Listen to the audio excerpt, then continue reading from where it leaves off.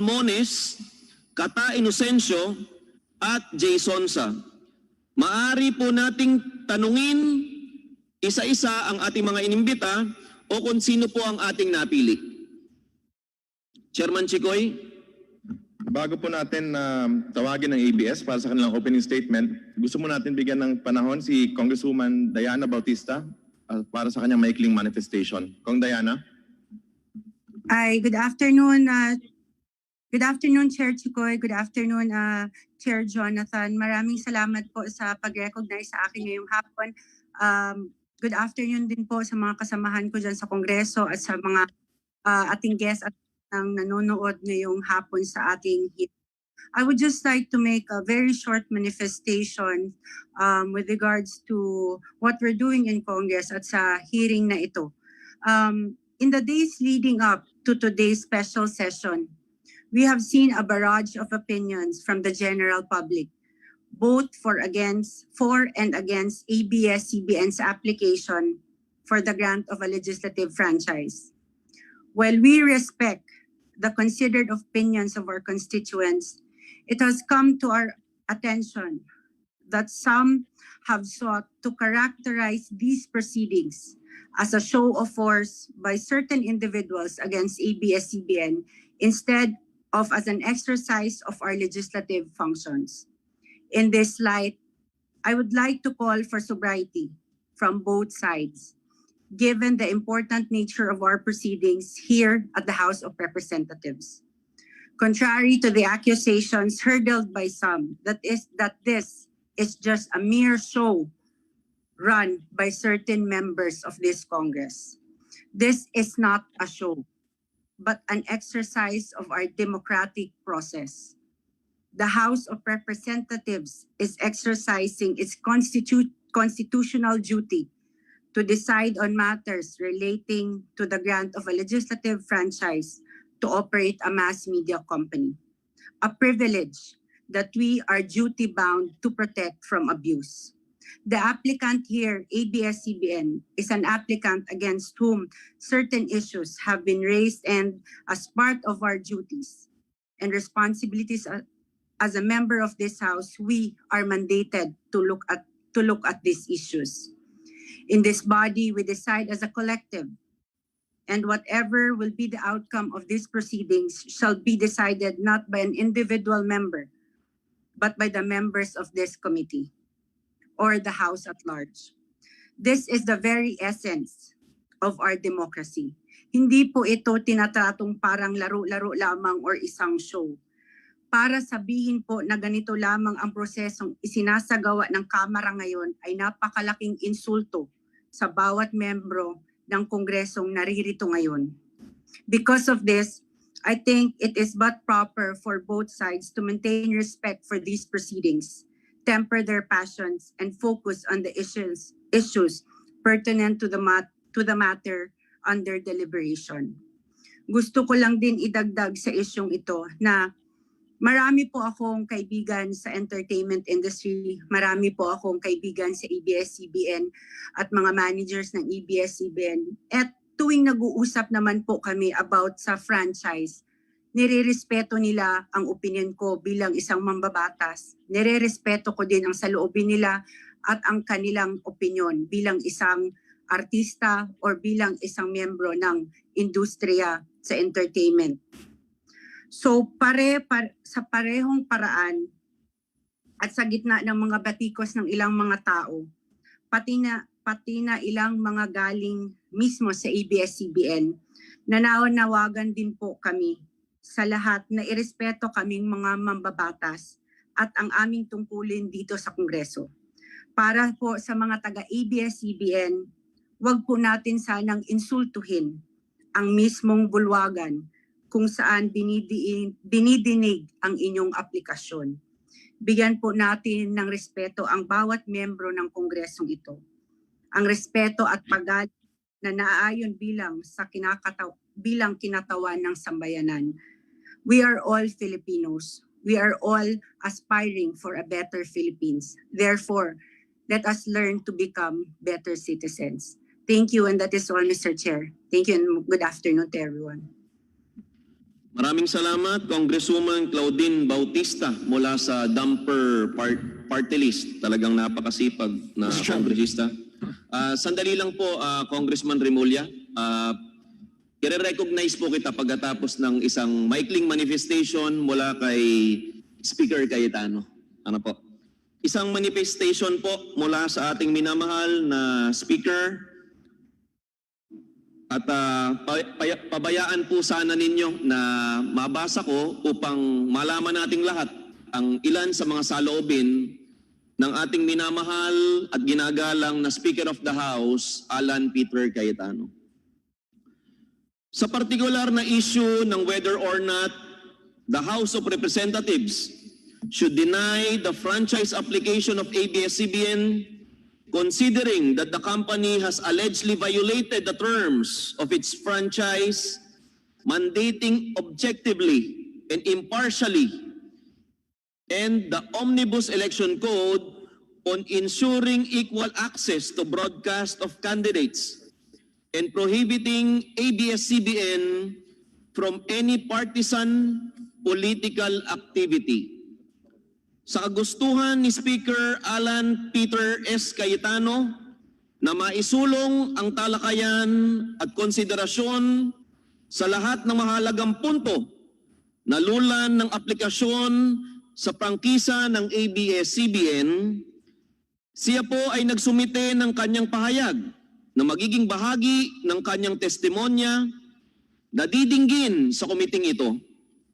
Ito po ay ayon sa kanyang personal na kaalaman at paniniwala patungkol sa aligasyon ng bias, partiality, and favoritism bago at habang campaign period noong 2016 national elections. Bibigyan natin ng ABS-CBN ng kopya ng pahayag na ito upang bigyan sila ng pagkakataong tumugon kung inyo pong nanaisin. Pinili ng ating speaker na hindi na personal na tumistigo o magtanong sa ABS-CBN upang nang sa gayon ay mapanatili natin ang pagiging patas sa pagdinig na ito at upang hindi na maimpluwensyahan ang lahat ng partido na may kinalaman sa isyong ito, lalong-lalo na po ang members ng Joint Committee ng Legislative Franchises at ng Blue Ribbon Committee bilang namumuno sa institusyon ng House of the People. Upang maitala sa ating katiktikan, nais kong iparating na ikinalulugod ng komiting ito ang pagpupunyagi ng ating speaker na maprotektahan ang integridad at independensya ng pagdinig na ito. Buhat pa ng simula, mayroong katangi-tangi at malinaw na mandato na galing sa House Leadership kung paano po patatakbuhin ang pagdinig na ito.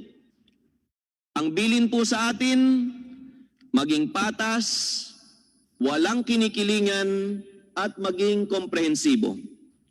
Ang bilin ng ating speaker ay hayaang marinig ang lahat ng boses at bukas na mailathala sa lahat ang mga issue na naitago sa mamayang Pilipino. Tungkol po sa media bias at political meddling ng ABS-CBN, maraming beses na natin siyang narinig na magpahayag noong 2016 elections. Habang siya ay tumatakbo bilang Vice Presidente ni Pangulong Duterte, siya mismo ang naghain ng TRO laban sa kontrobersyal na ad na ginawa ni dating Senador Trillanes na siyang pinalabas lamang ng katangi-tangi at nag-iisang network ang ABS-CBN. Naunawaan po namin ang Speaker of the House kung bakit po niya pinili na hindi na personal na tumistigo at magtanong sa ABS-CBN dahil ito ay maaaring pagmulan ng hindi nararapat na impluwensya sa mga miyembro ng komite. Muli, ang aming taos-pusong pasasalamat sa aming speaker sa kanyang paggawad ng tiwala at respeto sa joint committee hearing na ito.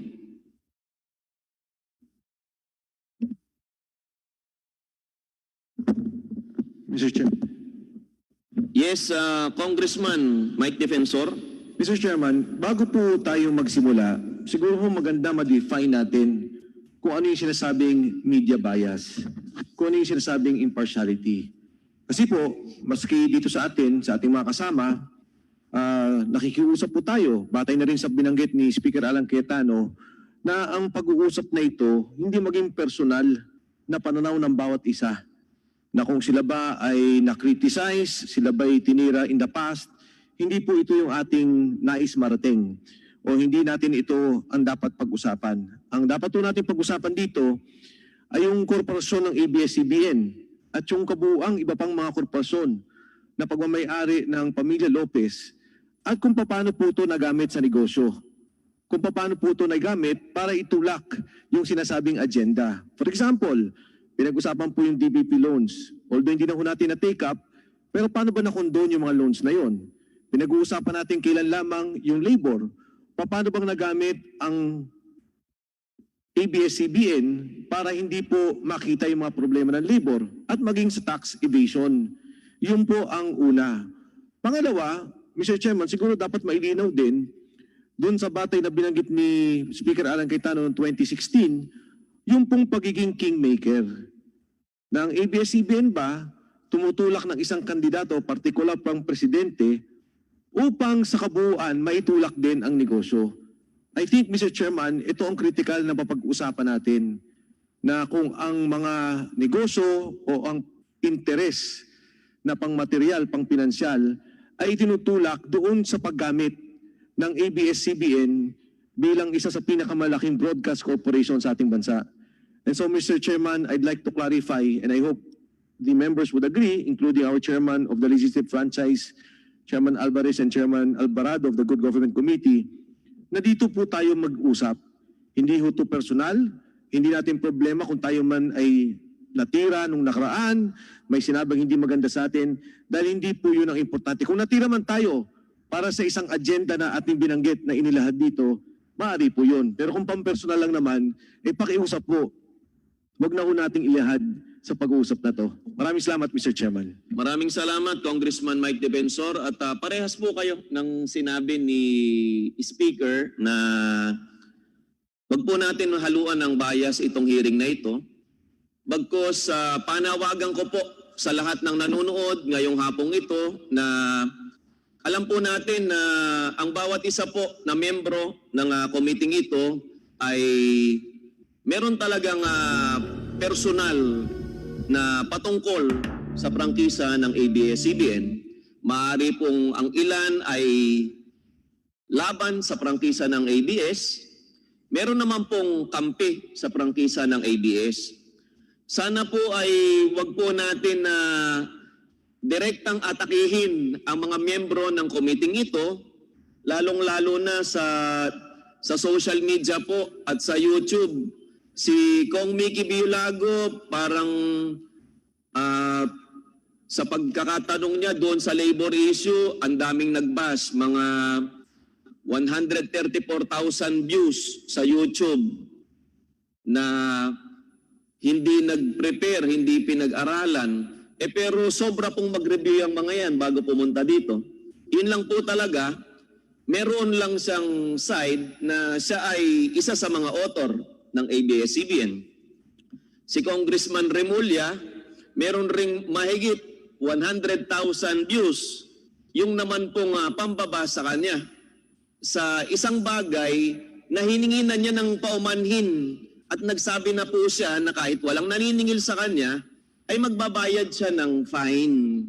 Sana po panawagan po ng joint chairman ng committee ito, wag po nating direktang atakihin yung mga miyembro ng committee ito, lalong-lalo na sa parehas naman po na pro o anti, ay gusto lamang pong magpalabas parehas ng katotohanan.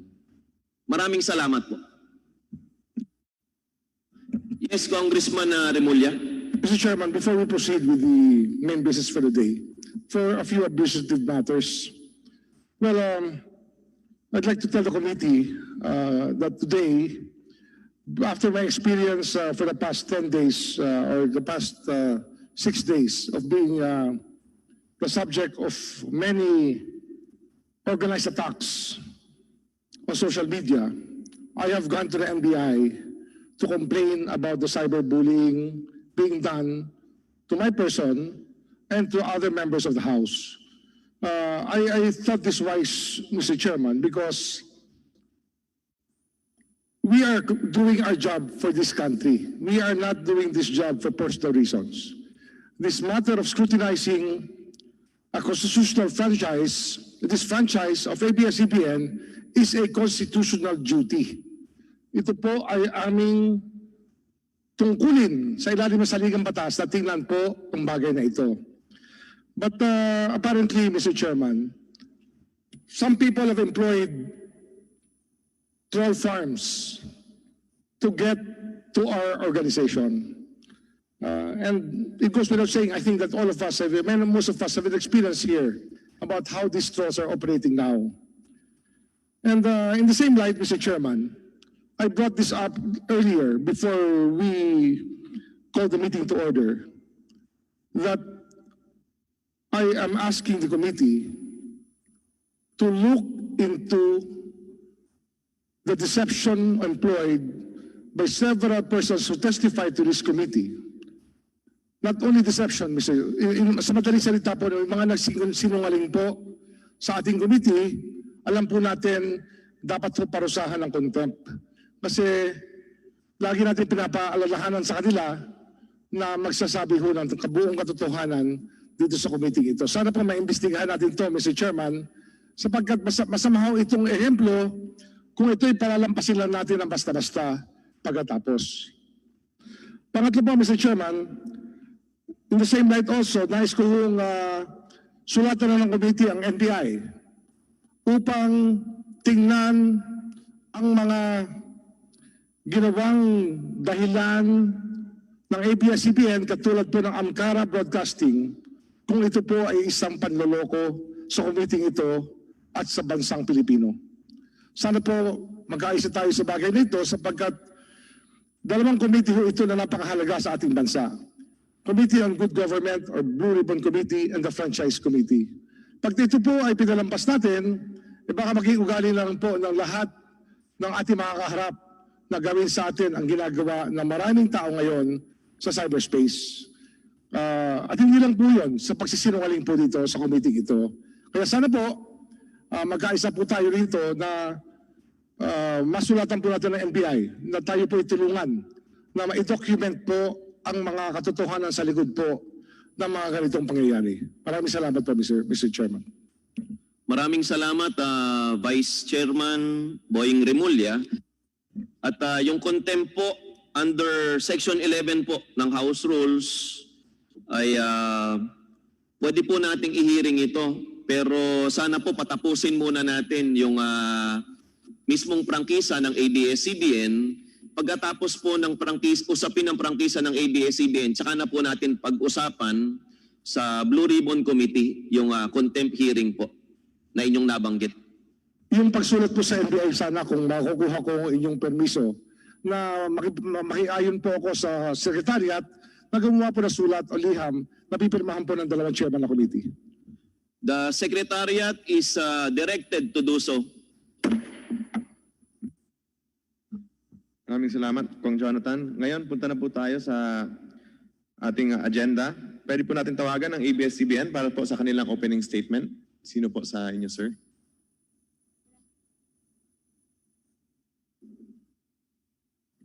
Ms. Reyes, you are recognized. Thank you, Your Honor. Mr. Chairman, Your Honors, good afternoon. Sorry po, ma'am. Natanong ko lang, naka-oath na po ba kayo? Hindi pa po, sir. Teka lang po. Comsec, pakipa-oath na lang po. Please stand and raise your right hand. Yes. The chairpersons instructed me to invite all new resource person in the Zoom meeting. Please raise your right hand. Do you swear to tell the truth, the whole truth, and nothing but the truth before this joint congressional inquiry, so help you God? I do. Thank you. Please proceed po, Ms. Reyes. Thank you. Mr. Chairman, Your Honors, good afternoon. My name is Maria Regina Reyes, and I'm the head of the News Division of ABS-CBN Corporation. Marami po tayong nakilalang mga kababayan natin mula sa iba't ibang bahagi ng lipunan, dala ng iba't ibang sitwasyon. Nariyan ang mag-asawang Ronnie at Marge na kapwa may kapansanan at nawalan ng trabaho dahil sa COVID-19. Hindi rin malilimutan ng marami sila Leonardo at Joey at mga kasamahan nilang manggagawa na stranded noong lockdown at nagsikap maglakad mula Parañaque pauwi sa mga pamilya nila sa probinsya. Noong kasagsagan ng giyera sa Marawi, nakilala natin si Corporal Jose Estorion na nasugatan sa pakikidigma pero agad na bumalik sa labanan sa kagustuhang tuparin ang sinumpaang tungkulin sa bayan. Marami pa pong mamamayang tulad nila ang naging bahagi ng aming pagbabalita. Naging inspirasyon para sa marami sa atin na magbigay ng tulong at umaksyon para sa ikabubuti ng nakararami. Nais ko po sana ngayon bigyan ng diin ang paglilingkod o serbisyo na sinisikap naming ihatid sa publiko. Ito po yung journalism as public service. Every reporter, writer, producer, anchor, every editor in the newsroom knows that what we do is not just a job. It is a response to a call to tell the truth and work for a cause greater than ourselves. Ang paglalahad ng katotohanan at paglilingkod sa bayan ang layunin ng bawat mamamayan, ng bawat mamamahayag. The very nature of journalism, of truth-telling, is public service. Alam po yan ng bawat kasamahan namin na sumasalubong sa bagyo, lindol, o pagsabog ng bulkan para maihatid ang kwento na pinagdaraan ng krisis ng mga mamamayan at para maghatid ng balita at impormasyon na maaaring makapagligtas ng buhay. Higit sa pangangalap ng mga numero, binibigyan nila ng mukha ang mga kababayan nating nasa lanta. Nagsisilbi silang boses ng mga kapwa natin Pilipino na nangangailangan ng tulong. At ito po ang paglilingkod na nahihirapan na naming magawa ngayon matapos ipatupad ang cease and desist order laban sa ABS-CBN. Not once but twice. The shutdown has deprived more than 69 million Filipinos of the kind of information, analysis and commentary, and public service provided by ABS-CBN News. It has cut off our reach such that 2 out of 3 viewers are unable to watch our news programs. Sila po ay mga kababayan nating sineserbisyuhan ng aming 21 regional news bureaus, yung iba sa mga lugar na tanging signal lang ng ABS-CBN ang nakakaabot at hindi pa nararating ng internet. Sila po yung mga kababayan nating napaglilingkuran hindi lang ng TV Patrol na napapanood natin dito sa Maynila, kundi mga local TV Patrol na naghihimay sa sitwasyon sa kanilang mga probinsya. Sila po yung mga kababayan natin na walang perang pambayad sa cable o pambili ng internet data. Apektado rin po ang serbisyo sa ating mga kababayang OFWs at iba pang overseas Filipinos.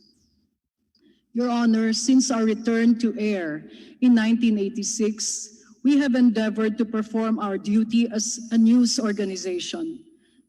As professional journalists, we strive to keep biases in check and to report on newsworthy events, persons, and issues in an accurate, fair, and balanced manner. Pero tulad ng ibang bahagi ng aming kumpanya, hindi po kami perpekto. Wala pong news organization na perpekto. Sa kabila ng mga pag-iingat at pagbabantay, ay inamin po naming nagkakamali rin po kami. Gayunpaman, agad din po kaming umaaksyon para itama ang mali. And we have mechanisms for handling mistakes committed in the performance of our duty. At the company level, we have an independent network ombudsman that receives, investigates, and makes recommendations on complaints against news personnel. These recommendations are acted upon by the head of news in a timely manner. At the news division level, we have a standards and practices unit that likewise ensures our journalists adhere to our own code of ethics and observe the highest professional and ethical standards.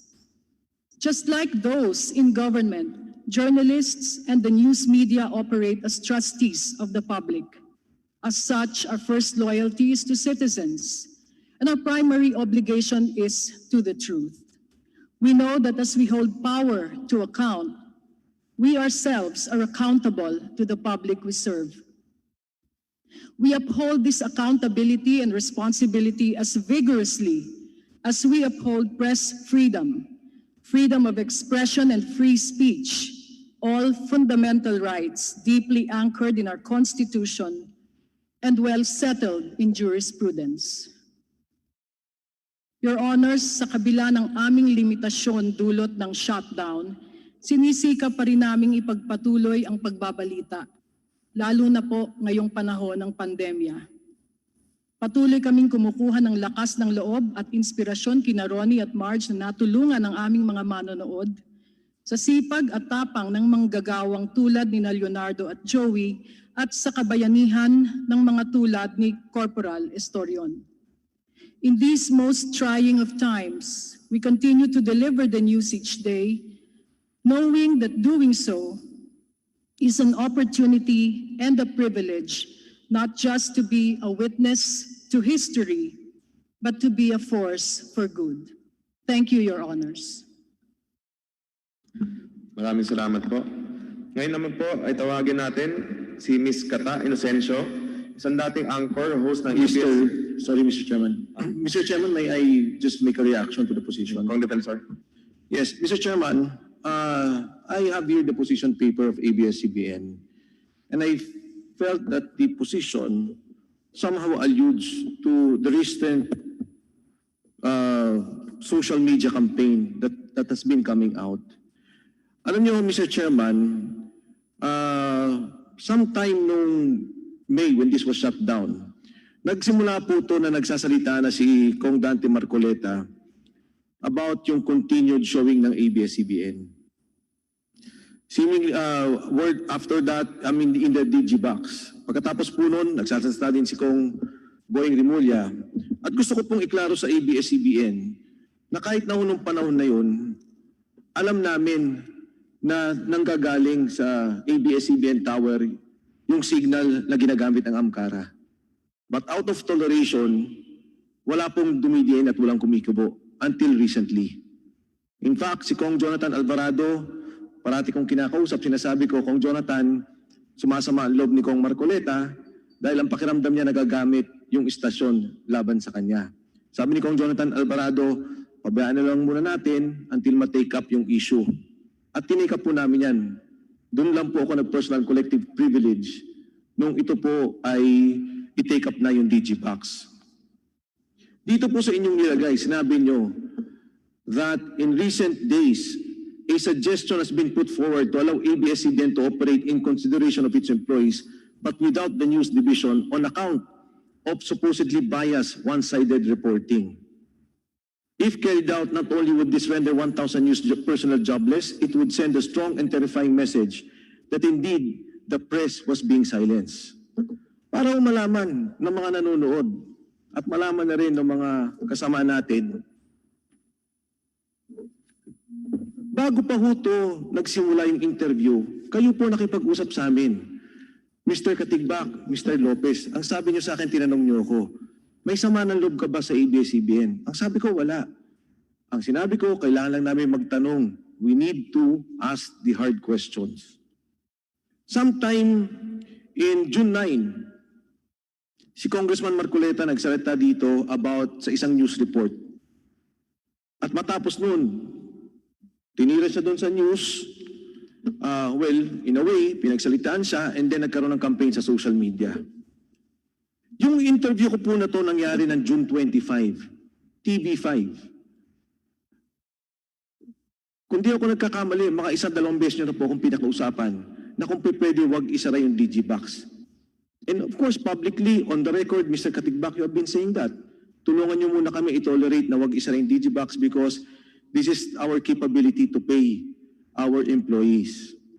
Ang sabi ko dun sa show na yun, sa June 25, sana umabot tayo sa isang sitwasyon na temporarily, baka naman pwede dahil nga nagre-reklamo si Congressman Dante Marcoleta, Congressman Boying Rimulya, siguro wala na muna yung sa News and Public Affairs Division, not to silence the News and Public Affairs Division, but to allow the Digibox to continue para sa inyong pabor na makalma ko yung aking mga kasama na huwag ipasara ang Digibox out of toleration nang hindi mawalan ng trabaho mga tao. Ma'am Cory Vidanes, after that hearing, before the hearing of the Digibox, kinausap niyo rin ako. Inahadal. Sabi niya, tulungan niya naman sana, wag naman ipitin yung Digibox. And now you come up with this position saying that I am saying that to close the News and Public Affairs Division. Hindi ko na po ito inopen dito sa committee to dahil sa palagay ko naman baka kampanya lang. And then yung Ma'am Cory, sinabi niyo po sa akin, yung Kapamilya Online World is not ABS-CBN. Pinaliwanag niyo po sa akin nung nagkatayo tayo dahil binanggit ko sa inyo, ma'am, ba't ako tinira ng ganun? Parang mali naman. But now coming from ABS-CBN, saying this thing, nagugulat po ako. You can watch that very same show. Ang sinabi ko po noon, habang nag-hearing, sabi ko wala nang franchise eh. Digibox ang ginagamit and out of toleration, we're allowing it. Pero habang nag-hearing, sabi ko, sana mapayagan na lang muna yung ibang shows. You know, Mr. Chairman, I didn't want to speak on these biases, but for ABS-CBN to take this official position, I take offense, Mr. Chairman. Wala akong sinabing ganito. Wala akong sinasabing sa pagbigay ng prangkisa nyo, wag magkaroon ng News and Public Affairs. I never said that. I never said that in allowing the Digibox in the future that you take it away. Ang sinasabi ko po at that time, dahil na rin sa pakiusap nyo, sa marami natin pag-uusap dito, out of toleration, sana mapagbigyan. And that's on the record, may video po yun. I-check nyo po. That was a June 25 showing. So Mr. Chairman, again, you speak about all these things about being the news and all that, but you believe your own propaganda. You're coming out with your own propaganda. And in this case, because of the franchise, you are hitting the very same people asking the hard questions. It may not be, you know, in effect, sasabihin ng iba, oh, baka personal nyo, nagagalit kayo. Hindi ho eh, dahil yung mga nagsasalita dito, doon sa prangkisa, ang sabing tinitira. Doon sa mga iba-ibang social media platforms, at maging doon sa inyong mga news division, which was aired not by me, but my colleagues here. So, Mr. Chairman, again, I hope ABS-CBN can reply to this. Where did you get the idea that I was saying, or that did refer to me, but this is definitely this is about me, that to take away the news division on account of supposedly biased and one-sided reporting. Mr. Chairman, huli na lang po. Ang tagal ko na sa politika. At lahat po ng salitang masama, tinanggap ko na. Hindi lang ho ngayon, noon pa. Hindi po ako nagalit kahit kailan. Hindi po ako nagre-react violently kahit kailan, maging sa politika ko sa distrito at maging sa media. Alam po ng mga media personalities yan, not only of ABS-CBN, pati ng ibang channels. Hindi tanggap ko po na dahil sa trabaho namin, pagsasalitain kami masama. Minumura po kami. Kuminsan po, sometimes they wish us death. And they say that in the different media platforms. Pero yun po itanggap ko. At hindi ako nagreklamo at never ako nag-file ng kahit anong kaso, kahit sa kaninong broadcaster o kaninong manunulat. Thank you, Mr. Chairman.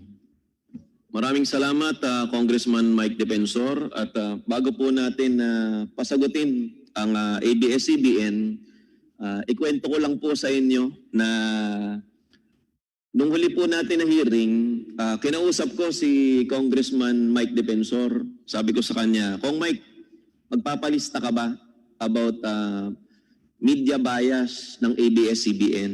Ang sabi niya sa akin, Chairman, wala naman akong issue sa ABS-CBN. Yan po ay totoo niya sinabi sa akin. Ang sabi niya, wala naman akong issue sa ABS-CBN pagdating sa bias. Baka yung mga kasama natin ang may sasabihin. Kaya ako po personal, nagulat ako at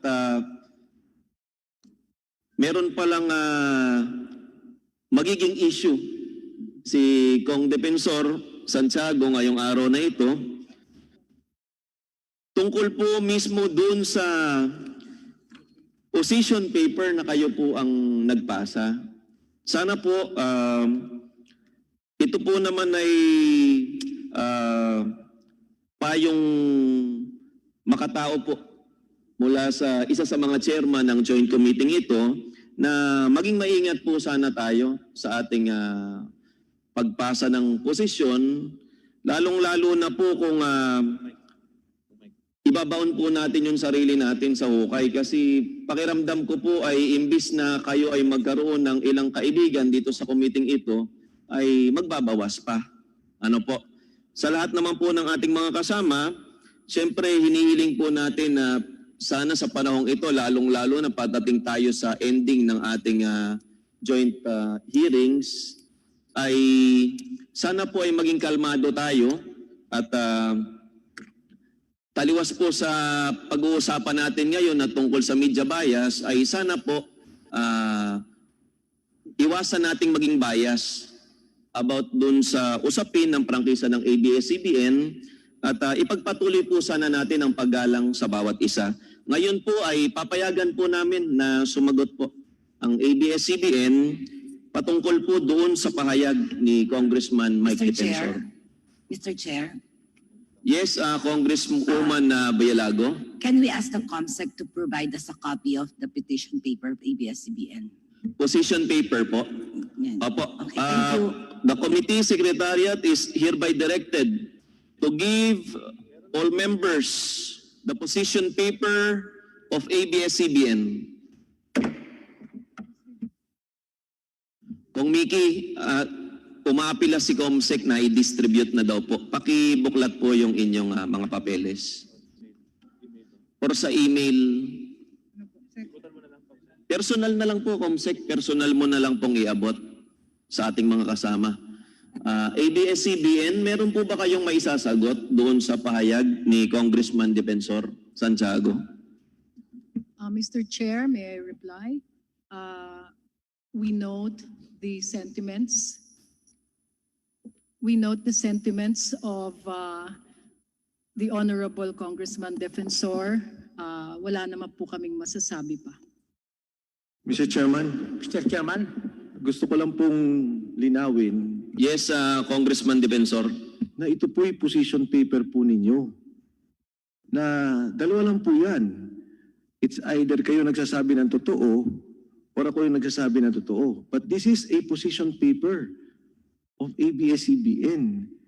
And, you know, to say that you just note of what I said, when in fact, you refer to a certain situation na sinasabi nyo may nagsabi na to operate in consideration of its employees without the news division, masyado pong mabigat ang ganitong akusasyon.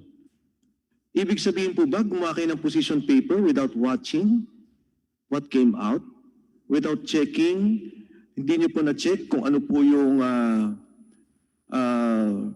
mismong sinabi doon sa programa at ang konteksto ng pinagsabihan na to? Kasi kung ganun po talaga, mauwi po tayo sa ganung sitwasyon na ako sinasabi ko, kasi nungalingan po itong nakalagay dito sa position paper ninyo at hindi po tama ang naging batayan nito.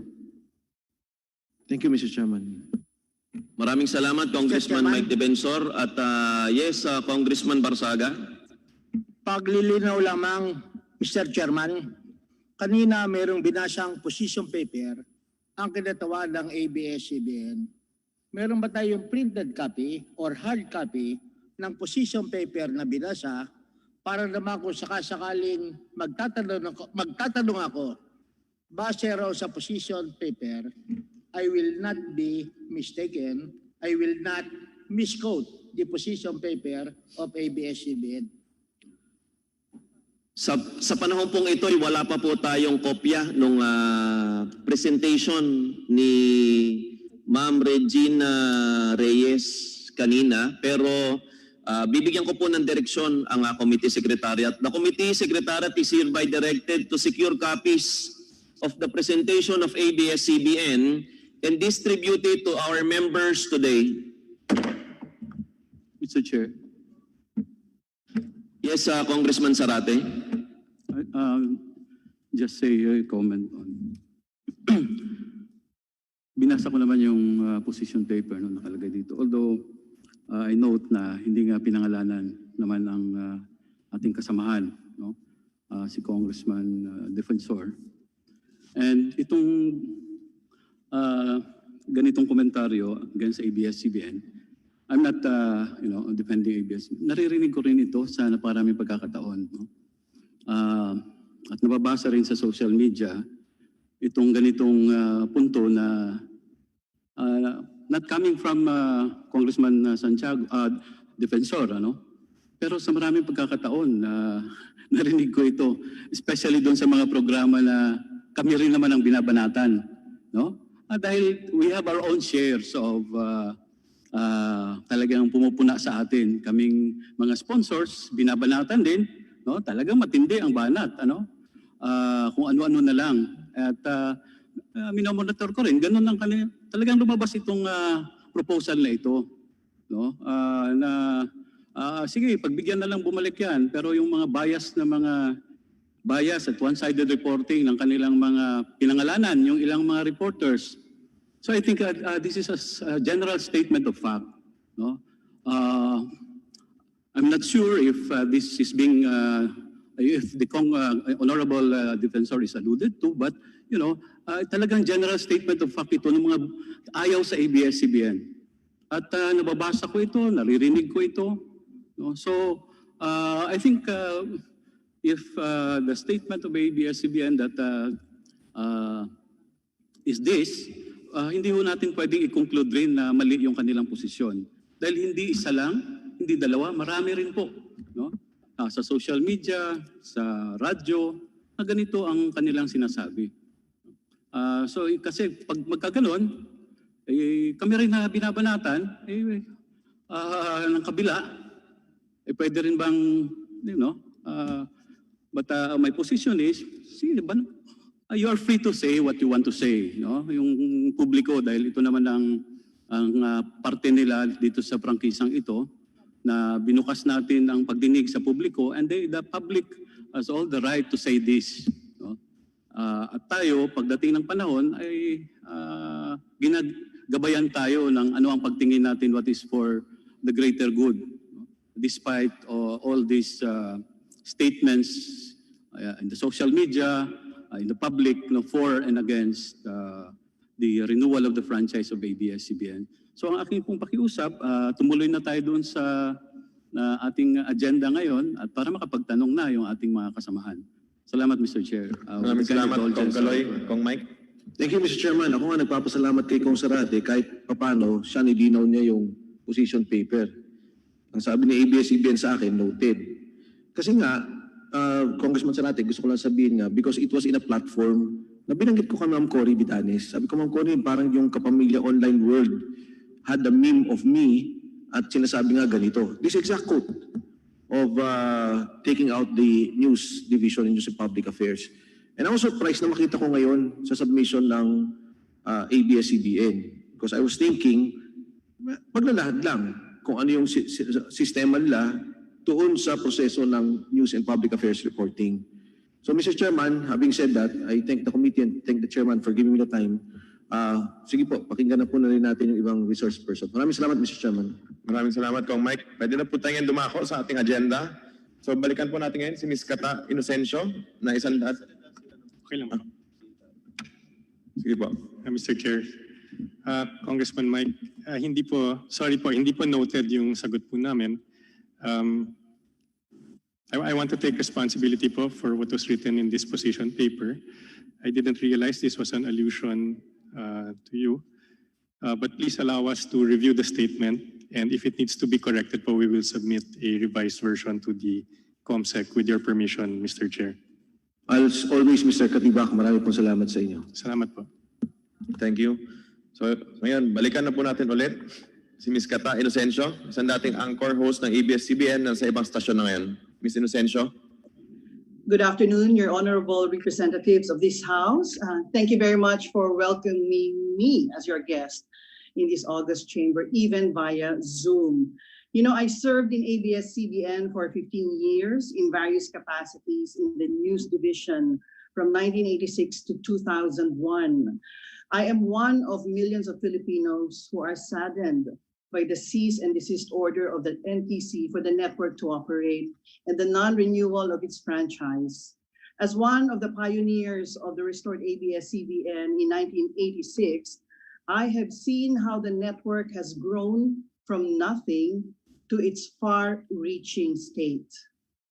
This much I know for certain, that in the 15 years that I served in ABS-CBN News in various capacities as Malacanang reporter, House correspondent, desk editor, news anchor, and producer, we, and I speak for the news division, have never been instructed to play favorites, nor to slant stories in favor or against anyone, nor to play partisan politics. We exercised our duty as broadcast journalists based on the ethical standards and responsibilities expected of a professional journalist who is sworn to tell the truth and nothing but the truth, to remain impartial, to air both and all sides as much as possible and as available, and to be fair and balanced in our reporting. I have known the ABS-CBN News head, Jing Reyes, since 1986, when we both started as production assistants when ABS-CBN went back on air. And I know her to be a woman of integrity who practices the ethical standards of a broadcast journalist. She will never take wrongdoing sitting down and will always express her strong opinion on what she believes in, even if this may oppose the general sentiment of management. And I believe that because of this, she has gained management's trust and confidence apart from her tested abilities as a journalist and a broadcast producer. In its commitment to serve the different sectors of our society, I was also privileged to serve the needs of our abused and endangered children through Bantay Bata 163, when I was its first executive producer and spokesperson and host from 1997 to 2000, under the headship of the late DENR Secretary Gina Lopez. We were able to rescue thousands of imperiled children, including their families, which were put under rehabilitation and given livelihood opportunities so that they can start all over. And I would say that these years spent in Bantay Bata 163 were the most significant and gratifying years that I served in ABS-CBN. Now, I left ABS-CBN in 2001, not because I was disgruntled, but because I was called to serve God in full-time Christian ministry, which led me to the Christian Broadcasting Network as its producer and host of the 700 Club Asia. Our organization values our partnership with ABS-CBN, since it has been home to our various religious, inspirational, and educational programs like the 700 Club, the children's programs Superbook and Oyayi. And through this partnership, we were able to reach our intended audience with the truth of the Word of God, and we were able to develop strong godly values for our people. And so our honors, your honors, it is our earnest prayer to God and our appeal to this honorable House that you grant ABS-CBN its franchise so that all sectors of our society may be served. Thank you very much, and may God bless the Philippines.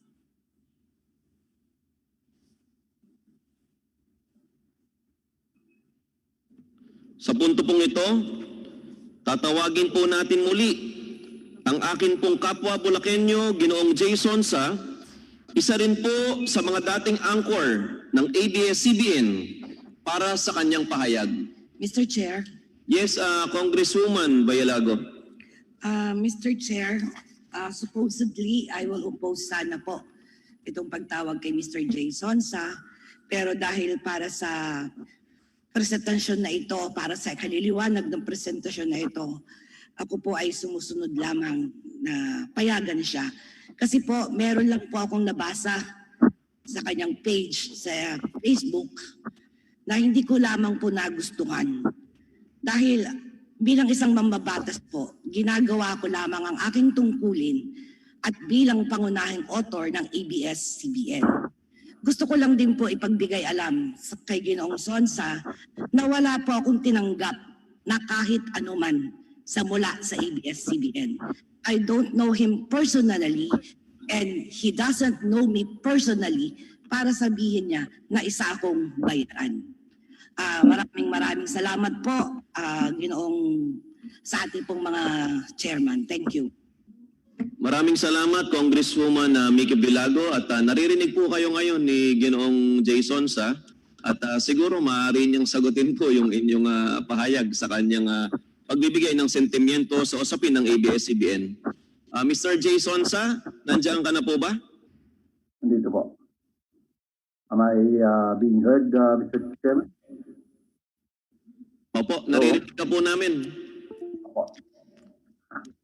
First of all, nagpapasalamat ako na nabigyan ng pagkakataon. Pagamat noong una tayo yung dapat nagkadaupang palad at hindi po nagkaroon ng maayos na ugnayan. Pero kagat pa man, ako'y narito para bigyan ng kalinawan ang marami sa ating mga mamabatas hinggil sa paano ba natakbo ang isang pagbabalita sa larangan ng broadcast. Ang prangkisa po kasi ay negosyo. Pero kaakibat po ng negosyo niyan, meron din pong responsibilidad ang network na isagawa o ikatuparan ang pagninegosyo ayon na rin sa mga alituntunin ng ating batas. Ngayon, bias news ang inyong pong topic. Sa nakalipas na 40 taon, na ako'y naging mamamahayag sa radyo, telebisyon at sa dyaryo, ay may mga panintunan kung paano itinasgawa ang pagbabalita. Unang-una, meron pong tinatawag na news gathering. Pangalawa, meron pong news writing. Pangatlo, meron pong producing, pagdating po sa telebisyon, at airing, pagdating naman po sa radyo at telebisyon. Paano ba nagkakaroon ng pagbabalita? So, mangangalap ng balita, mag-take out ka, tututukan mo yung mga pangyayari. At nung kapanahonan po namin, bawal na bawal po yung press release. Pag ikaw'y nagbasa sa press release, suspendido ka. Kinakailangan ng lahat ng ibabalita mo, enterprise story. In other words, pinagpaguran mo.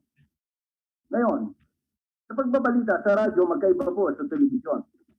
Sa radyo, pag tinawag ka ng anchor, ibubungalik mo kung ano po yung isasakang pupawid mo. Ikaw ang producer, ikaw ang news gatherer, ikaw ang writer, ikaw rin ang reporter. Sa telebisyon, magkaiba. Dahil may oras po, halimbawa, umover ka ng umaga, sa gabi pa ang intended broadcast, mayroon kang oras para wariin kung yung ibabalita mo ay ayon sa panintunan at standards ng broadcast. Dalawa po kasi ang standard ng broadcast. Unang-una, yung kapag kayan ay standard ng mismong network. Pangalawa, nung pong kasagsagan ng pahirapan sa broadcast, ninarapat po ng yumaong Tony Barrero at ni Cado Roy Valencia para makapag-save papawid ang mga radyo at telebisyon na gawin ang KBP, yung kapisanan ng mga broadcaster sa Pilipinas at Broadcast Media Council, para magkaroon ng self-policing ang mga broadcast. So, may standards po rin. Mr. Chairman, Kahit ikaw ay lumampas dyan sa mga standards, madalas po ay irereklamo ka unang-una sa susyon o kung hindi nakakatapat yung reklamo yon, yan po ay sasampa sa KDP Standards Authority. At pagka napatunayan nagkamali ka ron, ikaw po ipapatawa ng karampatang parusa. Ewan ko kung yan ay sinusunod pa ngayon dahil mahigit na po 10 taon akong wala sa industriya. Ngayon, paano ba Sir, nagkakaroon? Mr. Chair, mahirap kasi gusto kong namnamin ang sinasabi ni Joyce Sonsa. Hindi ko maintindihan masyado. Mr. Sonsa, pwede niyo po ba maayos konti yung sa audio ninyo? Medyo malabo po ang dating po ninyo dito sa amin. 1, 2, 3, 4, 5, 6. Gusto ko ang dating dyan. Yung ating sound system? Multipla? Medyo malabo pa rin po. Alinaw naman po kayo nakakarating sa akin.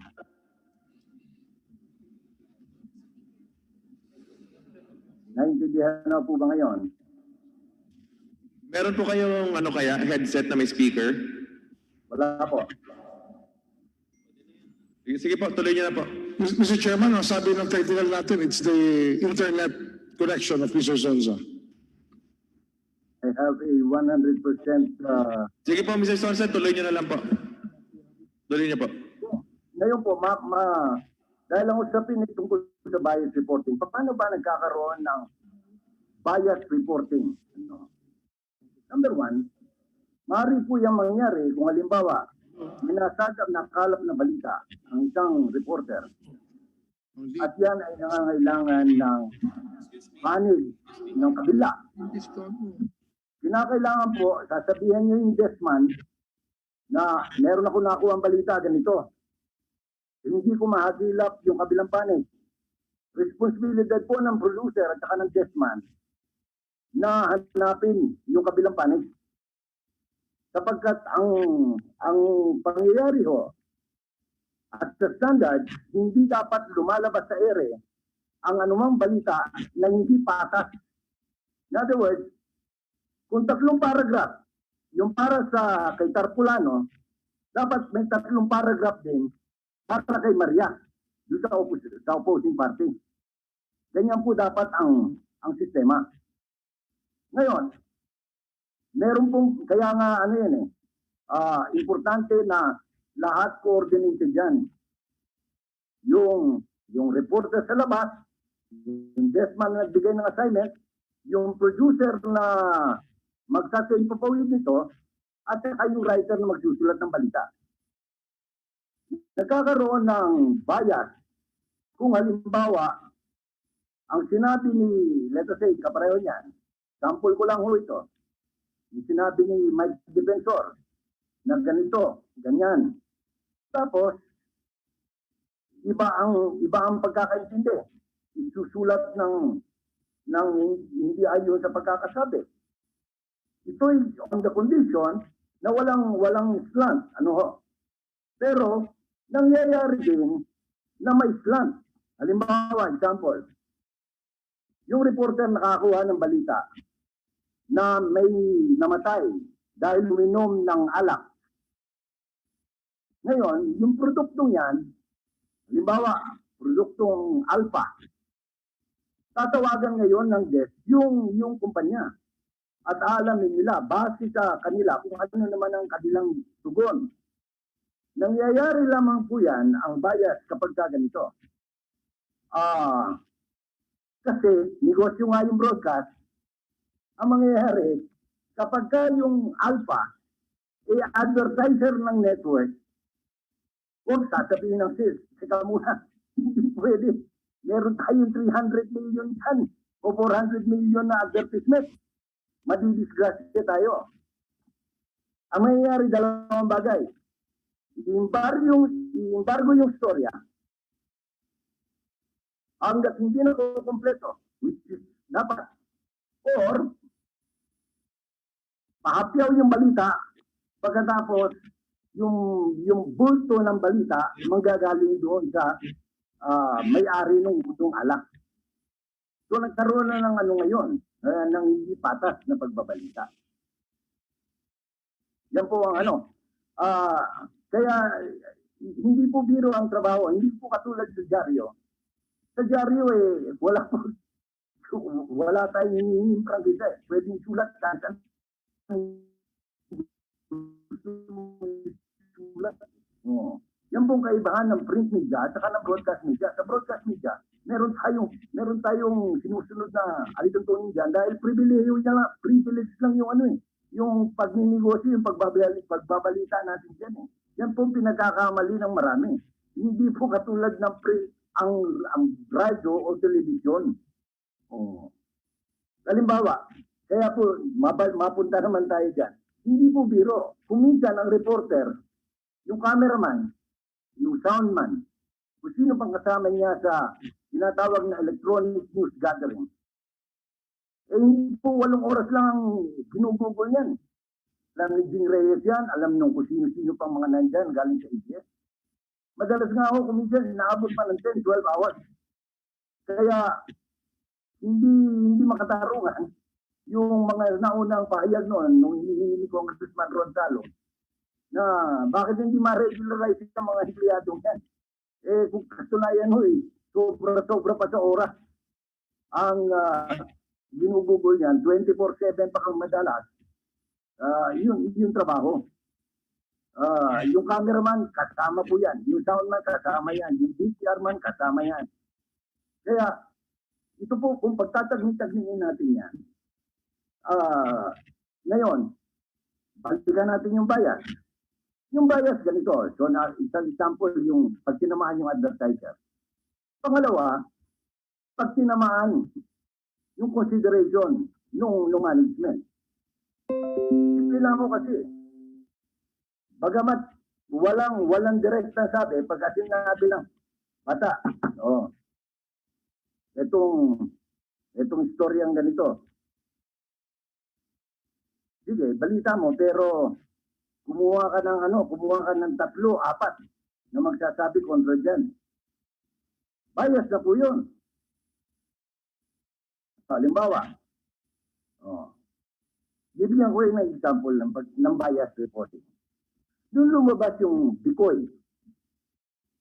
Yung Bikoy, ilang araw po yung binanatan. Nilabas ng mga network, lalong-lalo na ng ABS-CBN. But they never had na kunin yung balik. Binanatan si Pulong Duterte, sinama pa yung anak na minor de edad, violation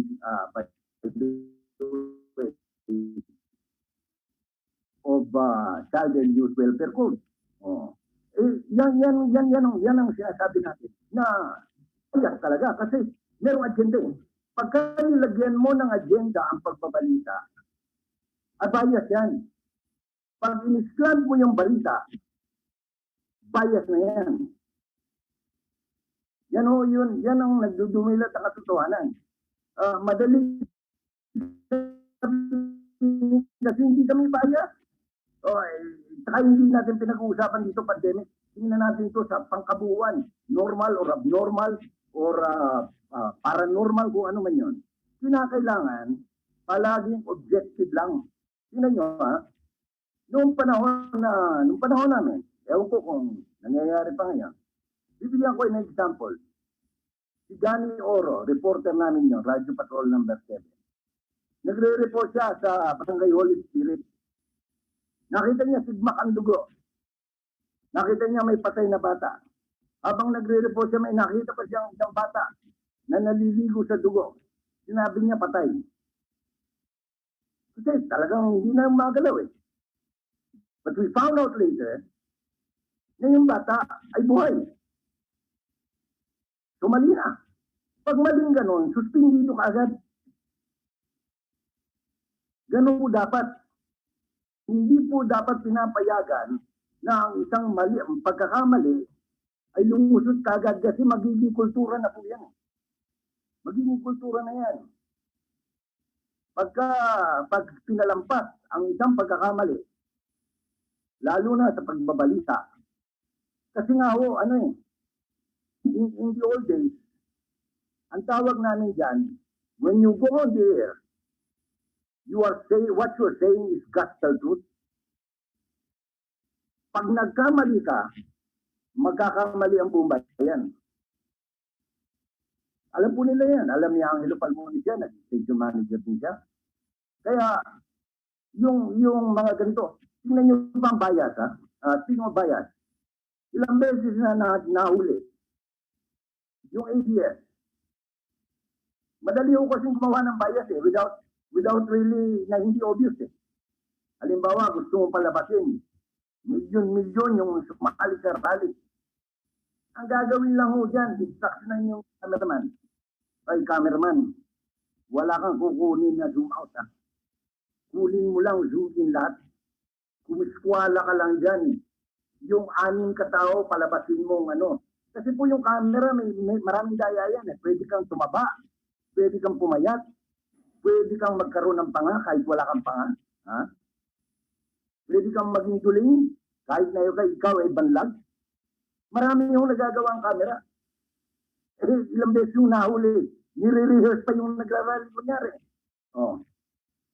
Yan ang mga bias na hindi dapat namamayani sa isang news organization. Yung pong kino-cover natin, yung anong pangalan ito? Yung impeachment ni President Estrada.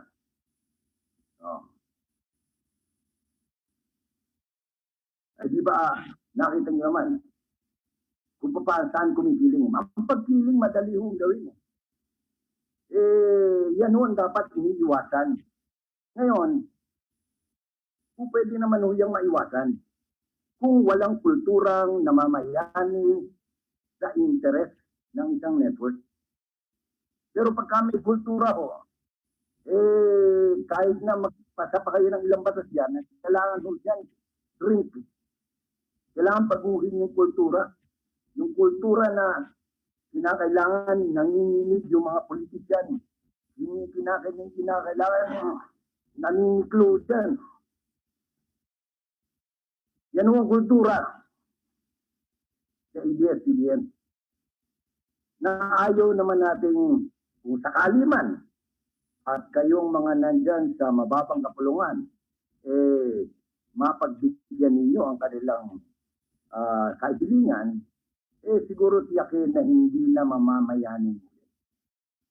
Ngayon, kay Congresswoman Micaela Biolago, tinignan ko po lahat ng post ko, wala akong sinulat na kayo'y tumanggap ng kahit ang kusing.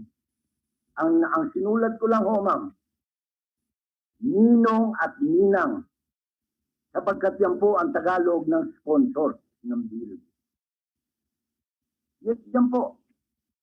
Ngayon, kung saan nyo man napulot yan, yung sinabing inaakusahan ko kayo tumanggap, pakita ho ninyo. At kung ako'y nakasulat ng ganyan, demanda po ninyo ako. Kung ako naman ay nagkamali at kinakailangan ko mag-apologize, mag-apologize po ako sa inyo. Ngayon, kung mali naman po yung paratang ninyo, ay sabihin nyo naman po. Nagkamali lang pala kayo, kamukhaan nyo lang pala yung nagsulat. Yun lamang po, maraming salamat at ako po'y nakahandang sagutin kung ano man ang mga paglilinaw ng ating mga tagapagpanday ng batas sa mababang kapulungan. Maraming salamat po. Oras.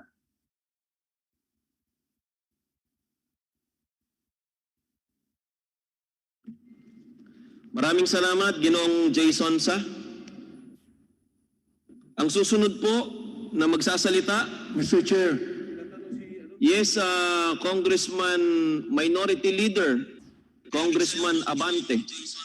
pwede po bang magtanong ng ilang tanong kay Jay Sonsa? Maaari po, Congressman Abante, pero maaari po bang tapusin po muna natin lahat ng magpe-present Okay. at bibigyan po kita mamaya ng pagkakataon na magtanong kay Ginoong Jason Sa. Salamat po. Maraming salamat po, Bishop Benny Abante. Ngayon po sa pagkakataong ito, tawagin naman po natin si Miss June Rufino sa kanyang pahayag hinggil sa content. Kasama po ba natin ngayon, June Rufino?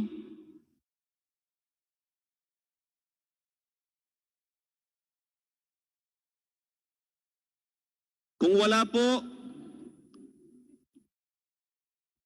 si June Rufino, atin na pong tatawagan ang kinatawan ng NUJP. May kasama po ba tayo sa NUJP?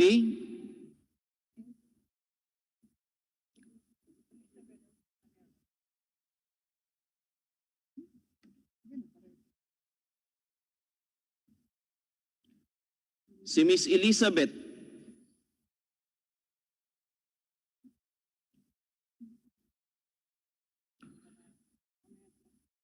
Mukha pong wala rin sa Zoom yung NUJP.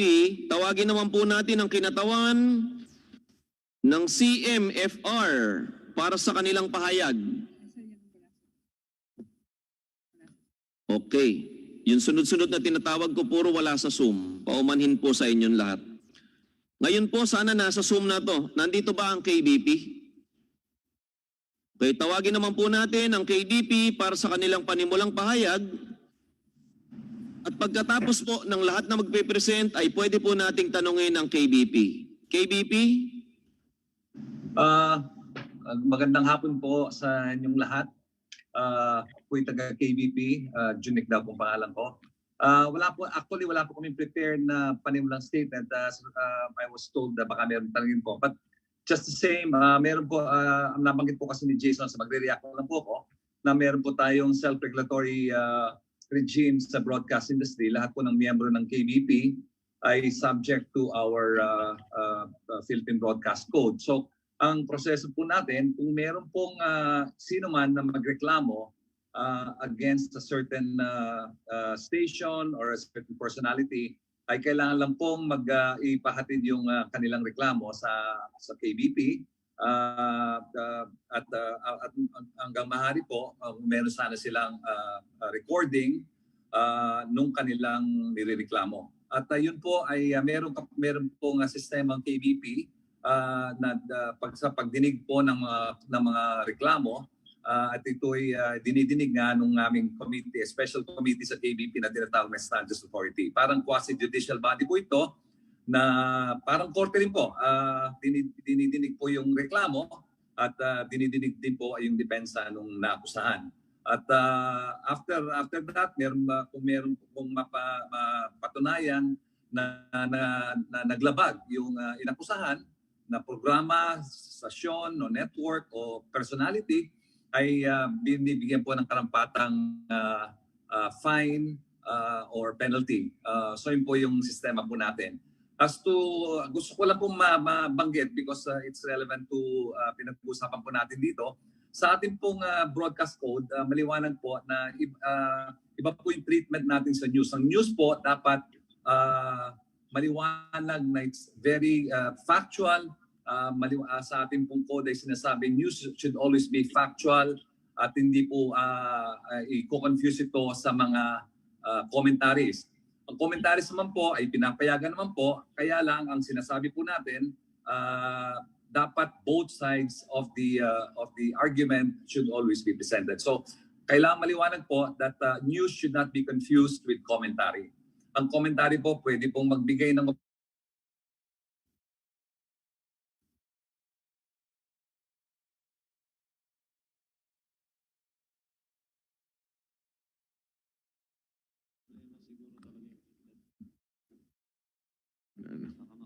Naghang na po.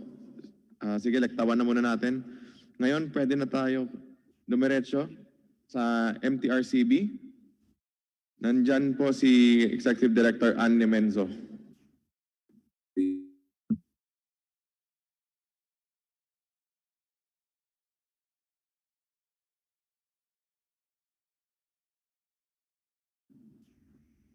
Good afternoon, Your Honor. Good afternoon. Please proceed po. Malinaw po. Malinaw po. Your Honor, we did not prepare any statement for today's hearing, but we are open to answering questions the committee might want to hear from us.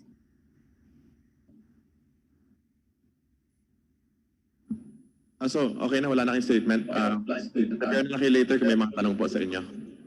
Yes, Your Honor. Thank you, Your Honor.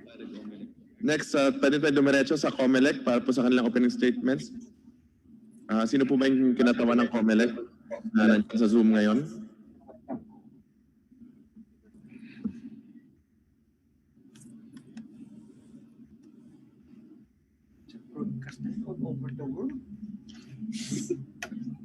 Mulis na ako, naglalaro lang pala ng Candy Crush eh, no?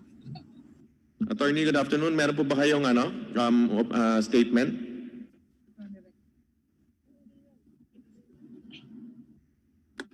Nakamute. Nakamute din. Okay po, Your Honors. Hello. Ayan, sige. Your Honors, good afternoon po sa members din ng committee. Your Honors, we did not prepare any opening statement, but we are ready, Your Honor, to give information in relation to this hearing, Your Honor. Maraming salamat po. Sige, ngayon naman po, pwede natin recognize si Kidlat Tahimik.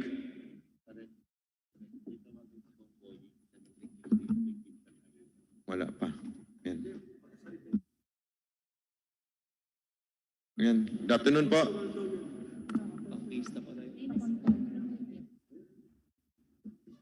Nakamute pa yata.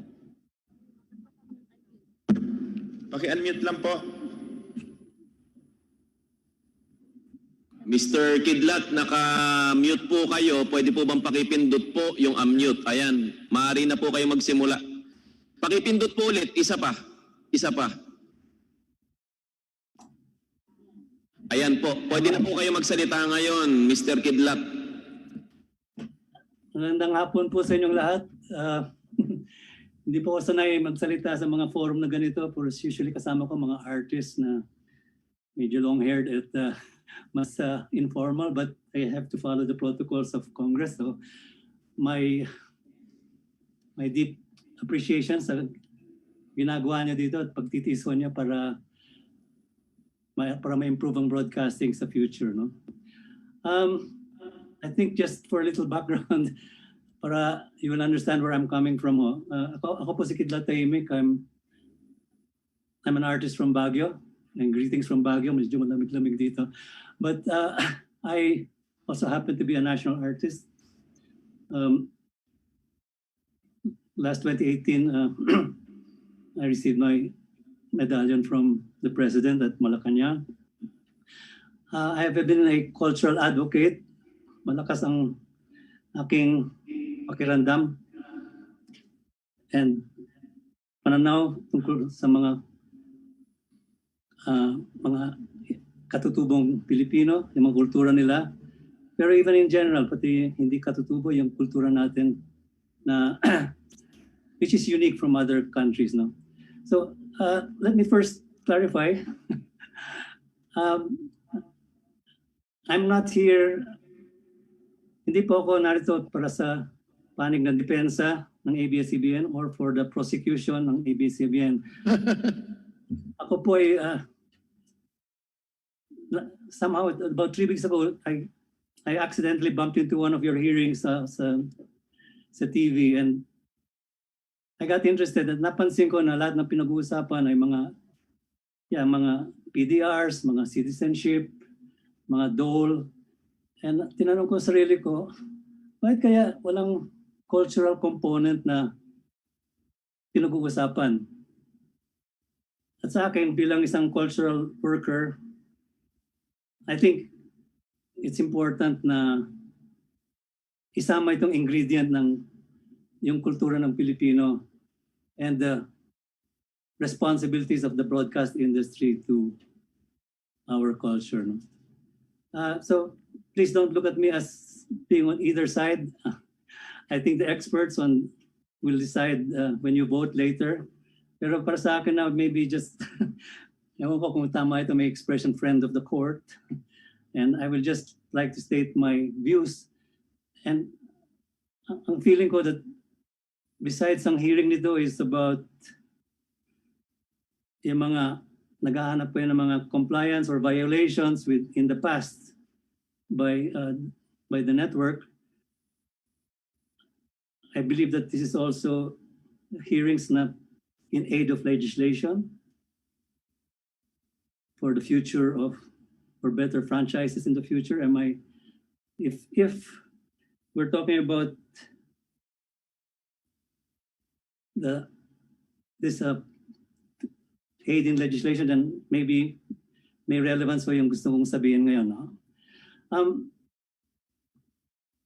Siguro ang tanong ko is, dapat bang franchise renewal ay tinitimbang rin ang mga impact, ang cultural impact ng programming? No?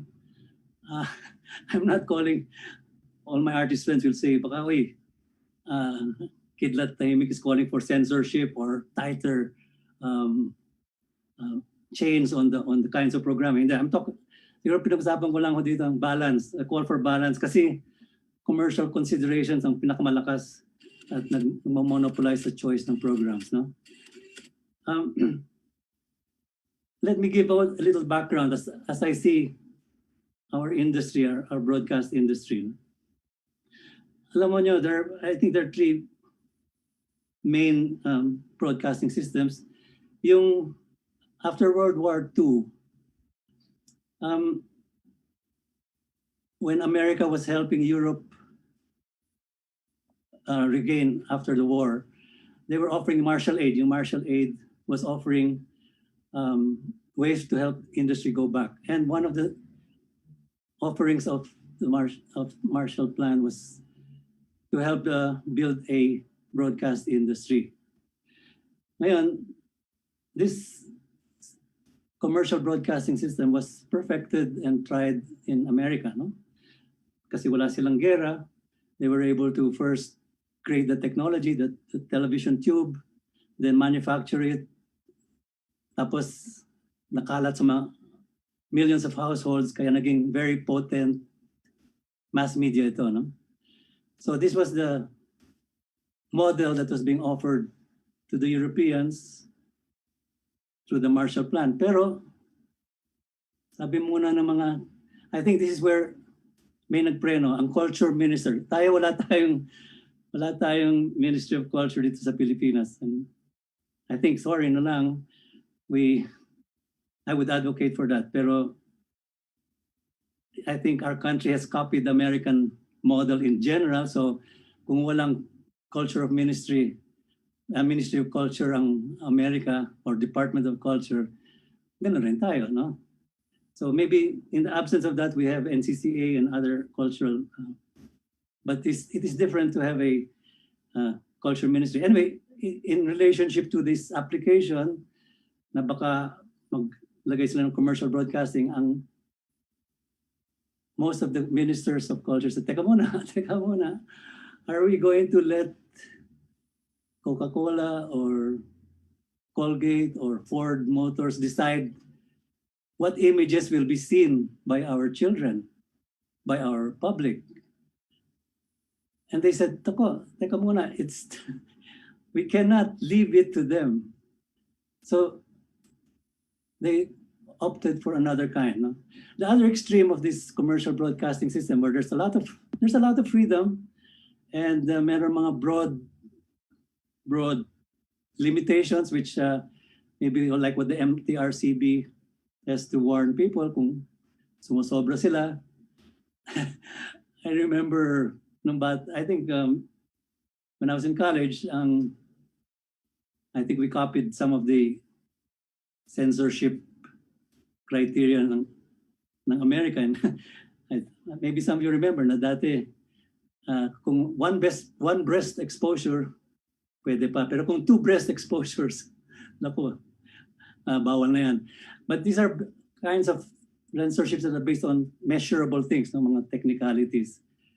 But anyway, yung censorship naman, the other model is the state-controlled television, as in the communist countries. And then talagang total censorship, and you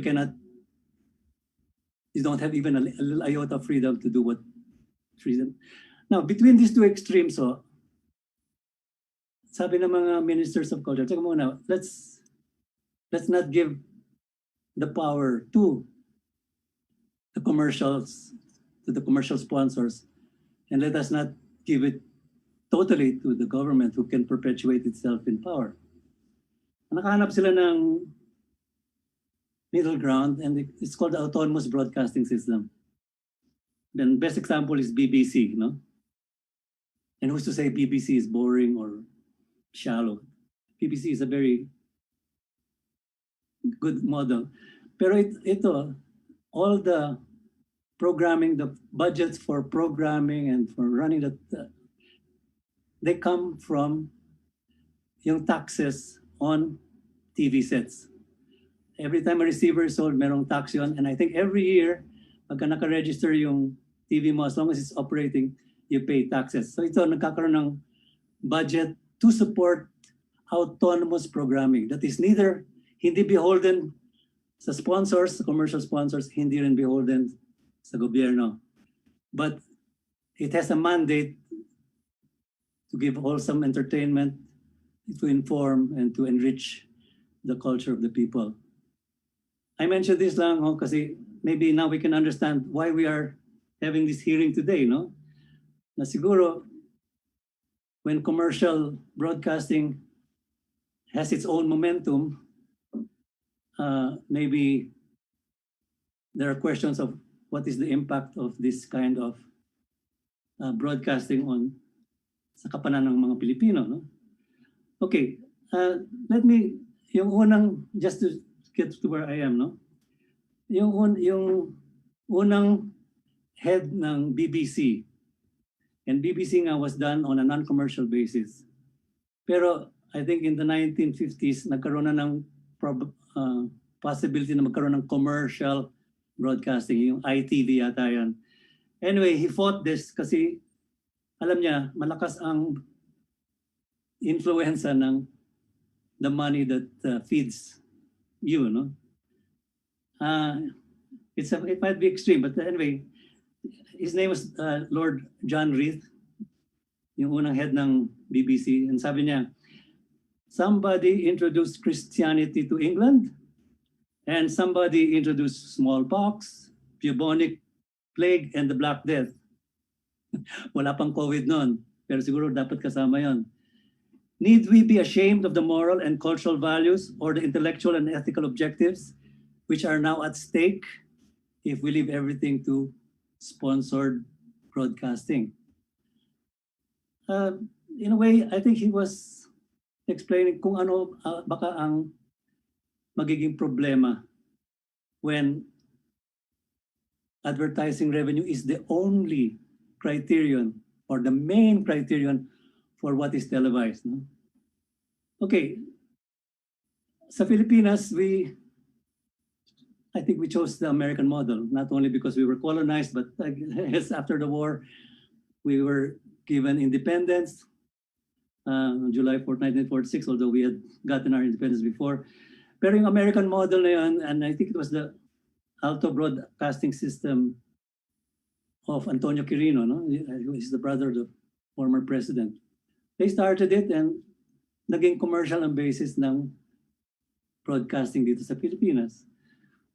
Ito sinundan rin ni Uncle Bob. You all remember Uncle Bob Stewart sa Channel 7. Again, also that firmed up our situation as a commercial broadcasting system. Okay, if I can bring up the question, why is cultural relevance important? I'm not saying that all programs dapat may ballet dito at may concerto dyan at may Tivoli weaving. We're not talking about that. Pero let's face it, ad revenues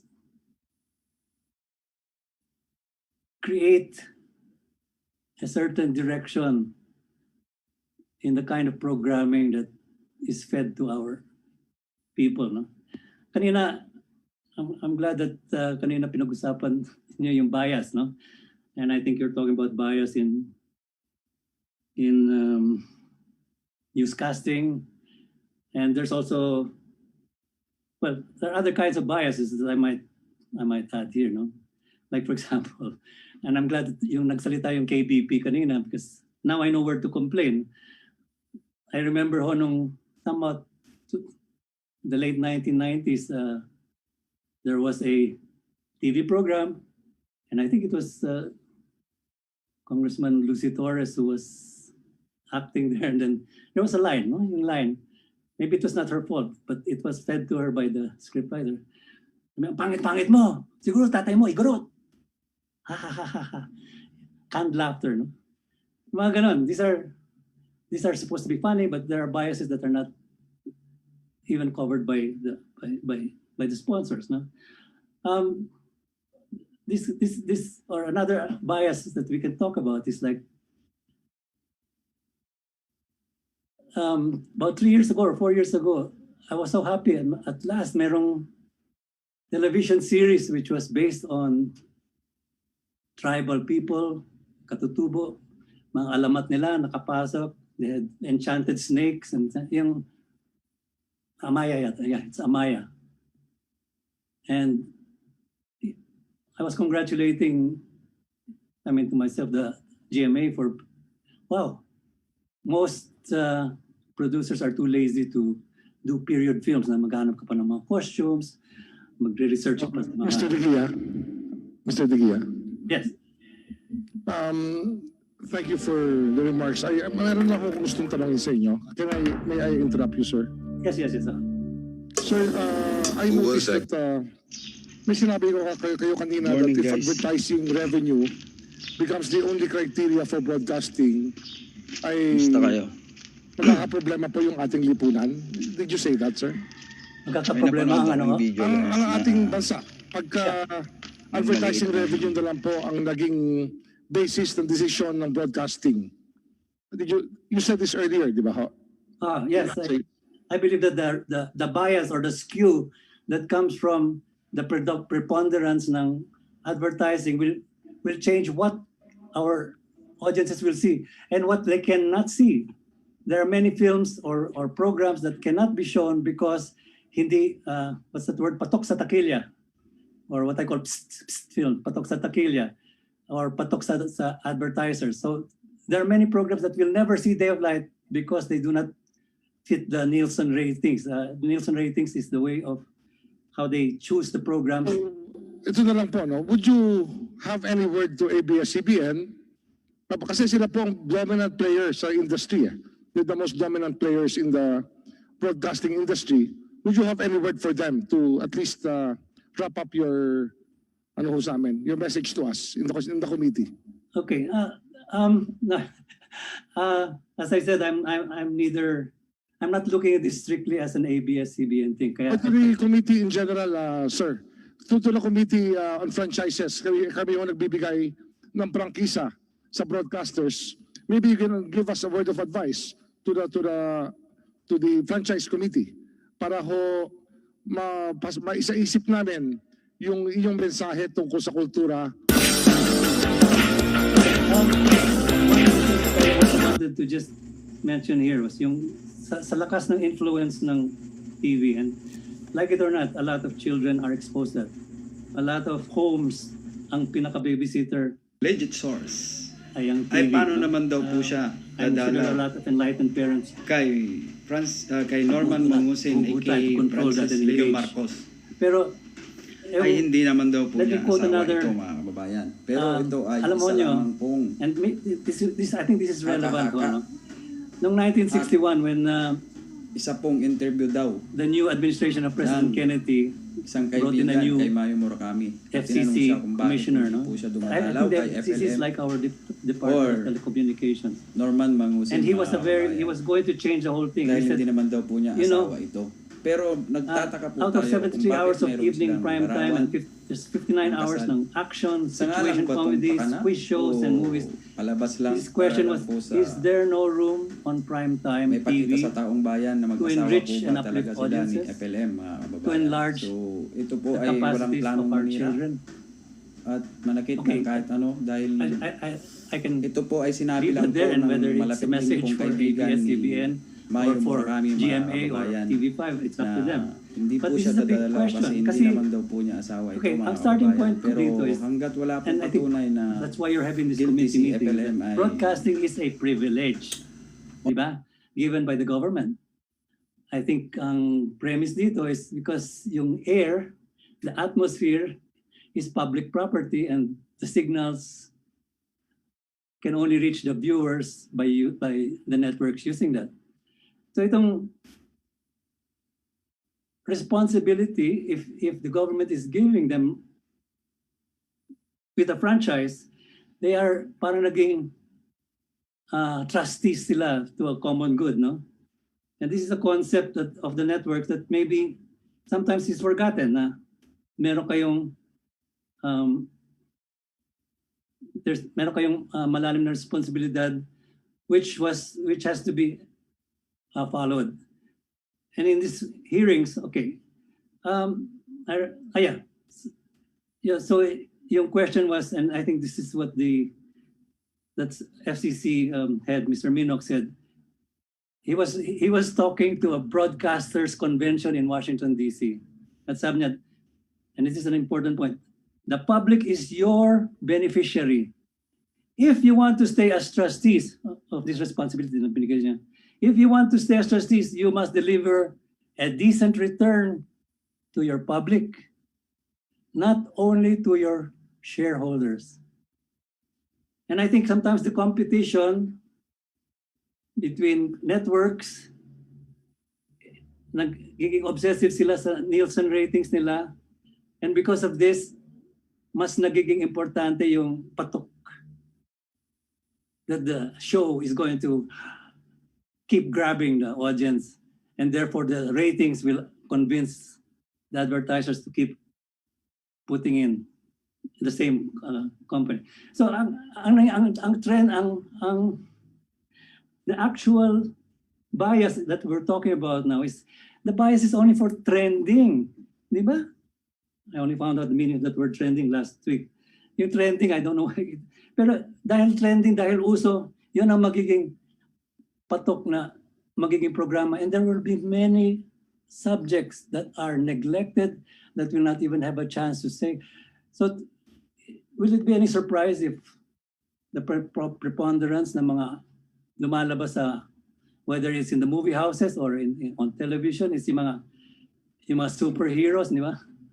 I mean, somehow, yung kabataan natin are all interested in Spider-Man and Wonder Woman and Superman, pero wala na silang nalalaman tungkol sa kadakilaan ni Andres Bonifacio or yung katalinohan ni Emilio Jacinto. This is a bias that pushes them out. Maybe our advertisers are patriotic and nobody really thinks, I don't want to hear Bonifacio. No, maybe they just, teka muna, the cost revenue per peso I invest by showing instead the X-Men or any major hero will be better than if I show Marilu Diaz-Abaya's Rizal film. This is the kind of biases that I think are unseen, but if a real content analysis done of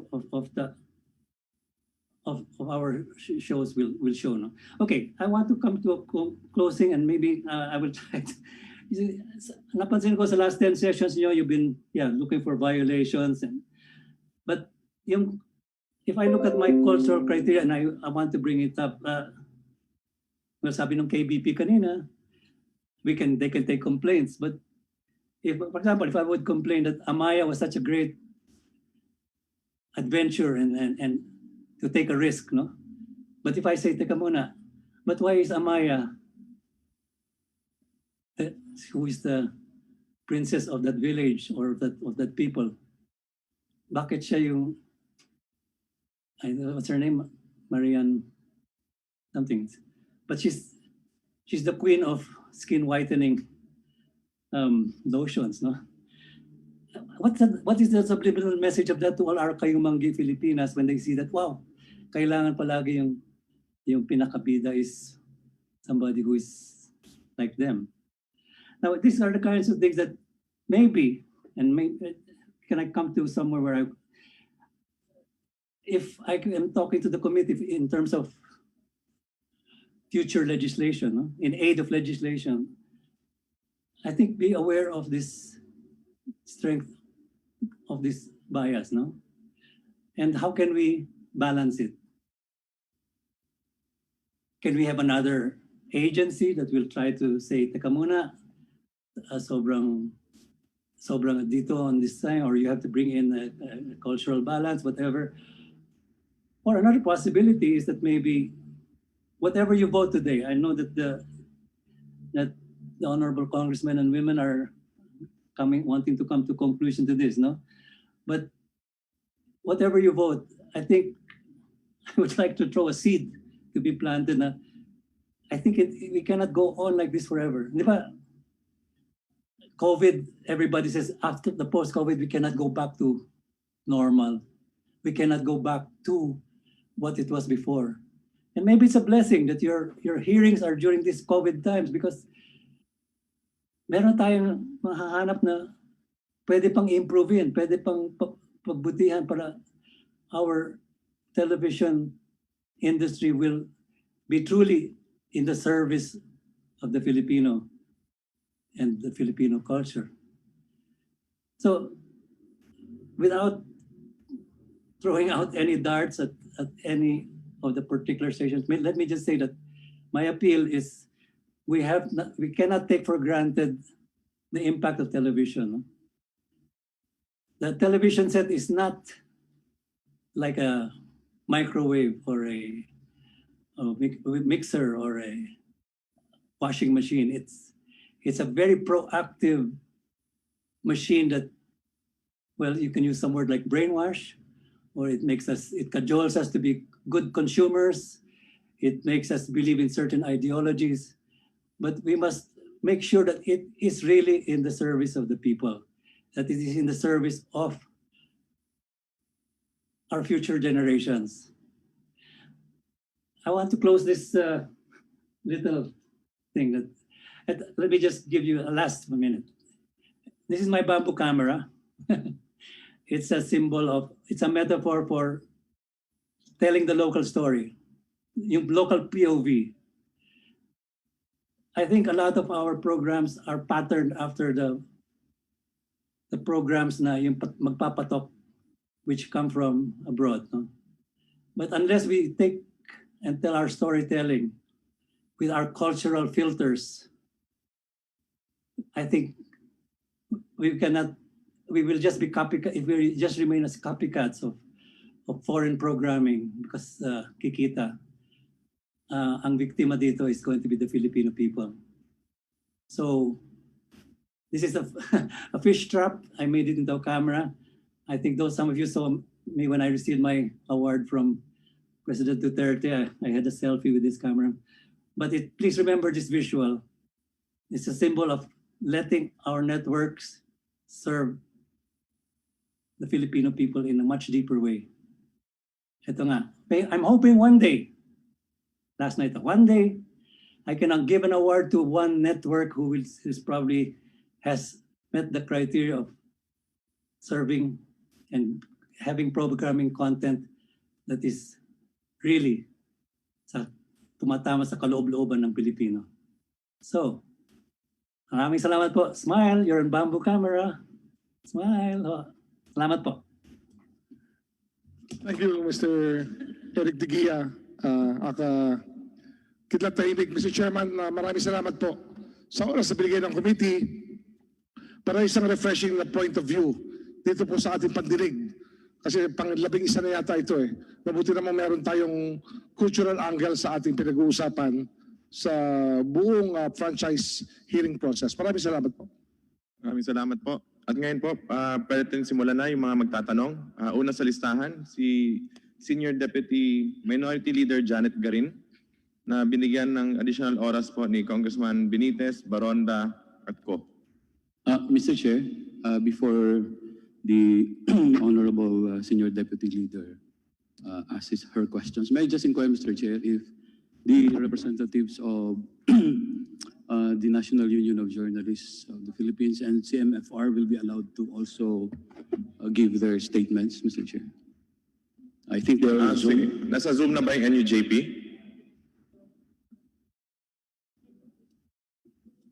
Tinawag na namin kanina yan. Wala. Nandiyan na ba si Miss Elizabeth Panelo or Raymond Villanueva sa Zoom?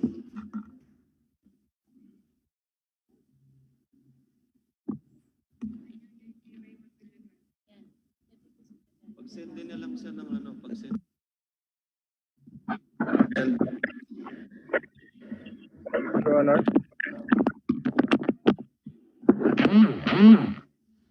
Your Honor. Yes, sige po. Malinaw po. Go ahead. Good afternoon, Your Honors. I am Raymond Villanueva, Deputy Secretary General of the National Union of Journalists of the Philippines, attending this hearing via Zoom in behalf of our chairperson, Nonoy Espina, who is indisposed. He and the NUJP were invited by Representative Franz Espina Alvarez, chairperson of the Committee on Legislative Franchises, having been one of the most ardent petitioners for the renewal of ABS-CBN's franchise. As an organization of journalists and media workers, we ask Congress to renew ABS-CBN's franchise in the belief that despite its admitted shortcomings, the continued operation of a media organization, especially one of our country's biggest, is more beneficial than its closure. We believe that the ABS-CBN should be given an opportunity to correct its mistakes it openly admits and promises to rectify. We appeal to the House of Representatives and to the honorable members of the two committees to exercise their magnanimity and sense of common good in coming out with a decision favorable not just to the owners of the company, but to its thousands of workers, including journalists and other media workers. Thank you, Your Honors. Thank you po. Congarin, you may start na po.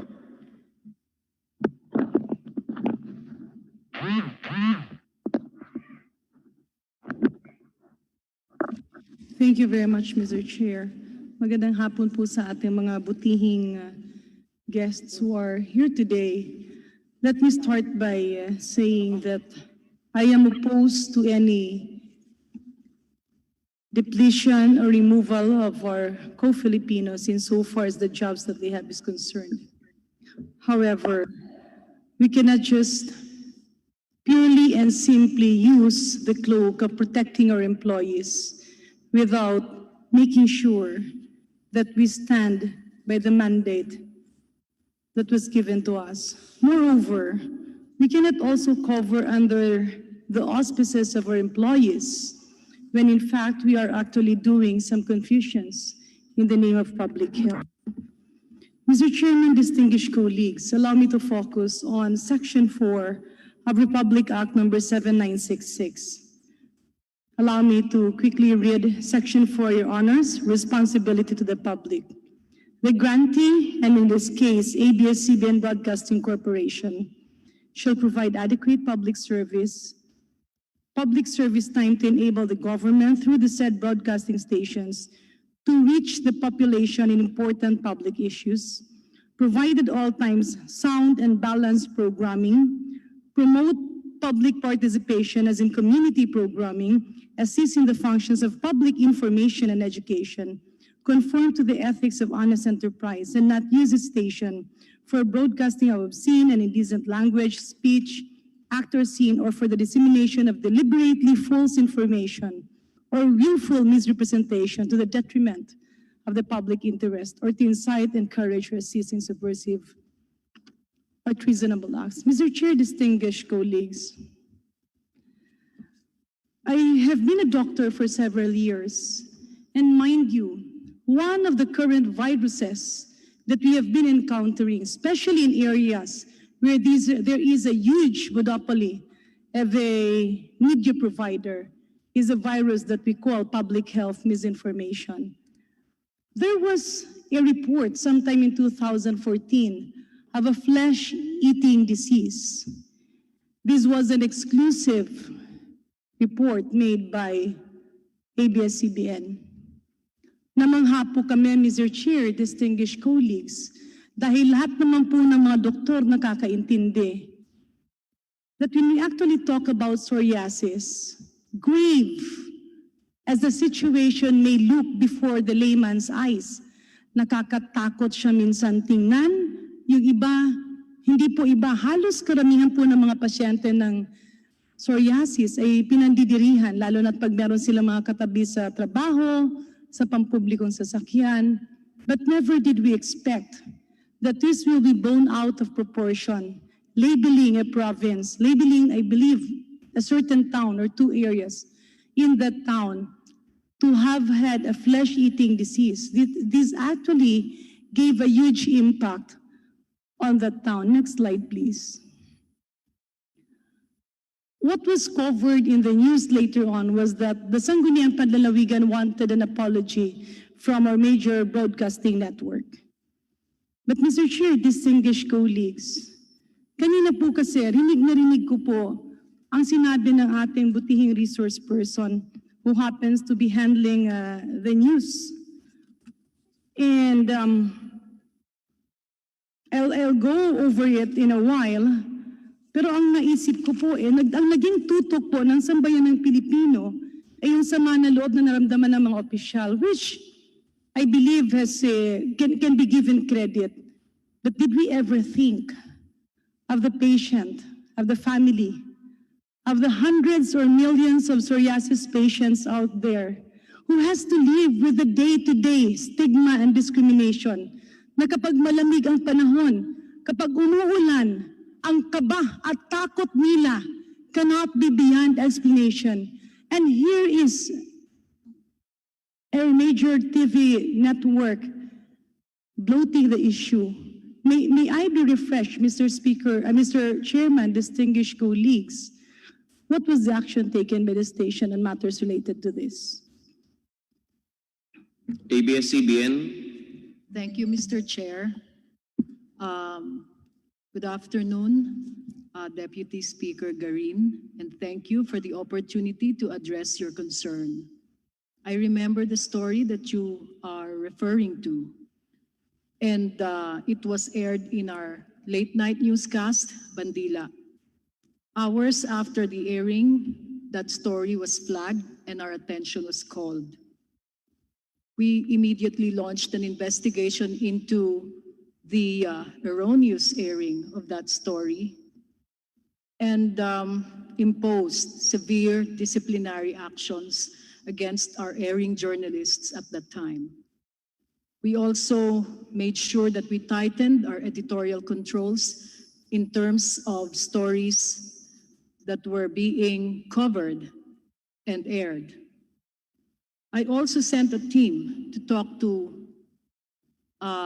provincial officials to see how our news division can help them in dealing with the impact of that story, Your Honor.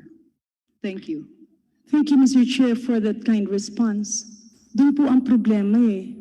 Tinutukan po natin yung mga opisyal dahil nagreklamo sila at tila nagkaroon ng resolusyon calling somebody persona non grata.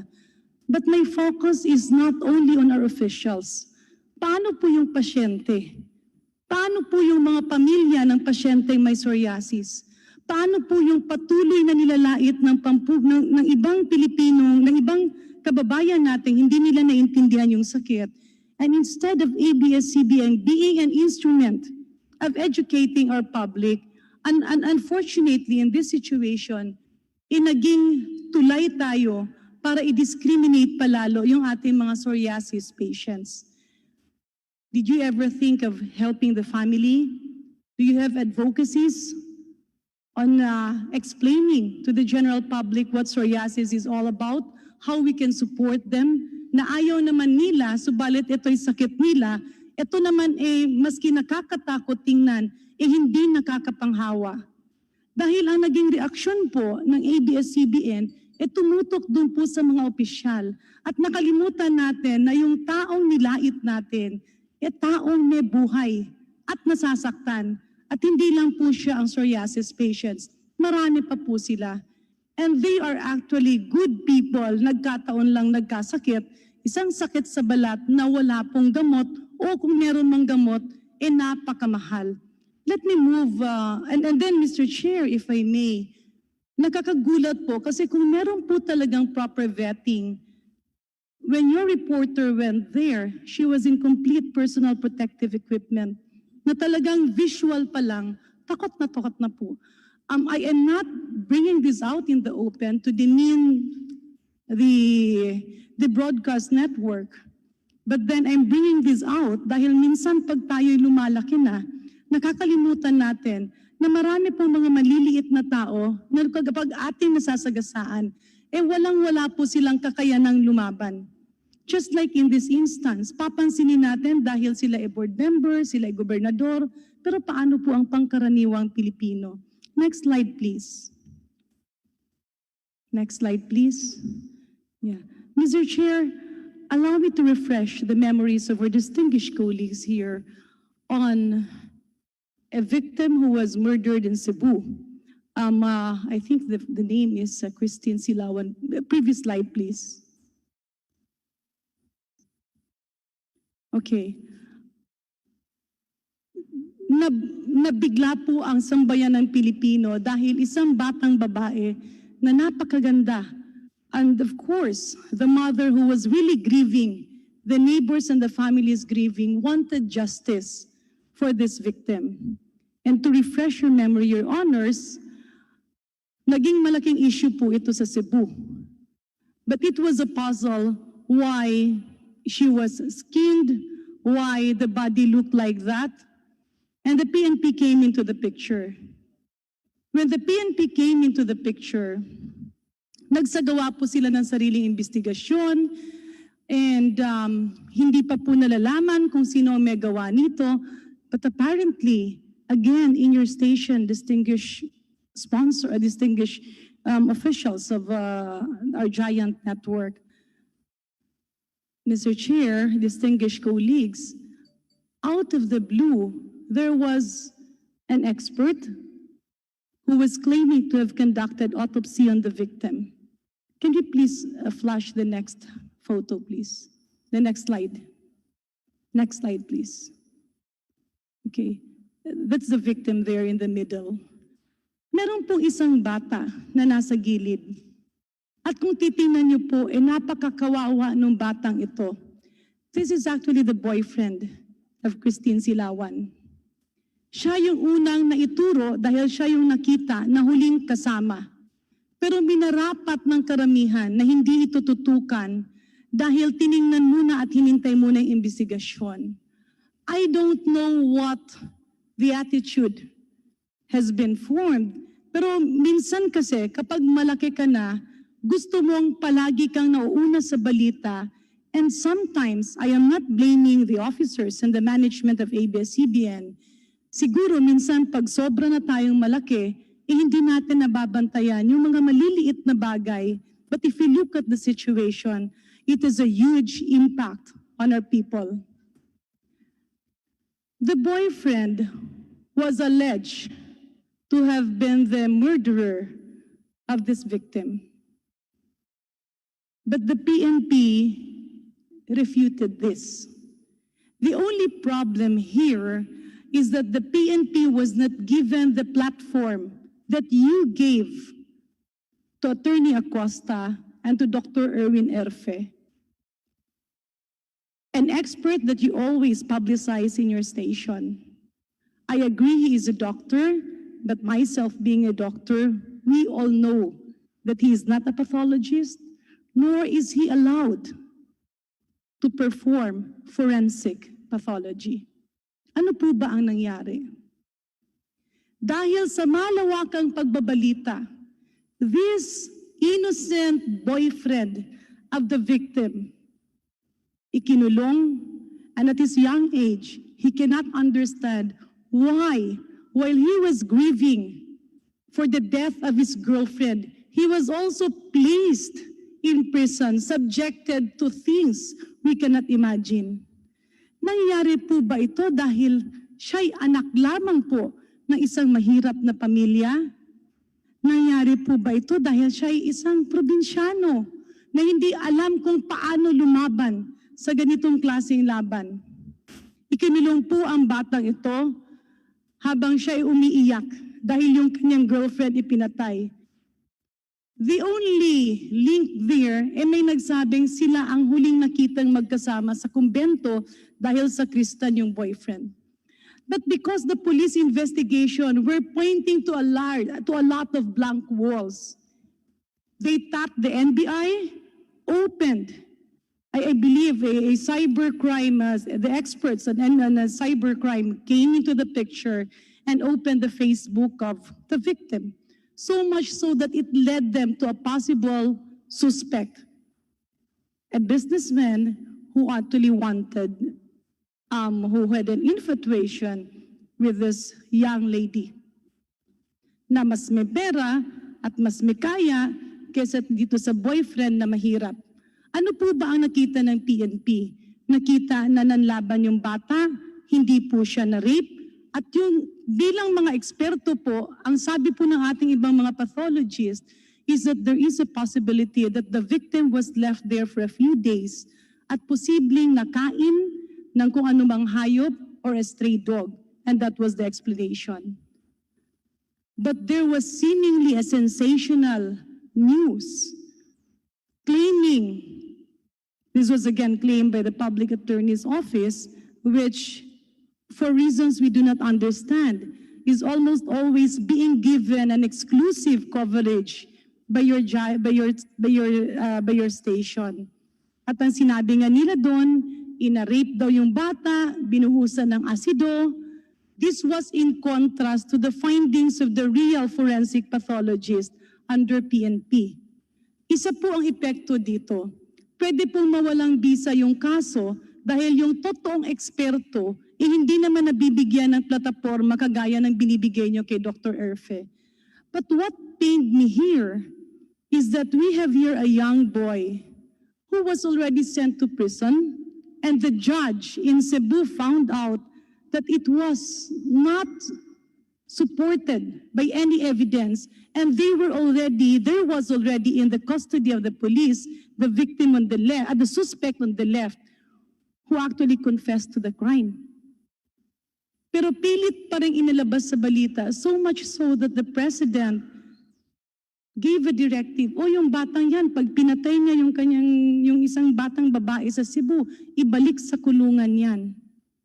Of course, there was confusion because sometimes, if you're a very big, almost always, if you're a very big network, and if you come out in the open at sinabi niyo, ito ang kasalanan ng isang tao, naniniwala na po yung lahat. And I was looking at our national treasurer earlier.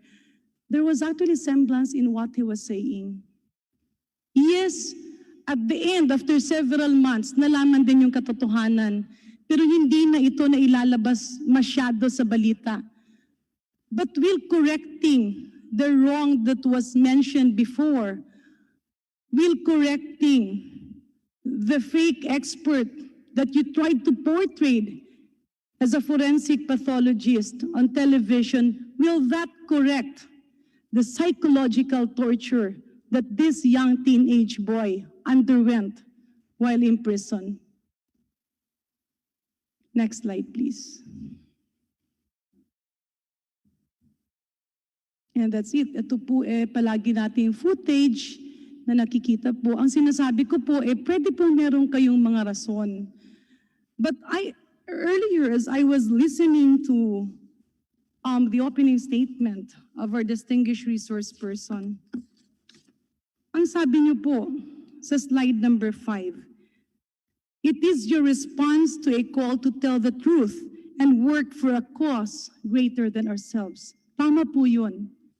But a cause greater than ourselves is actually coming out and listening to the real experts, not to the friends of your employees or newscasters. At kung yung ating pong biktima was murdered, mas masakit po itong pangalawang biktima na sa batang at murang edad niya naikulong, pinalabas, ikinulong ulit dahil nga po yung eksperto na palagi niyong pinagbibigyan ng ere, hindi naman po pathologist. Next slide please.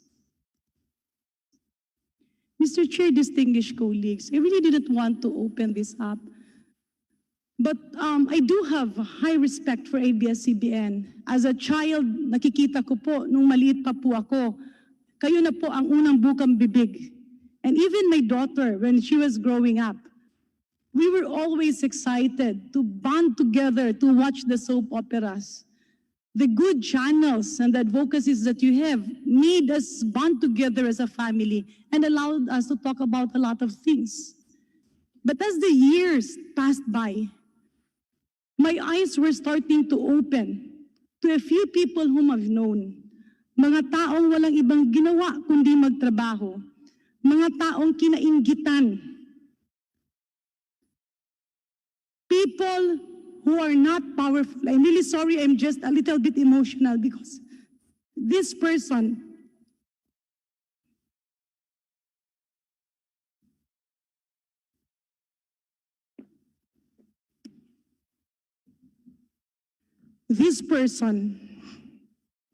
hindi ko po siya lubasang kilala. Nakilala ko po siya unang-una nung nagkaroon ng Yolanda. Nakilala ko po siya nung nakikipaglaban siya sa SARS at ako po nung mga panahon na yun, wala pa po sa larangan ng kalusugan. Nakilala ko po siya kung paano siya magtrabaho nung labanan nila yung leptospirosis. At lalo ko siyang nakilala nung linabanan natin yung Ebola at yung MERS-CoV. He was the only infectious specialist in the central office of the Department of Health. He was a regular person being interviewed by your station because he was the DOH spokesperson during the time of Secretary Ona and was carried on during my time. I'm referring to the former Assistant Secretary, Dr. Lyndon Lisuy. Lyndon was a jolly person. He dedicated his life to DOH despite all the efforts from the private sector. Next slide, please. Yeah. He was always the person who gave calm to everybody when there was a lot of fake public health news. This is the person who protected your network when the flesh-eating news came out in the open. Siya po ang lumabas at nakiusap na wag nang palakihin, and siya po yung kumausap sa mga pasyenteng may psoriasis, telling them that everything will be all right, that it was not the usual thing that happens. And who will expect that Lyndon will be victimized by the impunity that sometimes happen in a very big corporation? Next slide, please.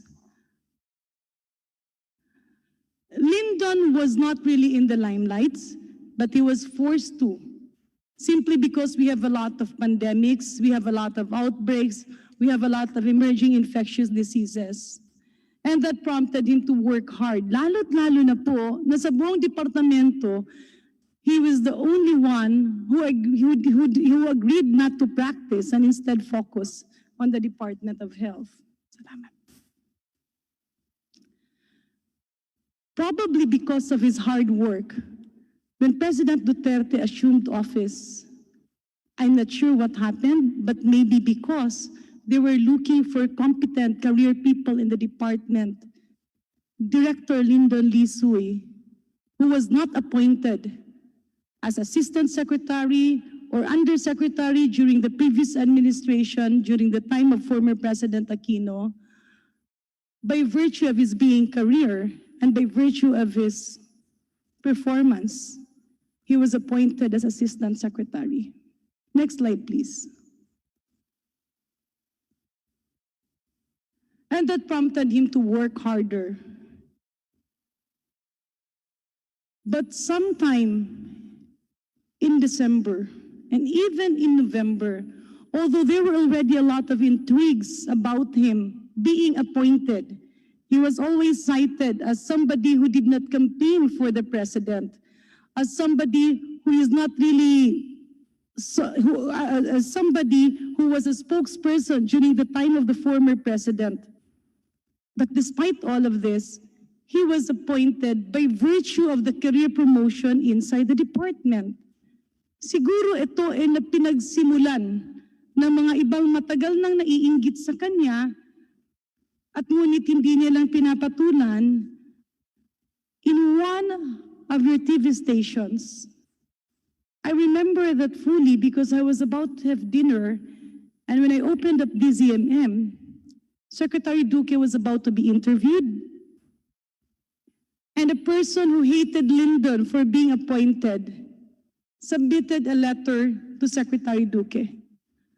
Unfortunately, even before Secretary Duque had time to peruse over it in his office, because Secretary Duque, just like all the other former secretaries of health, decided to tap Lyndon for infectious disease concerns and for emerging illnesses, and even as a spokesperson. There was a 2-page letter read verbatim before the eyes of all doctors listening. Hindi lang yun. I just heard it later from colleagues that he had an ailing father who cannot sleep and who cannot eat without watching TV Patrol and without listening to DZMM. Yan po ang pangkaraniwan araw-araw. Yan yung ginagawa ng tatay niya. Yan yung ginagawa ng nanay niya. But on that night, laking gulat nila nung binasa yung 2 pahina ng sulat, a letter accusing him of corruption, a letter accusing him as a medical representative, a letter accusing him of being incompetent, a letter threatening him, and a letter calling on the President to remove him from the Department of Health. Hindi ko na po matandaan, pero sa grabe at sa dami ng akusasyon doon, we saw the immediate transformation of Lyndon. He was never the same old person that we used to see him. Moreover, he cannot forgive himself for inflicting that harm on his parents. Alam mo yung palagi niyang bukang bibig na, kaya ko namang masaktan ang sarili ko. Pero yung masaktan yung nanay at tatay ko, dahil lamang po ako na-promote sa DOH, hindi po ba mas maganda na tanggalin na lang po ako bilang opisyal? But people were advising him not to give up. Why? Simply because he was the only infectious disease specialist in the whole department. And after that, he was always being ridiculed. Of course, hindi po siya payat na tao, hindi po siya, mahirap po kasi minsan pag parang kinakantsawan ka.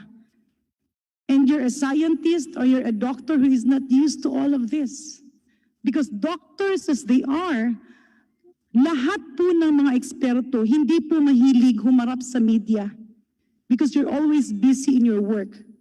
If there are doctors who will have the whole time of their life facing media, it's because they're not practicing, or it's because they are not busy with patients, or it's because they have ambitions. And a very powerful TV network like your station unconsciously can ruin the lives of many of our scientists and our doctors. That's why I decided to come out and speak up for them, because I've seen a lot of them suffer in pain. I've seen a lot of them who are brilliant scientists, but who cannot speak up when it comes to talking before radio stations and TV stations. Moreover, wala naman silang maraming kakilala sa istasyon nyo, at hindi naman sila pwedeng basta-basta pumunta na lang doon at magsabi kung ano ang kanilang nararamdaman. Next slide, please. And because of those repeated series of autopsies being conducted, so may I ask, I know, Mr. Chair, I've been thinking so hard about this. I really do not want to ask these questions. But then as a doctor, it is my moral obligation to do this. I can face all cases thrown to me because I am both a doctor and a politician. But doing this to scientists and other doctors, kawawa po sila. So ito po ang naging buhay nila. On a weekly basis, ngayon nga, yung iba naka-quarantine, yung iba nagpo-positibo. They have to, hire lawyers, spend a lot, spend everything, every centavo that's being paid to them by the government, simply because you had a series of experts that you call, binansagan niyo pong eksperto, yung mga hindi naman totoong eksperto. So may I ask the officers of ABS-CBN, first, what is your basis in labeling a doctor as a public health expert? Or, let's say in the case of autopsies, when do you call a doctor a pathologist? When do you give credential to a forensic pathologist when in fact he is not? And because you mentioned that in responsible journalism, you really have to go through to a series of vetting. And because the flesh-eating fiasco already happened before, you already have systems installed. May I ask you, do you ever have an evidence, a statement from all the 21 countries, plus the United States of America, plus all the countries who are members of the European Union, who are currently using the Dengvaxia vaccine, maski isa lang po, meron po ba kayong nakita? Look, sorry, I know you were just about to watch another YouTube video, but before you go, I've got a quick... may namatay dahil sa Dengvaxia. ABS-CBN, maaari niyo pong sagutin yung 3-4 na katanungan na ipinukol sa inyo ng makapagbagdamdamin na si Congresswoman Janet Garin. Thank you, Mr. Chair, Your Honor. Your Honor, in our pursuit of the truth about Dengvaxia, we sought information from various sources, including experts, including officials, previous and present, of the Department of Health. They gave us diverse opinions and observations about the vaccine and how it was selected to fight dengue in our country. We tried our best to do our stories in a fair and balanced way. But I do understand and acknowledge your concern about the use of non-experts. In fact, I myself received feedback that some of our commentators' interviews with non-experts tended to alarm people. And as a result of that, I acted on it immediately. And we dealt with the commentator as well. We also put an end to stories on Dengvaxia that tended to cause alarm among the general public, Your Honor. In relation to what happened with Dr. Lyndon Lisuy, Your Honor, pardon me po, hindi po ako masyadong pamilyar doon sa pagbabasa ng letter that was apparently complaining about him. However, let me just say this. We are a large news organization. Our news platforms have been integrated since several years ago. And sometimes mistakes were made. We are far from perfect. We acknowledge that we make mistakes, Your Honor, and we try our best to do everything to correct them in a timely manner.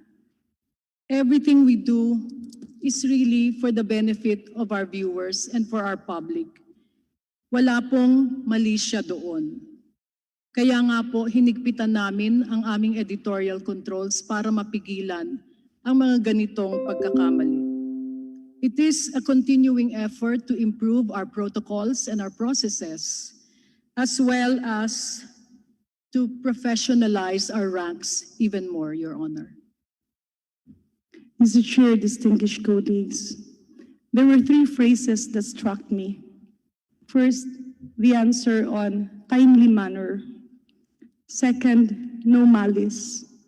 Third, you consulted experts. May I inquire, well, because when we talk about experts, we're not talking about personalities. We're talking about specialty societies, medical societies, and even the World Health Organization. So can you enlighten me? Or if you won't have time anymore, you can submit to us in writing. Sino po yung eksperto na sinasabi mo? You can just name the major expert that you have. Pangalawa, timely manner. Yeah, Mr. Chair, before that, just so we will not be deviated from the point of discussion. Sino po yung eksperto na sinasabi niyo? I cannot remember at the top of my head, Your Honor, but I do remember that we had several news stories that we aired in our various platforms on Deng Baksha that relied on officials of the health department at that time. However, I acknowledge that there were also non-experts interviewed during our commentary programs on radio, Your Honor. Yun po ang pagkakaiba nung mga content na nailabas po namin tungkol sa Deng Baksha. Do you have an advisor or a consultant who guides all your stations and your TV networks whom to interview, whom not to interview? One of our public health experts, one of the public health experts that we consulted and provided us information to guide our editorial decision-making was Dr. Susie Mercado.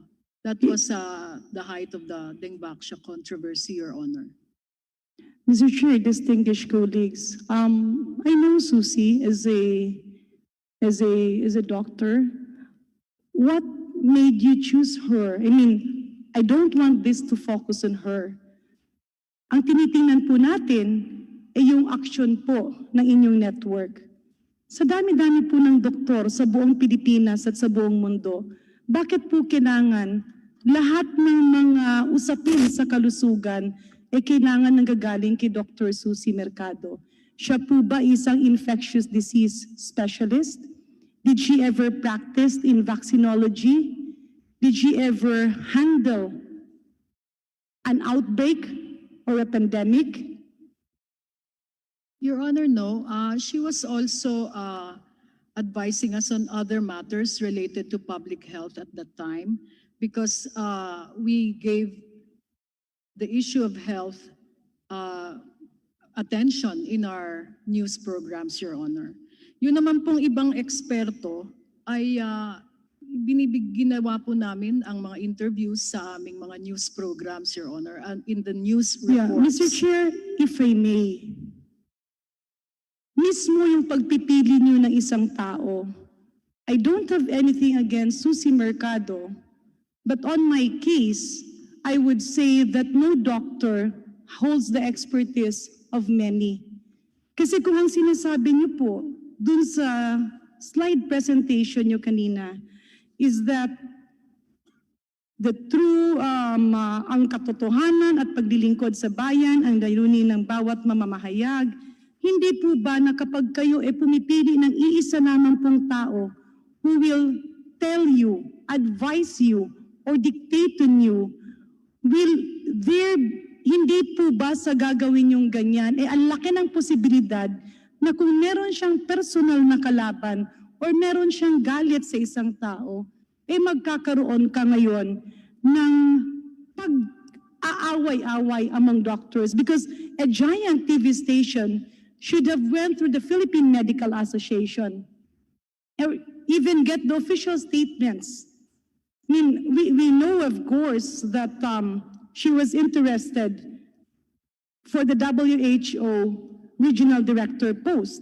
And the WHO regional director post needs a lot of backing from the government. Mr. Chair, I believe I still have two more major issues that we'd like to handle. Pero ang ipinapakita lang po natin dito, kapag pala yung ABS-CBN, merong taong kinuha at yung tao na yun, may galit sa'yo dati o may galit sa mga tao sa departamento o may galit sa pagbabakuna o hindi mo na pagbigyan dati, and it will be like their time to pay you back simply because they have a huge TV network against their back. Nakawawa naman po ang taong bayan. Mr. Chair,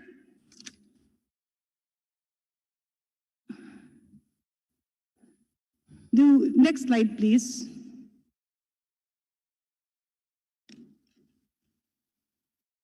Earlier, Mr. Chair, I had one question to ABS-CBN. Ang sabi niya is you do extensive research. You consult diverse officials. We have the Philippine Medical Association, the umbrella organization of all doctors. Under the banner of the Philippine Medical Association, we have various organizations, both specialists and non-specialists. Bakit po ba? Sa dami-dami naman ng specialty organizations whose idea and input will not be biased.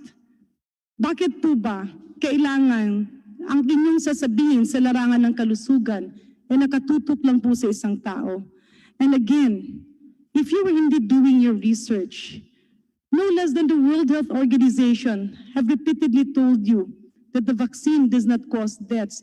Eh bakit po ba paulit-ulit niyo pa rin ginagawa yun? You mentioned about giving everybody the prerogative to speak up. Mr. Chair, distinguished colleagues, I'm going to submit to this august body a review of the interviews, the corresponding airtime by a few of the people of ABS-CBN kung saan halatang halata po na parang ginawa ng black time yung inyong broadcast network para lang po sirain yung mga matitinong opisyal sa loob. Na kapag yung isang tao ay gustong magpa-appoint at walang bakante, eh lalapit lang sa isang empleyado nyo, isang opisyal nyo para sila makapasok. Do you look at this as responsible journalism? And moreover, you mentioned timely manner. Ilan po bang otopsiya ang nakandak muna ni Dr. Erfe bago nyo ito hininto? And how long did it take you? A few days? A few months? Because if my memory recollection tells me right, hindi niyo po ito hininto hanggang nawalan na lang ng gana yung taong makinig. Mr. Chair, my last public health concern here. ABS-CBN should have been a very responsible network. Nakasaad po sa kanilang franchise agreement as contained in Republic Act number 7966. Responsibility to the public. You should conform to the ethics of honest enterprise. You should not disseminate or deliberately disseminate false information or willful misrepresentation to the detriment of the public interest. Ano po ang ginawa nyo? Araw-araw, si Dr. Erfe, kaharap ang sambayan ng Pilipino, may dugo na autopsy. Una, autopsies should not be conducted by non-experts.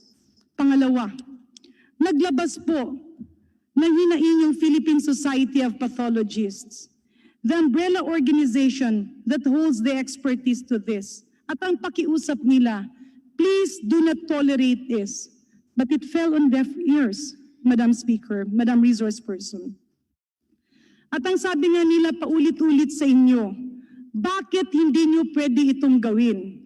Because as pathologists, they have been taught to strictly observe the confidentiality of the autopsy process and to respect the mortal remains of the patient. Not only that, it was very prominent in your series of exclusive interviews and exclusive shows that media men were filming the actual autopsy examination. Never have we paraded as doctors the organs of the autopsy cases we have done in public, dripping the blood. Not only was that inhumane and disrespectful to the dead, it was also dangerous on the part of the media people who were exposed to possible viruses and bacteria that may be present in dead bodies. Kailangan niyo po kasi talagang alagaan yung inyong mga empleyado dahil lang po ba kailangang makascoop, papupuntahin niyo sila at ipaparada niyo sila. It is tantamount to a public health menace. And Mr. Chair, distinguished colleagues, this was the cause of vaccine coverage plummeting. Now that you have heard from all over the world that viscerotropism and neurotropism does not exist in the so-called victims that you were calling. Kasi paulit-ulit po kaming reaching out to your station. The others listened, but ABS-CBN, because you're a big conglomerate and you're a giant, our voices fell on deaf ears. And even up to this point of time, with health issues, you keep on interviewing non-experts. And the problem there is, kapag ikaw ay isang doktor, binigyan ka ng airtime ng ABS-CBN, the public now believes you. Expertise is already measured by whom you invite and whom you give platform. Those autopsies exposed your people to a lot of bacteria and viruses. Hindi po pwedeng gawin yun. Yung pagparada natin ng mga duguang internal organs, ano po ang nangyari? Natakot lahat ng nanay. Bumalik ang polio, nagkaroon tayo ng outbreak ng measles, nagkaroon tayo ng outbreak ng Japanese encephalitis, dengue, chikungunya, name it, you have it. Now, it pains me to hear you clamoring that you have been helping the Filipino people, clamoring that you have been helping our country. Tulong po ba yung ibinalik nyo yung lahat ng mga infectious diseases na natanggal na ng ating bansa? Tulong po ba na naging instrumento kayo that for the 10 years that we have been polio-free, it only took you and some of your people dahil gusto nyo yung limelight, gusto nyo yung media. Those irresponsible reporting, I do not care if you will be hitting me personally, okay lang po yun. Pero yung programang iningatan ng ating gobyerno ng ilang taon, just because if you cannot perceive the real experts in our country, how can you have responsible journalism? How can you convey the real public health information? How can you deny that you have been unknowingly and unconsciously become a part of that virus that's creeping on our public health? Mas masahol pa sa COVID-19 ang public health misinformation. Kaya, Mr. Chair, if I will be given another opportunity, I will come out with other specific situations where public health was sacrificed simply because of the fight to be the first one to come out with the news. You mentioned it is a response to call to tell the truth and work for a cause greater than yourselves. Yes, that should be the case. But apparently, there are a lot of deviations. Sabi niyo rin po kanina, ang paglalahad ng katotohanan at maglilingkod sa bayan ang layunin ng bawat mamamahayag. Tama po yun. Pero paulit-ulit po nananawagan yung mga doktor, why don't you focus on specialty organizations? If you talk about psoriasis, call the Philippine Society of Dermatologists and they will give you a person. If you talk about autopsies, call the Philippine Society of Pathologists and they will give you facts and not fake experts. If you want to know about public health, you have PCP, you have internists. You cannot just call people simply because they are your friends. Because responsibility is not all about friendship. Responsibility is all about standing by the mandate that was given to you by our government. Mr. Chair, I know nagalit na po, wala na po akong oras. I really would have to enumerate other illnesses that has been sacrificed by the claimor to be on top in terms of bringing news to our people. At uulitin ko po, napakarami po ng mga mababait at mga galing tao sa ABS-CBN. But if the management insists to be deaf, mute, or blind to the realities on the ground, you cannot say that your heart is for the people if you will only take care of officials. You cannot say that your heart is for the people if you cannot let our lowly brothers and sisters speak up and be heard. You mentioned at the company level you have an independent network ombudsman that receives, investigates, and makes recommendations on complaints against news personnel. And these recommendations are acted upon by the head of news in a timely manner. If this was done in a timely manner, all the gains that we have for the past 25 years could not have been drowned just because of irresponsible journalism. Mr. Chair, I thank you for the indulgence and the perseverance. I hope I will be given the next opportunity to touch on other public health programs that have been ruined simply because responsible journalism is cloaked with a desire to be on the top. So let me just ask this direct question, and I do hope you will not take it against us, doctors. Kasi ang pakiramdam po ng ating mga doktor, ang pakiramdam po ng ating mga scientists at the Research Institute of Tropical Medicine, the doctor whom you have been lambasting because she was the principal investigator of Dengvaxia is the same doctor that made the BCG, the vaccine you are using for your TB, for your children against TB. They are the same scientists, Filipino scientists that did polio. They are the same scientists who did the vaccine on measles. They are the same scientists who are actively developing the vaccine on HIV. They are now the same scientists being develop COVID vaccine. Pero ando dun yung takot. Ando dun yung kaba.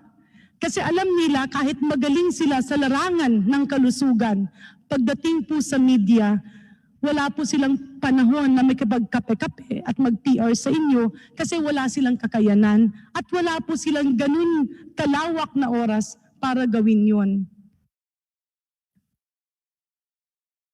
To Mr. Katigbak, whom I respect so much, I hope you can answer my question truthfully, honestly, and as a Filipino.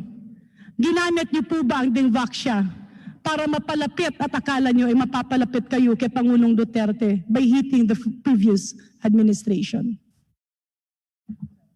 Hindi po, Your Honor. Will you commit that you conduct an investigation? By the way, Mr. Chair, pasensya na lang po. I remember, I tried to always erase this on my mind because I don't want to be a bitter person. But I remember when I was heavily challenged as a doctor, and I was criticized because I'm from the province and I'm not from Manila. I accepted all of that. But what pained me is that you gave me an instance to answer before DZMM. At doon po natuwa ako. Dahil in-interview ako, nung umagang yun, nagbigay ako ng sagot at sabi ko, I will prioritize this. I will answer this. Because with all the controversies, I have to rush. We had to rush my father to the hospital dahil na-stroke siya sa sama ng loob. And when that happened, ang sabi ko sa sarili ko, talaga naman pala na dapat hangaan ko yung ABS-CBN. Because after all the months of the lies and the unfairness, you gave me 30 minutes of time in DZMM to be interviewed. At doon ko sinabi ang buong katotohanan.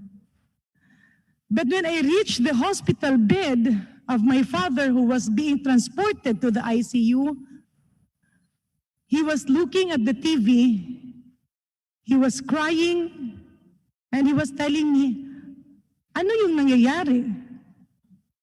Because on your TV Patrol News, it was all over the headline, Garin apologizes to Dengvaxia parents. I did everything to call your station. I was in touch with all the people that we can call dun sa mga numero ibinigay nyo. Kasi hanggang sa ANC, paulit-ulit yon. At ang sabi ko, pwede bang wag nyo na munang ibalita yon? Because it's not true. And I told them, just give me time. Para lang yung tatay ko, mamatay man siya o makasurvive man siya, hindi niya dalhin sa pagkamatay niya yung sama ng nararamdaman niya because he heard me when I was being interviewed. And if you can prove in that interview that I did apologize for the Denvacia program, I will immediately resign from Congress. Napupudpud na po yung daliri namin. Kasama ko yung aking mga kapatid at nanay sa kakatawag. But it fell on deaf ears. It fell on deaf ears. I just wanted to ask you, at isa lang po yung tanong namin. Ang sabi namin, when did you have that interview on TV Patrol? Naka-headline pa. And your people were telling me, ay hindi po. This is from the management. This is from the management. Mr. Chair, distinguished colleagues, I will not be personal on this. It is enough for me that what happened to me will not happen to other doctors. I might be privileged enough because I have my mandate and the people in my district who have known me and who will not believe in the lies, even if it will be ABS-CBN pending this. But I am worried that if this will be done again to the other doctors and the other scientists or to the patients who are discriminated, ano po ba ang laban nila? And as a member of this august body, I look at it as my extreme responsibility that your management should not allow this to happen. Sir, moms, please review my interview in DZMM. I can give you a tape. And then go into TV Patrol on the same day. You had that news item repeated for straight 3 days. At ang sagot niyo lang sa akin, eh ganun eh. Yun yung instruction ng management, we heard you. I even asked, when did TV Patrol interview me? Because I was just in that hospital taking care of my father who felt very bad that the TV station that he looked up to since he was young was the same TV station who will be an instrument. I have a few people who were not happy. If you are part of the executive, when you become a secretary, a member of the cabinet, you cannot please everybody. There are tough decisions that you have to make. And there were a lot of tough decisions that I had to make because we had to cleanse DOH from corruption. There were a lot of tough decisions we had to make at FDA. At marami po kaming ginawang desisyon para linisin ang PhilHealth. But if your TV station will be allowed to be an instrument of a few people who would like to be appointed, or a few people who would like to win in an election, or a few people who are not really experts but who are pretending to be experts, or a few people who will get back at us because their businesses were ruined because we have to put systems. Ngayon, ang daming nagrereklamo sa DOH. But did you ask them why they cannot move? Because they are afraid of ABS-CBN. Gustong-gusto ng mga doktor na gumalaw. Gustong-gusto ng DOH na gumalaw. Pero bawat galaw nila, bawat desisyon, bawat gawin nilang tama, ang bukang bibig nila, baka malindon lisoy kami. I do hope, Mr. Chair, distinguished colleagues, that the management of ABS-CBN will look into this. Kasi kung mabigyan po natin sila ng prangkisa, at narinig ko po sa ilang kasamahang natin, ayaw natin mawalan ng trabaho ang ating mga kababayan. Ayaw nating ipitin ang isang malaking negosyante. We are all one with this. But if protecting a business conglomerate would mean tolerating the lies on public health, would mean tolerating the fake experts that you continuously interview on your station, then we have to stand up. Even if we lose this vote, I have to stand up. I have to convey the sentiments of our doctors, because not every doctor is given the privilege to sit in Congress. Not every doctor is privileged to be a mother. And as a mother and as a legislator, And as a vaccinologist, I can sacrifice my political post if only I have to stood up by the Hippocratic oath that I have always agreed upon. At patuloy ko pong tatayuan at gagawin ang nararapat para sa mga bakuna dahil vaccination saves lives. And now we are in this mess. Now we are in this pandemic. This pandemic is already a big problem. Pero ang hindi nasasabi, for once in the history of vaccination, when measles, mumps, and rubella vaccine was ruined because of a fake expert who went to the US, who is from the UK, ano po ang ginawa ng UK? Ano po ang ginawa ng Amerika? Ano po ang ginawa ng mga media? They came out with the truth. And that doctor, tinanggalan ng lisensya. Pero dito sa atin, pag merong gustong magpasikap, gustong magpa-appoint, all you have to do is approach a reporter from your station, befriend him, and then they will have the luxury of time, the luxury of a big conglomerate, the luxury of being called an expert simply because you allowed them to be. Mr. Chair, distinguished colleagues, even up to this point of time, I still don't know whether to vote yes or no. I'm still thinking. My vote might just be one vote. Maliit lang po ito. But it is enough for me that if ever we grant them the renewal of their franchise, all of this should be looked into by ABS-CBN.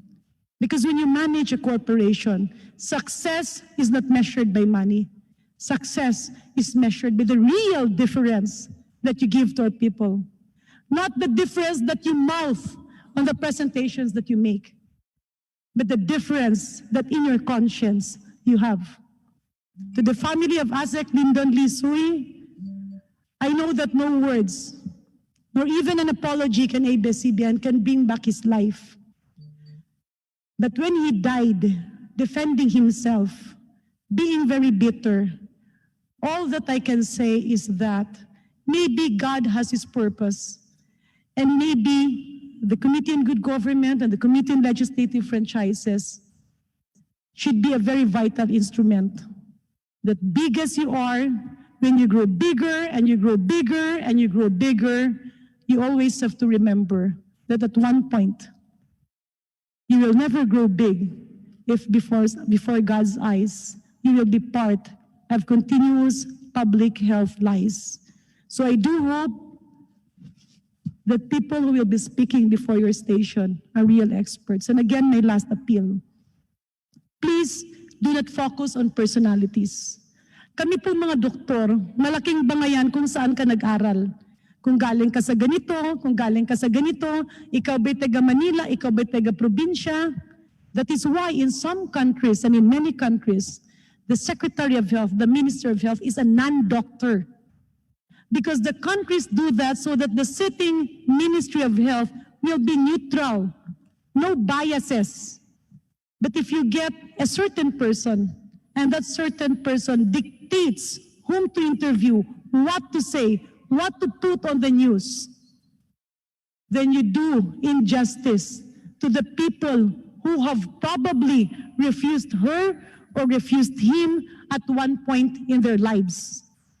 You now become part of a bigger virus we call fake news and public health misinformation.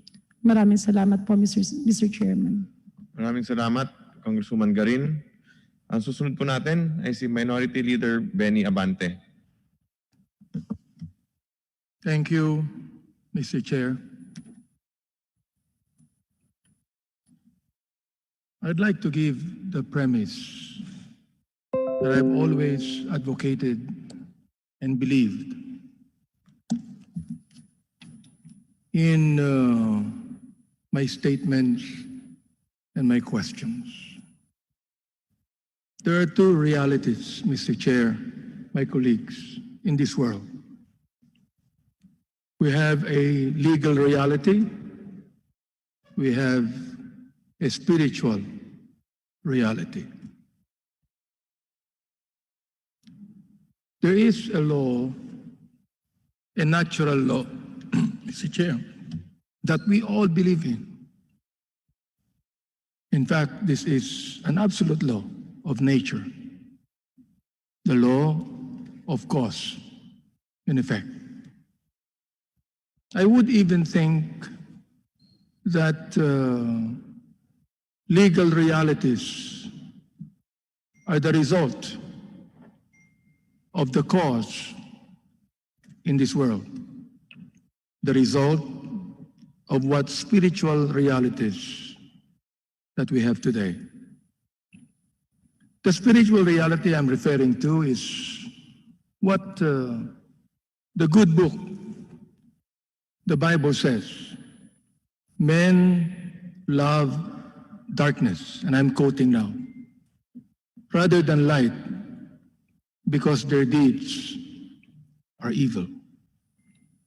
So because of this spiritual reality, Mr. Chair, that men love darkness rather than light because their deeds are evil, we have these legal realities so that we can prevent men from doing evil. We have a principle in a democratic nation like ours that we are not a nation of men, but a nation of laws. We believe in the rule of law. This committee hearing, I would even want to convince myself, it's not about politics. It is about law. My decision either to support the franchise of ABS-CBN or not will not be based on personalities, will not be based on politics, but must be based on law. What I will be saying today, asking questions, are realities that we cannot avoid and we cannot get out of. I would like to cite, Mr. Chair, some provisions in the Constitution, and I would like to seek understanding of the lawyer of ABS-CBN so that I can be enlightened on these provisions. Article 2, State Policies, Section 11.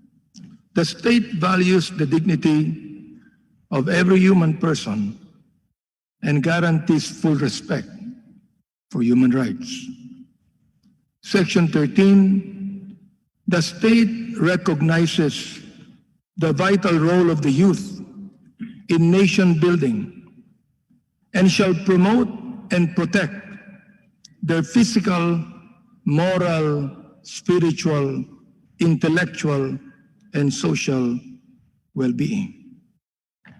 In Article 14 of the Constitution on education, in Section 3, educational institutions shall teach the rights and duties of citizenship, strengthen ethical and spiritual values, develop moral character and personal discipline, encourage critical and creative thinking.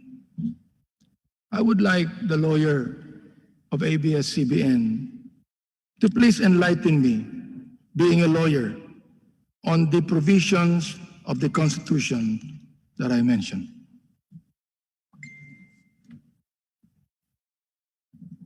Mr. Chair, may I request that Attorney Bautista be allowed Attorney to Bautista? speak. Nasa Zoom ba siya? Yeah.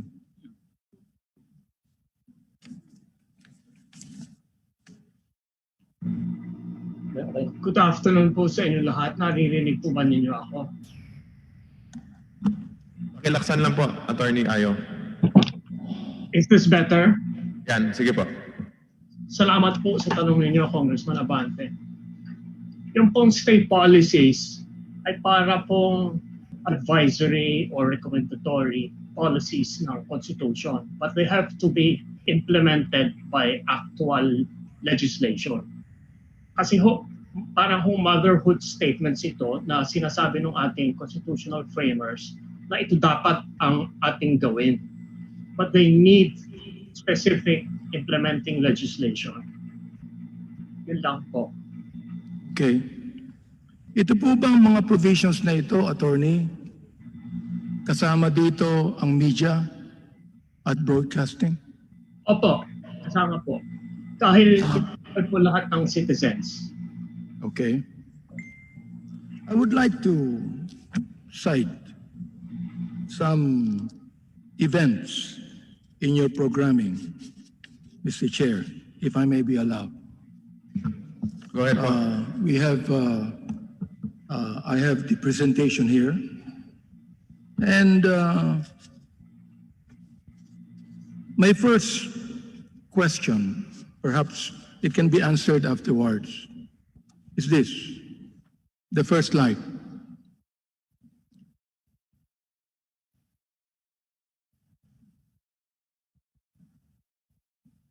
I think I gave that to you.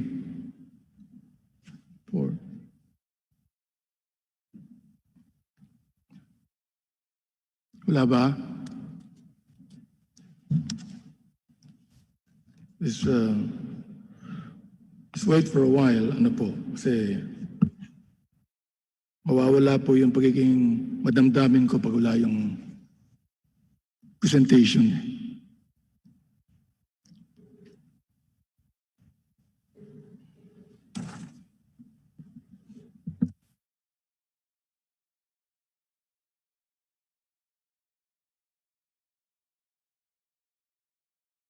Ayan na po siya, Kong Abante.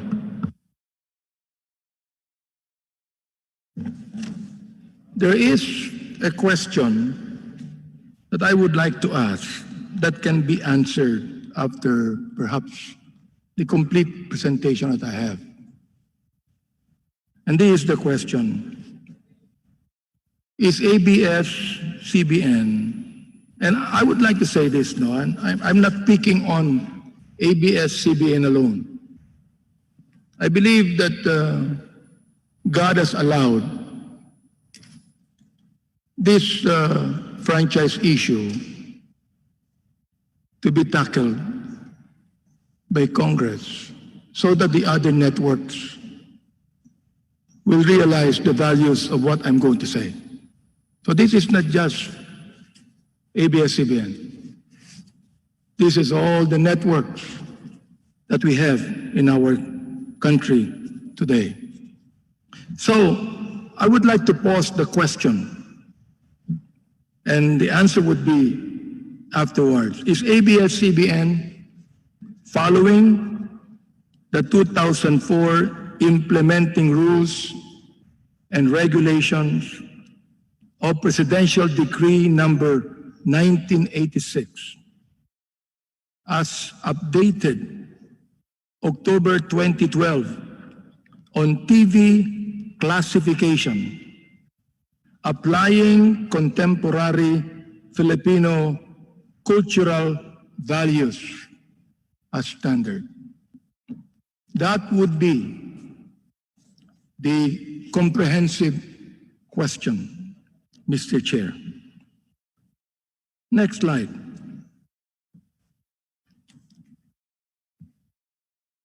Sexy wet performance in ASAP. It says, remember when rival Sunday noontime shows Party Pilipinas and ASAP both grabbed the attention of the MTRCB. In 2013, Lavi Po and Rocco Nasino had a sensual number in Party Pilipinas, while Ann Curtis performed a sexy wet performance in ASAP.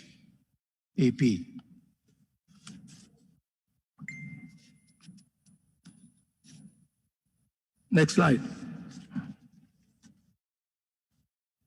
Just like other long-running shows in this list, ASAP had its own share of encounters with the MTRCB. One recent incident was Ann Curtis' 28th birthday production number, where she did a, I quote, wet performance of Rihanna's hit song, Diamonds. In the performance, aired in February 24, 2013, Anne wore a black strapless dress with a very high slit. Next slide.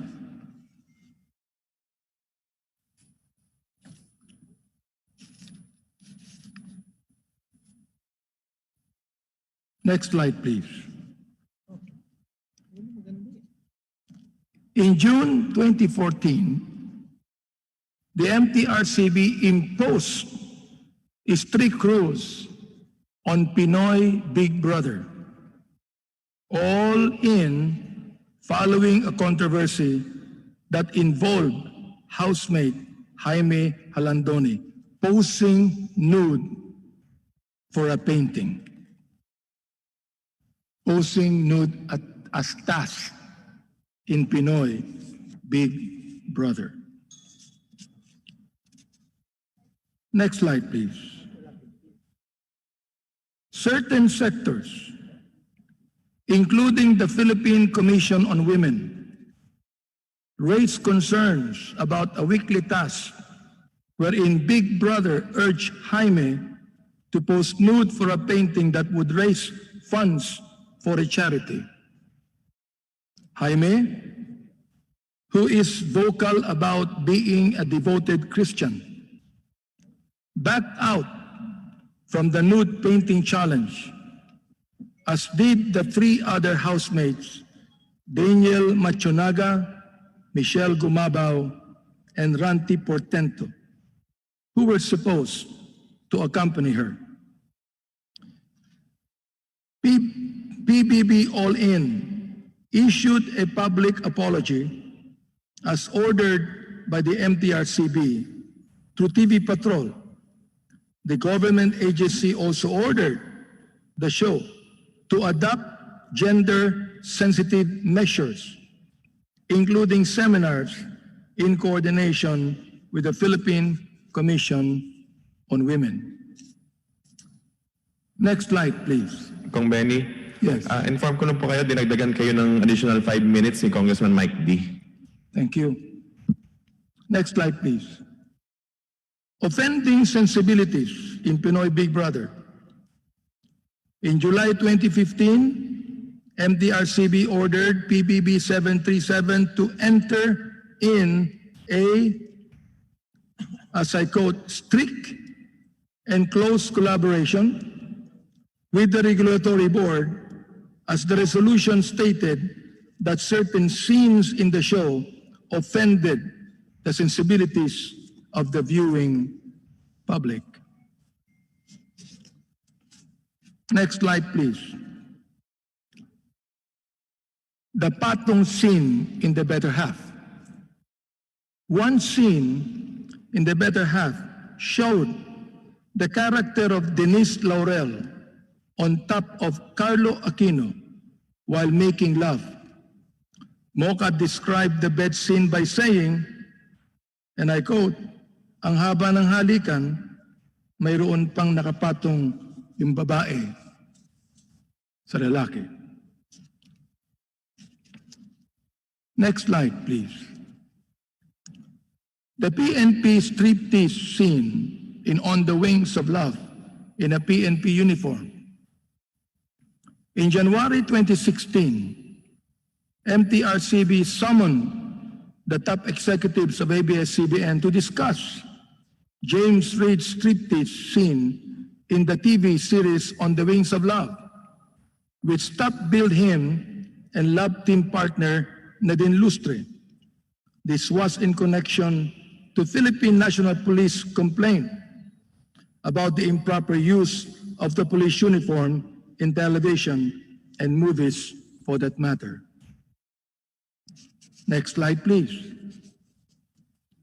Attorney Villarreal said in his statement, the said episode portrayed actor James Reid doing a striptease while wearing a PNP General Office uniform, allegedly with a police badge and showing the rank of SP04. Next slide, please. Degrading scenes in its showtime. In August 2014, it was reported that MTRCB called for a mandatory conference with its Showtime's executives and host Vice Ganda for alleged offensive and degrading scenes aired in the July 28, 2014 episode of the show.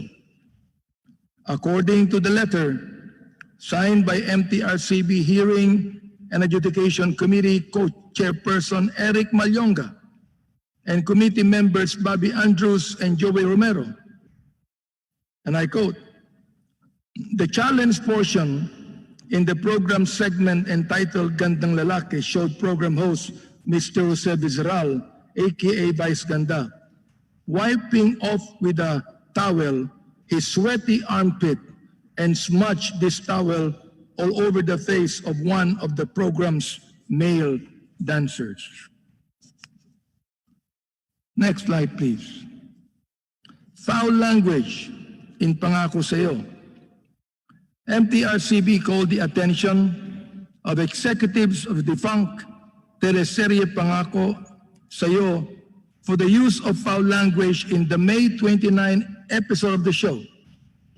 The episode in question, which happened 3 days after its pilot episode, featured a confrontation scene between Pilar Pilapil and Ian Veneracion. Benita, who is Pilar, confronted her son Eduardo, Ian, after he had a relationship with their cook Amor, Jody Santa Maria, despite his engagement to Claudia Angelica Panganiban. She told her son, kung pampalipas libog lang yan, that's okay. Go ahead. Next slide, please. Another foul language in Pangako Sa'yo, which was top-billed by Catherine Bernardo and Daniel Padilla, was placed at the 8:30 p.m. time slot where kids and younger audiences are expected to be awake. Next slide. Steamy car love scene in Till I Met You. In November 2016, MTRCB called for a meeting with executives of the Jadine primetime series Till I Met You. The episodes in question were aired from October 25 to 28, 2016. Viewers filed complaints about the steamy car love scene of James and Nadine aired on October 25, as well as the bathtub scene of the Jadine love team that aired in the succeeding episodes. Next slide. While the October 25 episode carried a strong parental guidance or SPG rating, the other episodes only had a PG rating. Another picture in next slide. X rating in Maalaala Mo Kaya. In 2012, Maalaala Mo Kaya's Cursed Beauty episode featuring Jane Onesa and Angel Aquino was initially given an X rating by the MTRCB, which means that it is not for public exhibition. This is the reason why MMK had to postpone its June 2, 2012 airing since it was submitted again for another review to the MTRCB. The MMK episode tackled a sensitive topic since Jane's character is a 15-year-old girl who is recurrently raped by her stepfather. Next slide. Angel's character, who played Jane's mother, reportedly assisted her live-in partner while doing the act of rape. Almost a month later, in June 28, MMK finally aired the controversial episode with an SPG rating. And so, I'd like to ask ABS-CBN, do you have a morality issue? Are we to assume, next slide, that if given another 25 years, these are the type of programs you will continue to air? The last question is, have you forsaken contemporary Filipino cultural values and morality in favor of the ratings? I'd like to ask ABS-CBN to please answer these questions. I would like to say this, not because, Mr. Chair, that I am a bishop, that I have a holier-than-thou attitude. No. I am not only a bishop, but I'm a family man. I have children, I have grandchildren. And even if MTRCB would issue a rating of SPG or whatever it might be, we've got to remember that TV is a public viewing, unlike the movies, where if it is rated only 16 years old and above, can come and see the movie. 15 years and below cannot enter. That is not like television. May I ask, therefore, as our good attorney said, that the articles and the provisions I read in the Constitution also applies in broadcasting and media.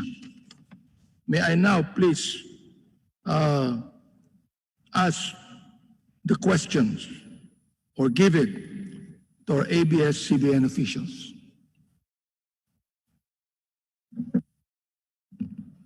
Your Honor, good afternoon po, Congressman Abante. To your first question po about PD 1986, yes po, to your first question po, sa PD 1986, yung sa MTRCB po, yes po, we comply po with all the MTRCB program classifications that are recommended. Congressman, kung meron mga unresolved issues po, we present our position to the Adjudication Committee of MTRCB and we come up po with agreements and changes moving forward po. With regards to your second question po, rest assured po na iisa po ang ating layunin, na mapangalagaan, iisa po ang ating layunin, na mapangalagaan ang moral at spiritual values ng pamilyang Pilipino. We tell po stories that teach life lessons and our stories po embody Filipino values. Filipino values po like hard work, honesty, respect, resilience, and most of all po, love for family, country, and God. Dahil po, ang sentro ng aming mga kwento ay ang pamilyang Pilipino. Personally po, I assure you that moving forward, we will continue to be responsible content producers that make a positive influence in the lives of the Filipino. Maganda po ang hangarin namin. We want to entertain, inspire, and give hope to the Filipino audience. If there are infractions po, we correct them right away, and definitely po, we apologize to our audiences. Yun lang po, Mayor, Congressman Abante. Maganda po yung inyong sinabi, and I would like to just, Mr. Chair, quote the commentary of a certain attorney Josephus Jimenez of the Freeman. This is entitled The Social Irrelevance of Noontime TV Shows and Telenovelas. And this is not just ABS-CBN, okay? He said, I do not know if you have read this, and I would like now please to quote this.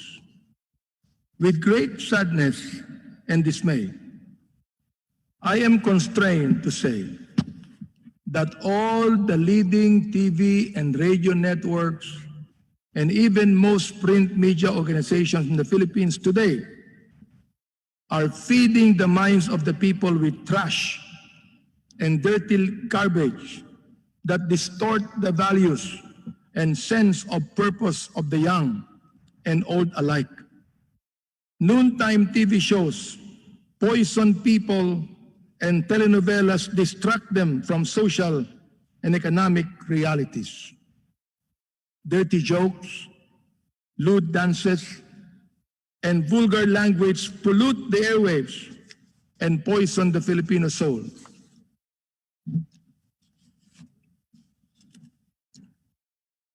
Influence the formation of a national thought, culture, and paradigm. And that is how powerful the media is. In the Philippines, most of this media are just in it for the money. They don't have any sense of patriotism or love of country. It is pure business for them. All they are after are ads, circulation, and to some even envelopmental journalism, being bribed to push a selfish or insidious advocacy. They don't think of the larger implications of what they publish to the long-range strategies and objectives of the nation. What the people see and hear reflect the kind of nation we have. The print and broadcast media here in the Philippines, and in fairness, in many other third world countries, are fixated on making money through ads to fuel consumerism and market liberalism, disregarding the loftier purposes of value formation to build a strong nation and a people of a sturdy character and values. The national government agencies that regulate print and broadcast media are either manned by incompetent executives who are political appointees without a noble purpose, or being bribed not to censor or suspend erring practitioners and network. Noontime shows that propagate the people's culture of mendicancy. The host gives money and jackets, all of those things. So I would like to ask the ABS-CBN, just like what Attorney Jimenez here, Josephus Jimenez asked. Ang sabi niya rito my question is simple. What is the social relevance of all this? What are the redeeming social values? He further said, I have a very high respect for Boy Abunda. He is one of the more sensible TV hosts. Which include Karen Davila, Ted Filon, and Tina Monsoon Falma. But Boy Abunda's hackneyed questions, and I quote, sex or chocolate, lights on or lights out, the best time of the day to have sex, irritate me, ang sabi ni Atty. Jimenez. What do these questions have to do with building a strong value system and national character for our nation and people? He said, I paused for any reply. I think until now, there was no reply. And perhaps right now, ABS-CBN has the chance to be able to answer them. Kong Abante, before ko po pasagutin yung ABS, inform ko lang po kayo na binigyan kayo ng additional time tulad ni Congressman Mike D, ni Congressman Tony Pet Albano. Additional 5 minutes po. Thank you po. Thank you. Thank you very much. ABS. Congressman Abante, Yes. we have continued to work on improving our content through the years po. There is no intention to give the audience trash. Kasi po, mahal namin ang audience namin and we are here to serve them. Ang Channel 2 po has a general audience. Please let me interrupt. I do realize that you have no bad intention. But what is said is already said. And even if you do not have any bad intention, the fact that they were said to others who are viewing it, it's not good. Yes, I acknowledge that, Congressman Abante. And moving forward, we'll make sure po. I was just going to say po, in Channel 2 kasi, we have a general audience. So, sinisigurado po namin na nabibigyan namin ng audience ng iba't ibang kwento at karanasan para po masagot namin ang iba't ibang pangangailangan ng mga miyembro ng pamilya. Hindi po kami nagsasabi or nagmamalinis. As we said, we may be imperfect, but we continue to strive to work on those imperfections. And I take note po, Congressman Abante, of all the insights, all the observations, and moving forward po, we will make sure we address them. Ito po, I hope that the other networks are listening and watching. Ito, media rin po ang nagtatanong eh. Media rin ang nagsasabi. Opo, sapagkat yun namang audience natin, wala naman silang lakas na loob magsalita eh. No. Ngayon, pagdating dito sa Kongreso, syempre, I have to be objective with everything I say. Yes po. I cannot be biased, no? For example, like sabi ni Jason sa kanina, bias kayo. Tatanungin ko sana siya kung siya hindi bias. Ganun din naman eh. Di ba? While, in reality, Mr. Chair, sana mag-point of order ako kanina kay Jay Sensa sapagkat alam na sa social media na panay ang tira niya sa inyo eh. Oo. So, here is a guy that says you are biased in your reporting and he does not even have the authority to say it's not biased. Pero ito po, media nagsasabi ha, in a particular column in Philippine Star, an opinion targeted TVs and radio networks on the issue of, and I would like to quote, feeding the minds of the people with trash and dirty garbage that distort the value and sense of purpose of the young and old alike. Now, I know you do not have this intention, but these words are real and honest that is being done by a television network. Now, let me ask a question to you. If you say that you do not do this and that you value the families, how can we correct this? Sorry, Kong Abante, can you repeat the last question? Ito po ang sabi, how can we correct this? No? Ito mo sinasabi sa Philippine Star, feeding the minds of the people with trash and dirty garbage that distort the value and sense of purpose of the young and old alike. How would you think we should correct this? Moving forward po, we will handle that po with our producers. I personally po will supervise our producers. Pwede po lang akong sumagot dun sa noontime show kanina. Go ahead po. Opo. Gusto ko lang po sabihin that Showtime and Vice Ganda, ang gusto lang po nila talaga ay magpasaya ng mamamayang Pilipino. Mr. Chairman, yeah, I just feel that the hosts, di ba, have they don't have any deliberate intention, di ba, to hurt anybody when they do the program. They want people to have fun. They want to give happiness. Alam ko Yes po. po, they have to be very, very responsible. They self-regulate po. They try their best to self-regulate. And if there are some falters or excesses, they're quick to make up po. Gusto lang ko po lang sabihin that ang intensyon lang po namin lahat is magbigay ng dekalidad ng mga programa na may values po para magabayan ang pamilyang Pilipino. It has never been, as I will repeat po, Congressman Abante, it has never been our intention to destroy any person, to hurt any family. Nanay po din ako, Congressman Abante. I'm very sensitive to that, and our team po, I can attest to that.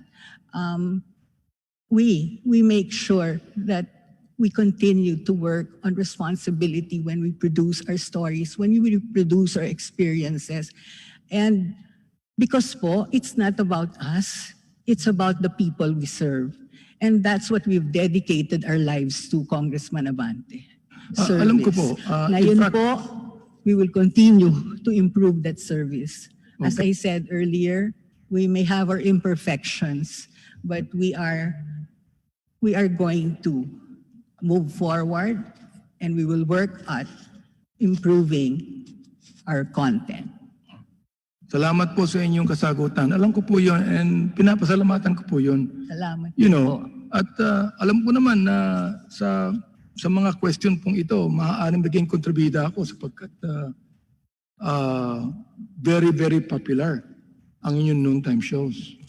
Ngayon, kaya sinasabi ko po na ito po mga bagay na ito ay hindi ko po ito katanungan at mga statement, kundi statement din po ito ng media. Oo. Pinaparating din po ito sa inyo upang magkaroon tayo ng pagbabago sa ating mga programs. Yes, Opo. Na talagang kayo po, kapamilya po kayo, di ba? Yes. And you believe in you believe in family values. Yes po. You believe in moral values. Therefore, dapat magkaroon po tayo ng self-regulation. Not only because the MTRCB says so, that magikinig po tayo mismo.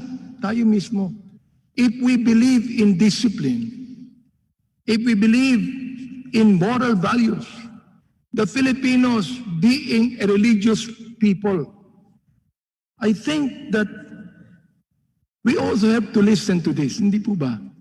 To be able to really change. And I would like to know, I appreciate your answers. Pero gusto ko po lang ituloy ito. Ano po? So, magiging marinaw po sa atin. Ito, I quote, sinabi rin po ito ng media, noontime TV shows poison people and telenovelas distract them from social and economic realities, dirty jokes, lewd dances, vulgar language, pollute the airwaves, and poison the Filipino soul. Well, of course, kayo nandirito, no? So you are the one to answer. And the question of the columnist, which I now propound to you, is this: what is the social relevance of all this? Meron po ba? Meron po ba o wala? Meron po, Congressman. Unang-una po, I just would like to say that yes, we practice self-regulation po. And everybody in our team knows that po. We do not allow that kind of language in our programs po. If there are, as I said earlier, if there are slips po. Ba't nakakalusot po eh? Yun nga, slips po ang tawag. Nako po, hindi po, it doesn't go unpassed. When there are slips po, we make sure we deal with it immediately, and everybody in our team can attest to that po. Oh. Therefore, wala po talaga itong social relevance. Kasi for example, you want to have an honest show. Oh, rape scene po ito. Ibig nyo sabihin, to be honest, that you will actually vividly picture a rape scene in public? Of course not. Of course not. Of course not. Di ba ba? Of course not. Of course not. So therefore, yeah, gusto of ko rin course tanungin, ang nakalagay po dito, what are the redeeming social values? There's no redeeming social value. Congressman, sandali lang po. Yeah, I will answer you. Yung pong sinasabi niyong mga sexual scenes and ano. Number one po, we have no theme of any show that's focused on just sex po.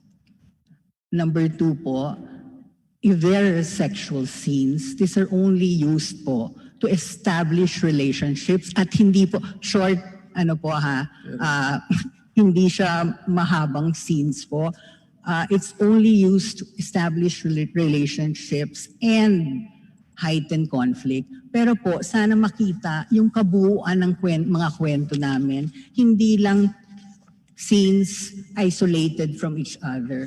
Kasi pag nakita po ninyo yung kabuuan ng kwento, doon nyo ma-appreciate that all our programs po stand for Filipino values, as I said earlier. So, dahil pamilya po ay importante sa amin, the values of family, malasakit sa bayan, at pagmamahal sa Diyos po, makikita niyo yun. Even our kontrabidas po have redeeming values in the end. They have learnings. They learn later on to forgive instead of just have a life of revenge. Marami pong lessons na ganun na even the kontrabidas po learn towards the end. And that's the redeeming value po.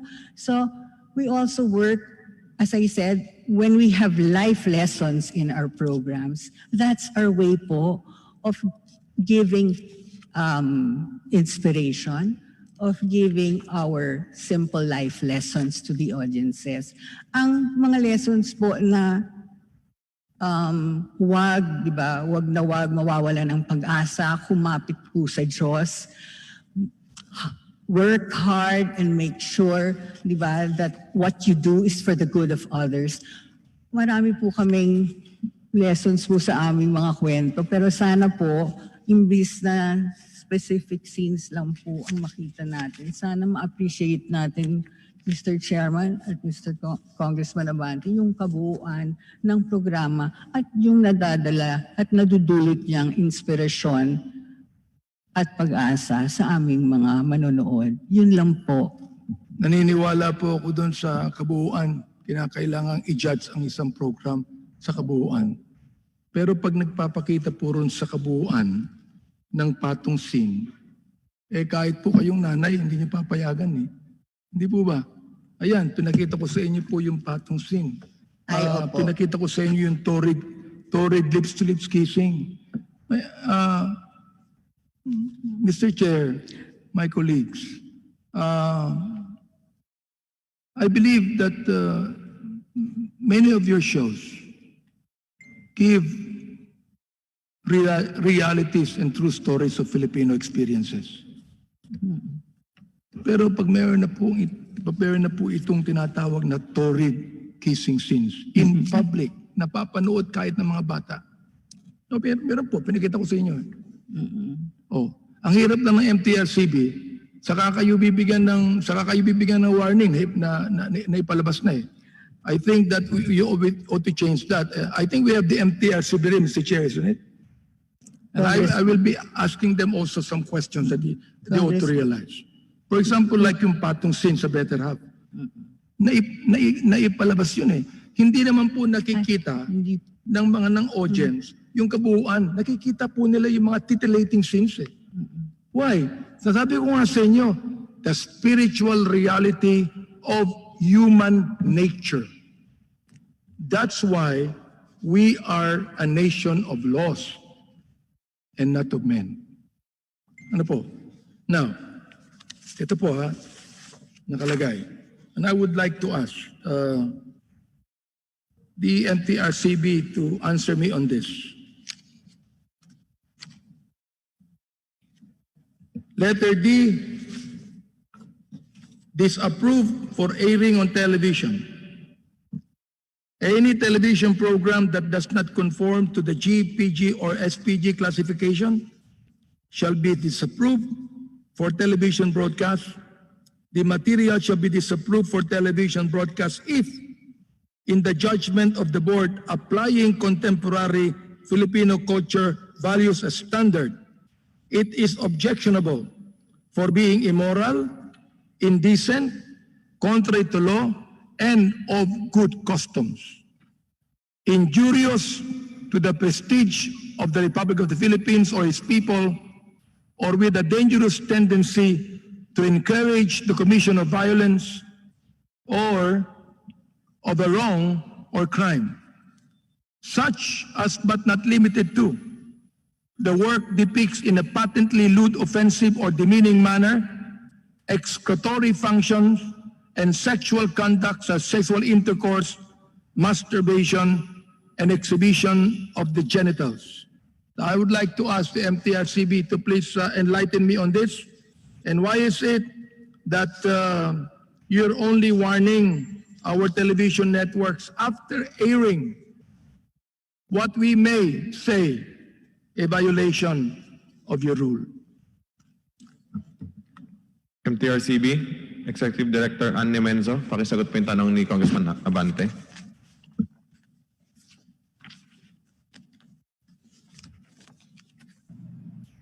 Hello po. Good afternoon po. Yes. To answer your question, sir, MTRCB requires the network to submit a program, an episode of their program, and then it is reviewed by our board members. They are a committee of 3. And then if ever the committee finds that the material submitted is for PG or parental guidance, the succeeding episodes of that particular program for the next 13 weeks should carry and should conform with the parental guidance parameters. And you're reviewing it, right? Only one episode, Congressman. Just One a sample episode. So then, pinapalabas yan, and afterwards you issue a warning. Once, The question is, bakit na ipapalabas? And then you issue a warning. We only review one sample episode, Congressman. And then the networks for the next 13 weeks will exercise self-regulation, making sure that the succeeding episodes will conform to the rating given based on the sample episode submitted and reviewed by the board. So self-regulation, correct? Yes, Congressman. All right, now, let me ask you another question here, okay? Should there be a stricter guidelines on television, different from movies? It is a different set of parameters, Congressman, because for What I'm movies, saying is, should there be a stricter guidelines? yes, Congressman. Should there be? Yes, there should And be a therefore- stricter. And therefore, Congress should review your guidelines. The reason for having You will be able to safeguard the families, the children, the parents, and everyone. Yes, Congressman. That's the reason why MTRCB came up with an advisory. It's an advisory of the rating of the particular program shown before the program to advise the adult present to guide their children whether the material should be watched by them or not. Also, another measure that MTRCB implemented is they have a pictogram. You will see it at the bottom lower portion of your TV. It's color coded. It's green for G, PG for blue, and then red for SPG. Also, if the reason for this, it is superimposed all throughout the program because if you were not able to watch or catch the advisory at the beginning, you are still guided by that pictogram. My last question to ABS-CBN, sirs and ma'am, no? If ever, and this is not for me, all right? It's not for me, okay? You can do what you want to do and you do not need to listen to me as a person. But if ever, we are going to give you a 25-year franchise, would there be changes in your programming and content programs? Yes, Your Honor. Thank you very much, Mr. Chair. Maraming salamat po sa inyo.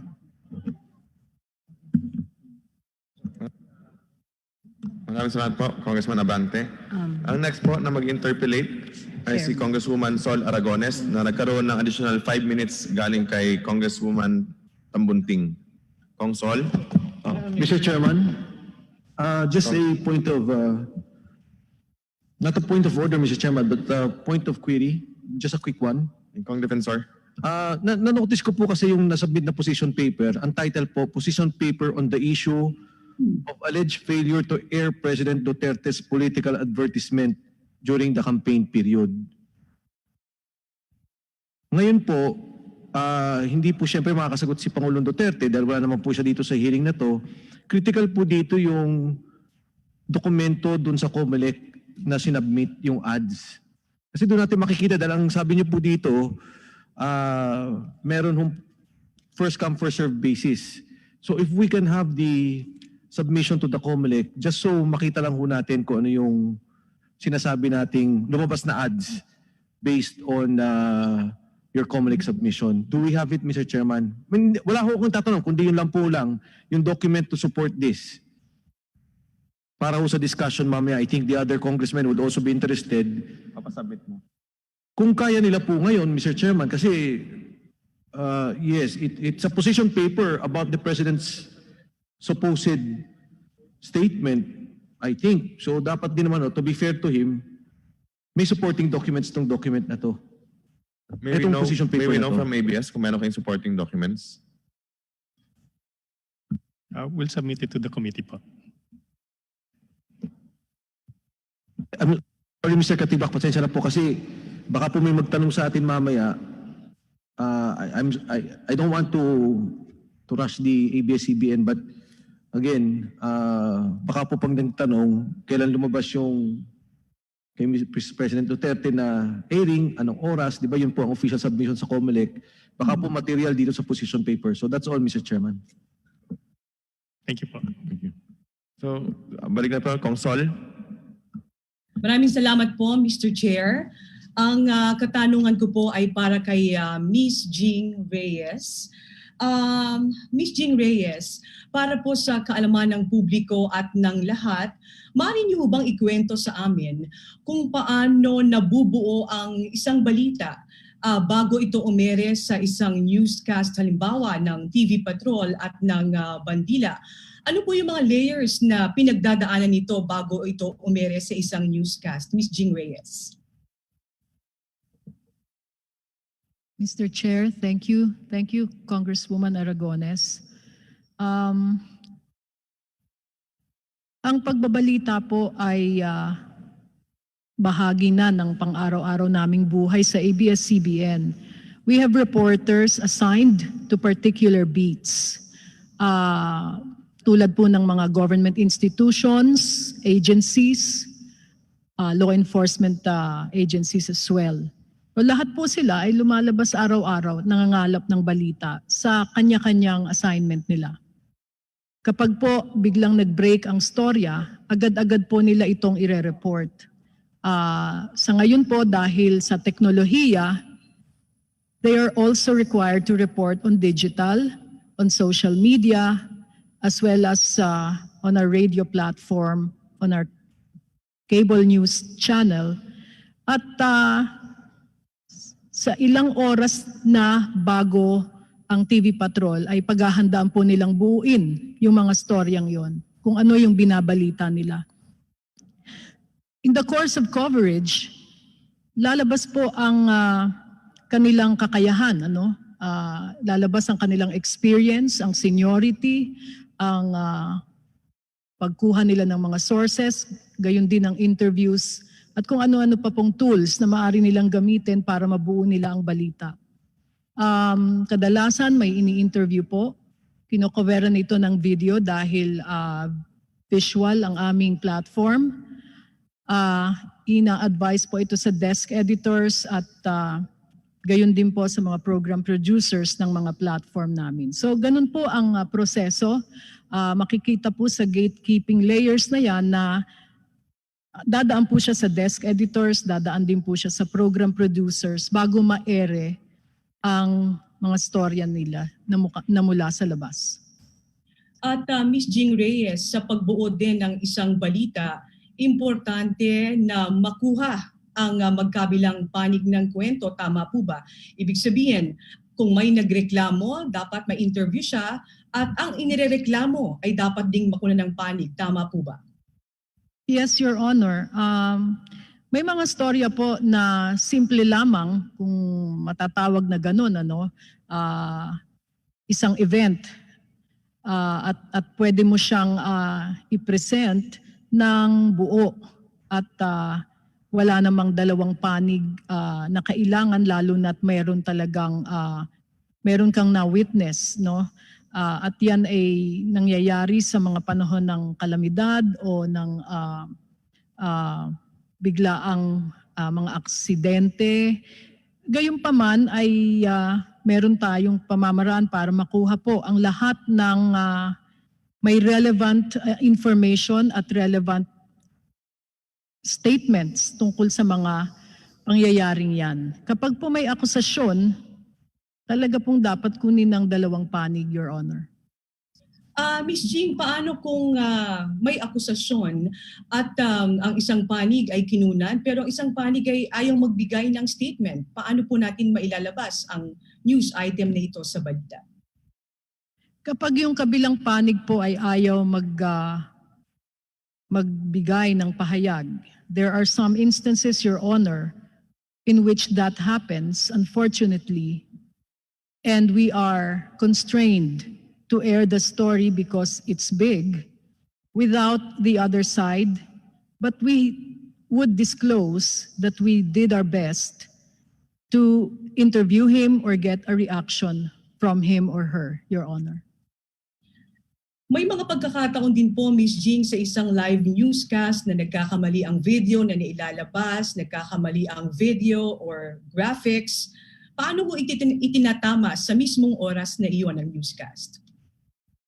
Kapag po nalaman namin agad ang pagkakamali, ay hinahabol po yun within that particular program. Kung ito po ay spelling error or graphics or factual error, maaari po talagang makalusot.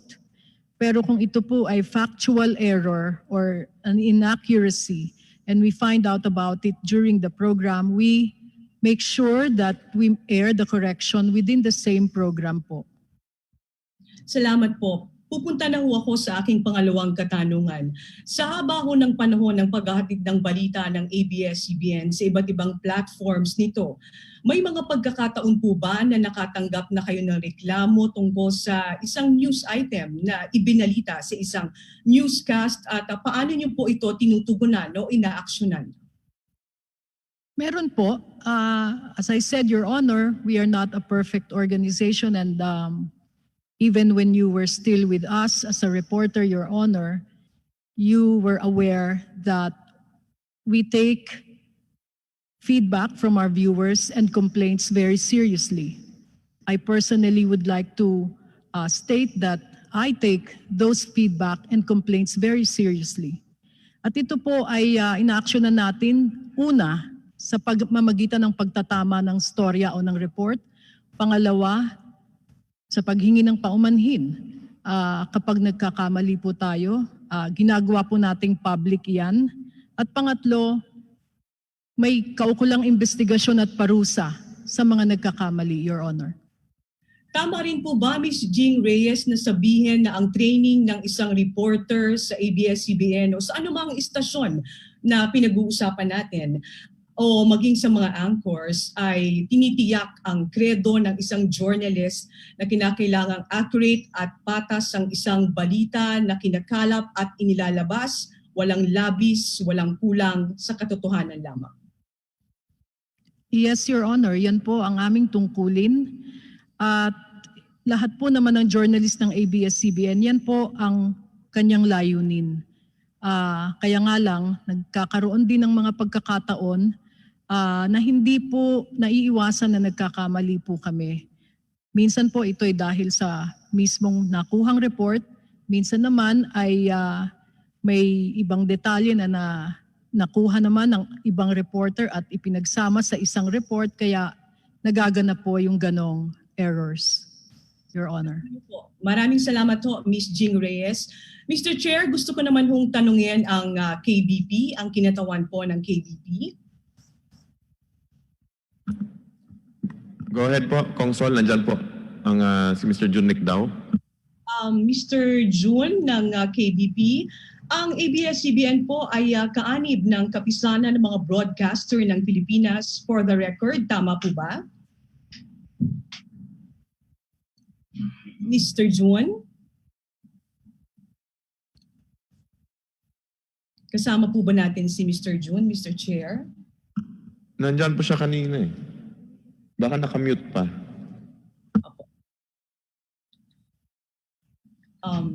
Ayun, na-mute na po. Your Honor, Your Chairman, Your Honor, tama po yun na member po ang ABS-CBN ng kapisanan ng broadcast ng Pilipinas. Bilang bahagi ho o miyembro ang ABS-CBN ng kapisanan ng mga broadcaster ng Pilipinas sa mahabang panahon, paano nyo ilalarawan ang ABS-CBN bilang isang broadcasting company na miyembro ho ninyo? Well, ang ABS-CBN po has been a member of good standing. Very active po sila sa maraming committees and they're always represented sa board of trustees ng KBP. So they're part of the policy making. Meron din po silang representative dun sa mga iba't ibang committee, lalo-lalo na po yung ating quasi-judicial committee, which is called the Standards Council, which investigates concerns. So very, very active po sila, and they've been contributing in a lot to the kapisanan in terms of their time, in terms of providing airtime also to cover important events for the government. For example, yung pong partnership natin dito sa pandemic, well, before sila masara, they've been together with a lot of members ng KBP, they've been actively broadcasting, simulcasting the Laging Handa at saka yung mga press conferences po ng presidential spokesperson para mapahitid po yung lahat ng relevant information about the pandemic. So that's just an example po. They've been quite active and they're also giving us airtime to air PSAs, both initiated by the organization at mga PSAs po na in-initiate po ng gobyerno, na iba't ibang sangay ng gobyerno. Maraming salamat ho, Mr. June, sa inyong kasagutan. Mr. Chair, may mga bagay na malinaw sa nalakalap ko sa mga kasagutan sa aking mga katanungan ngayong hapong ito. Una, sa pagkuha ng isang balita at bago lumabas ang balita sa ere o sa isang newscast, ay importante na nakuha ang anumang panig ng kwento para ito'y maging patas. Sa ABS-CBN may internal check and balance at sino man sa kumpanya o sa broadcasting network mula sa maliit hanggang pinaka mataas na empleyado, kung ikaw ay nagkamali at labag sa ethics o standards ng kumpanya, ay maaaring patawan ng disciplinary action. At patuloy ang sinasabi nga, yung kredo ng isang journalist na nananalaytay sa puso at isipan ang paggawa ng balita sa isang patas na pamamaraan. Isang bagay pa rin ho yung malinaw na narinig ko at napagtanto ko sa mga narinig ko ngayong araw na ito. Hindi ho perpekto o walang perpektong organisasyon gaya ng sinasabi ng marami sa atin ngayon. Tingin ko ho wala ring perpektong istasyon sa pagkakataong ito. Pero ang mas pinakamahalaga sa lahat na lumilitaw ngayon, anumang pagkukulang ay handang punuan, anumang kalakasan ay nais pang palakasin para maipagpatuloy ang pagsiservisyo sa publiko. Maraming salamat po, Mr. Chair.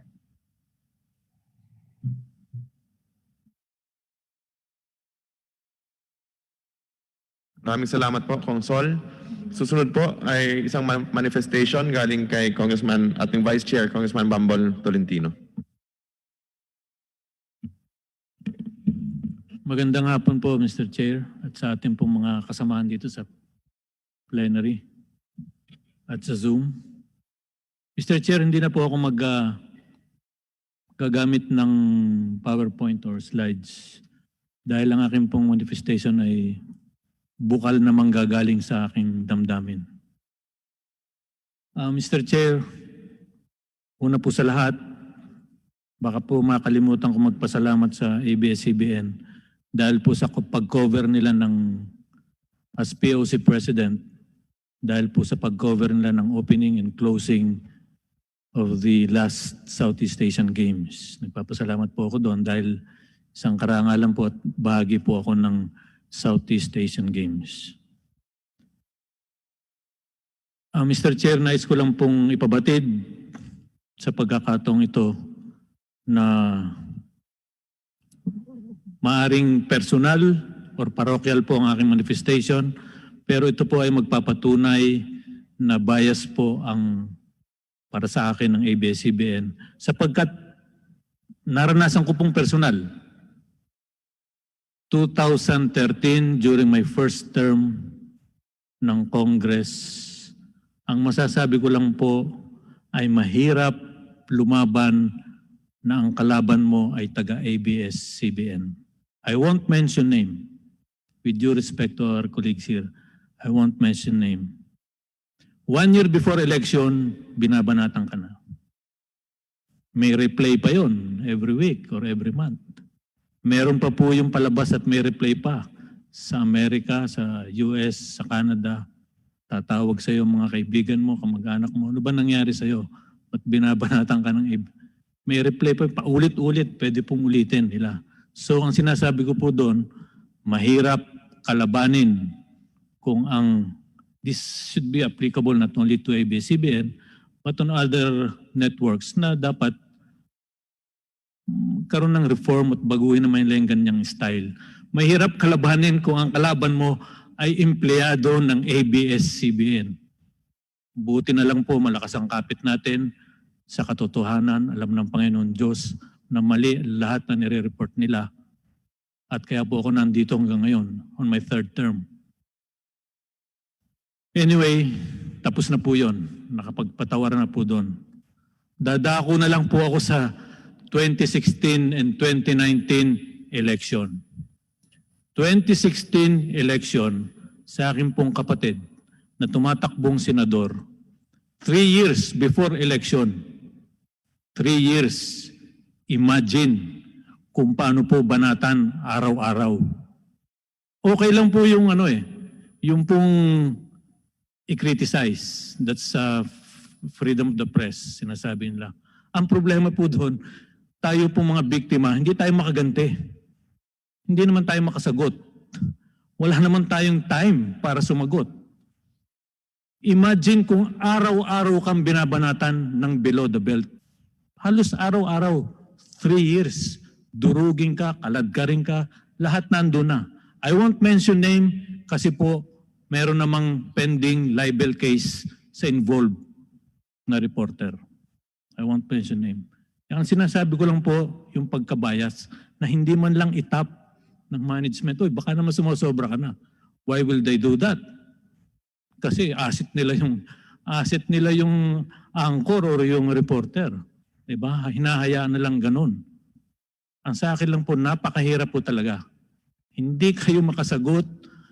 Paano kayo sasagot? Wala namang time. I'll give you an example kung paano kayo sasagot. Ito lang pong COVID, Mr. Chair. Ito lang pong COVID, kasagsagan ng COVID. I tried to call ABS. Na-dial ko. Nakatawag po ako sa program ni Yusek Malaya. Sinagot ako sa telepono. Sabi ko, baka po meron akong katanungan, baka pwedeng maisingit, importante lang about COVID. Ang sagot po sa akin, sandali lang po, ilalabi ko pa ito. So natapos po ang show na hindi ako pinagbigyan. Okay lang po yun.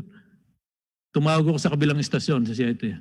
Hindi po nagdalawang isip na itanong ko po yung concern ko. It might be personal but sinasabi ko po yung style. Di ba? Kahit hindi po dumaan sa PR firm or what, dapat mag-isip naman kung importante yung isang bagay. Ang sinasabi ko po kanina, doon po sa aking kapatid, ang laking hirap ng ginawa sa amin. Halos hinila ka ng pababa, niyapakan ka na. Buti po kung tama or isang batikos or whatever. Pero yung araw-arawin po, almusal, wala pong katapusan, hilahin kang pababa. Kaya po naging, may tama rin po sa resulta ng 2016 election. Mabigat po talaga. Mabigat po talaga pag hindi na correct ang pagiging bias ng isang istasyon, not only for ABS-CBN, but I'm telling this to all networks, Mr. Chairman. Mabigat po talaga kung hindi po makikialam o pababayaan ng management. Sasabihin lang, yes, freedom of the press, freedom of the press. Hindi nga po kami makaganti. Buti kung meron kaming time na para gumanti, sumagot. Eh sila araw-araw nasa mikropono, nagagawa nila lahat. Buti sana kung tama, not below the belt. Pero mabigat po kung below the belt. Kaya po, pag ganyang personal, ang naisip ko na lang, being a sportsman, bakit personal din lang kung talagang may galit ka? Ba't di natin daanin sa sports, Mr. Chairman? Pwede naman tayo maglaro ng chess, cycling, or magtigalwa tayong gloves, magboxing na lang tayo. Doon nating daan kung talagang may personal kang galit sa isang tao. Kaya po, Mr. Chairman, hanga ako doon sa mga unang panahon na pag may personal na galit, whether kung saan, dinadaan sa duelo. Yung po bang dating umakbang ng 20, sabay pagtalikod, duelo. Hanga po ako doon sa ganung pag-resolve ng pagbatikos o pagsira ng puri ng isang tao. Pero yung pong gagamitin mong armas, yung pong freedom of the press, at hindi naman po makaganti yung kawawang tao o yung biktima, my God, bahala na po ang Panginoon sa kanila. That's my manifestation, Mr. Chairman, on the biasness of ABS-CBN.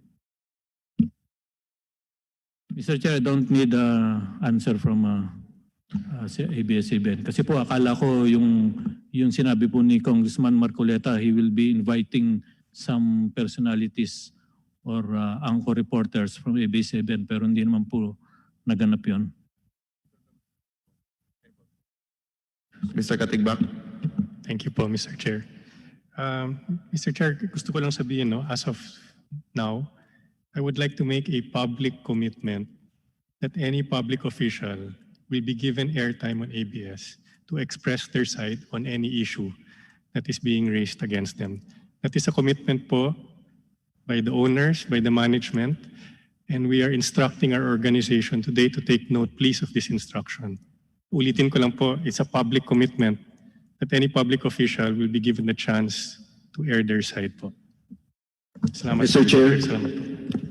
Kong Defensor. Just for the record, I'd like to commend Mr. Carlo Katigbak for his statement today and for being consistently very cordial, respectful, and honest in his reply to the in his responses to the committee. Thank you, Mr. Chair. Thank you, Mr. Katigbak. Thank you. Mr. Chair, gusto ko lang pasalamatan si Mr. Carlo Katigbak sa kanyang pagbibigay ng assurance sa Kongreso na magiging patas rin ang ABS-CBN, lalo na kung sakali na mapagbibigyan ng panibagong prangkisa. At ito po ay maging babala sa lahat ng istasyon na kailangan po natin na maging patas sa lahat ng ating pagbabalita. At hindi po natin maaaring gamitin yung blanket ng freedom of the press para siraan ng isang tao, lalong-lalo na po sa nangyari kay Congressman Bambol Tolentino. Thank you, Chair Jonathan. Again, thank you po, Mr. Katigbak, sa inyong statement ngayon. Next po natin na i-recognize ang susunod magtatanong si Congresswoman Franz Castro. Thank you, Mr. Chair. Magandang hapon po sa ating lahat. Mr. Chair, ang mga katanungan ko po ay sa KBP. So una, Mr. Chair, alam ko po yung topic natin ngayon ay yung bias reporting. So ako po sa palagay ko, kung sino man po yung pinaka-eksperto dito sa ating mga resource person na pwedeng mag-define o mag-explain ano ba yung bias reporting at paano ba yung pagre-regulate dito, paano ba ito maiiwasan ay yung KBP po. Kaya pwede ko bang matanong, Mr. Chair, si representative po ng KBP, ano po ba sa tingin ninyo yung ibig sabihin po ng bias reporting as defined po doon sa organization ninyo?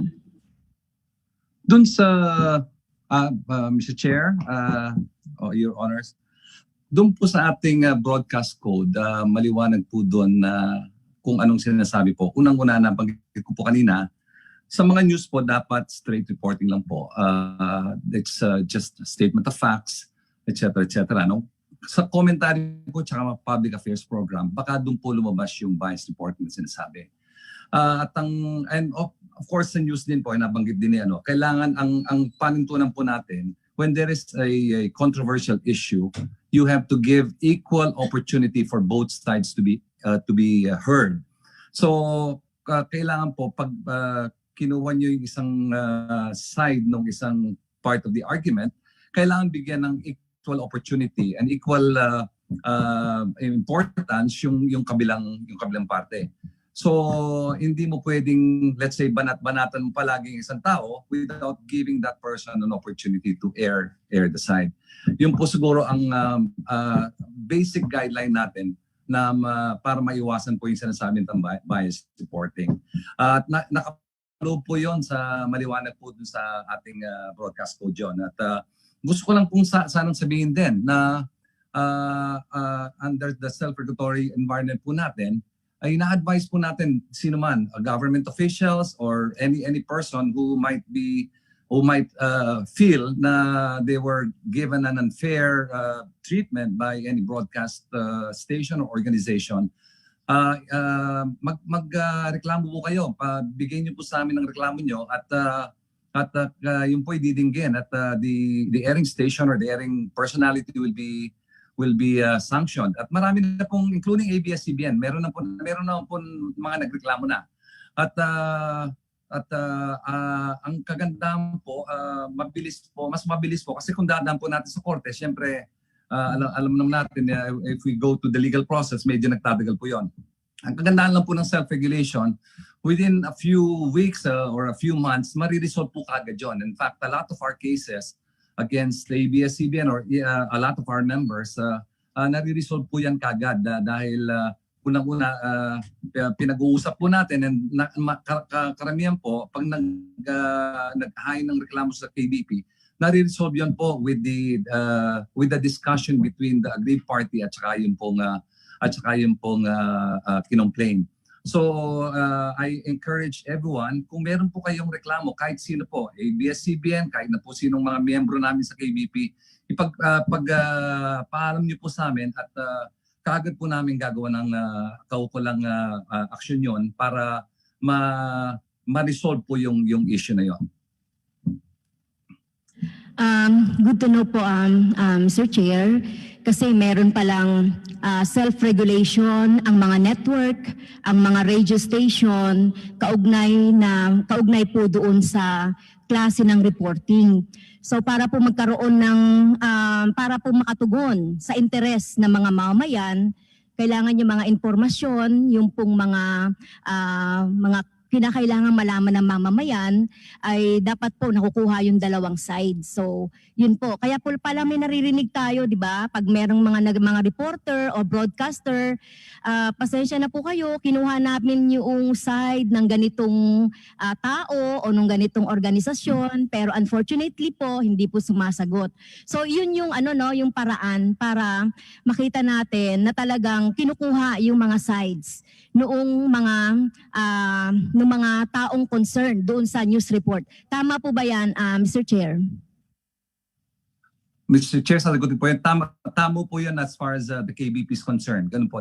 Kailangan po makuha yung punto de vista ng both sides po palagi. Yes. At kung hindi ko ipapayagan ng network na gusto magpaliwanag kayo yung aggrieved party, that's also a basis for you to file a complaint against that particular station or network. At yun po ay gagawin po natin ng kaukulang hakbang para ma-resolve po yung issue na yun. Okay. So thank you po. At kung meron po ang publiko, tingin nila ay hindi nakuha yung side noong halimbawa kahit na hindi official, kahit na individual na tingin niya ay hindi nakuha yung side niya at hindi na i-report yung side niya. With the advent naman ng with the advent naman of our technology, with the advent naman ng mabilis na pagre-report, with the digitized na ngayon, nagagawa. Kami po halimbawa sa ACT Teachers Party List, kapag tingin namin ay hindi na i-report yung gusto naming mangyari o yung mga unions na nagbibigay ng gusto ng side nila na marinig, pinapadala naman yan, di ba? Sa mga, pwede nang maipadala yan doon sa mga desk, noong mga newscaster, broadcaster, reporter. Tama po ba yon? Tama po yun. Kung gusto nyo pong idaan sa KBP, pwede po kayong mag-bisitahin yung aming website. Meron po kaming portion doon na complaint. So you can file a complaint and let us know, or kung gusto pong tawagan kami, kung mas mabilis po sa inyo, pwede rin po yun at actionin po namin kaagad. We will immediately inform the station or the network. Okay. Next question po, Mr. Chair. With regards to ito po kanina yung sa news reporting, mga information na sinasabi natin na kapag meron tayong mga news report, kailangan makuha yung dalawang panig para magkaroon ng balance reporting, di ba? Ito naman po, yung commentaries and opinions ng mga broadcaster. Ito po, ako po ay advocates ng freedom of speech, expression, at syempre freedom of the press. So, meron po bang ganito, halimbawa, kailan po ba nagsisimula at natatapos yung freedom of expression or opinion or speech ng isang broadcaster? So meron po ba kayong regulation doon, or so syempre yung constitution pa rin natin yung dapat na manaig doon? So ano po ba yung role doon ng ating KBP, Mr. Chair?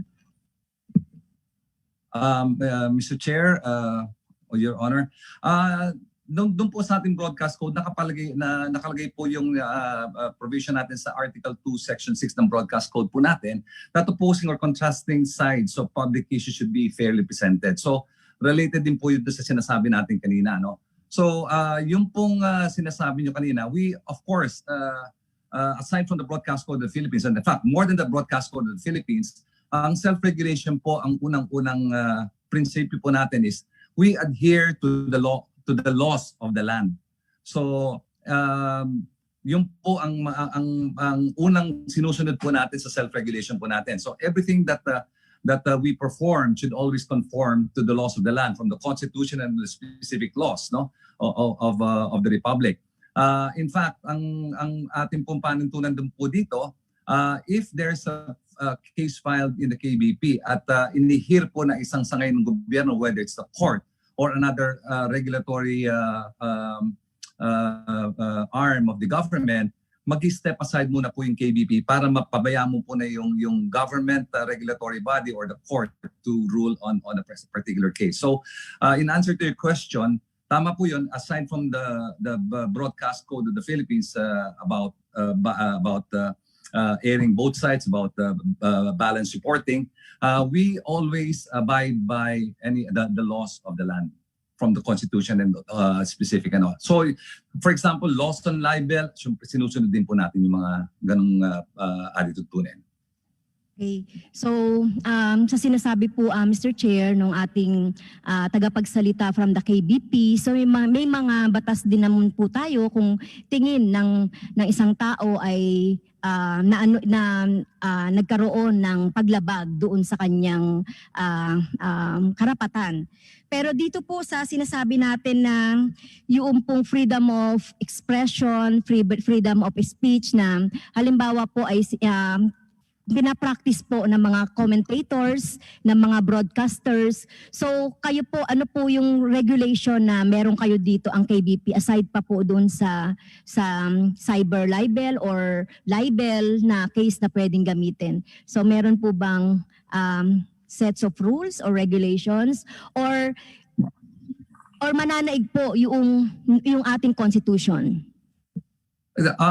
Maliban po dun sa, Your Honor, maliban po dun sa laws of the land po natin, may specific rules po tayo sa broadcast code po natin about, for example, in news sources. We have to make sure that yung news sources po natin ay credible, na tama po yon. So there should be verification, tsaka only news that can be attributed to a source ang kailangan po ang pwede po natin magamit. Pag ang source po natin hindi natin ma-identify, kailangan maliwanag po dun sa pagre-report natin that the source cannot be verified, and explain the reason why that the source cannot be verified. So very meticulous po tayo dyan. That's just an example, no? Dun sa broadcast code na po natin, talagang maliwanag po doon na kailangan very fair tayo. It should be factual.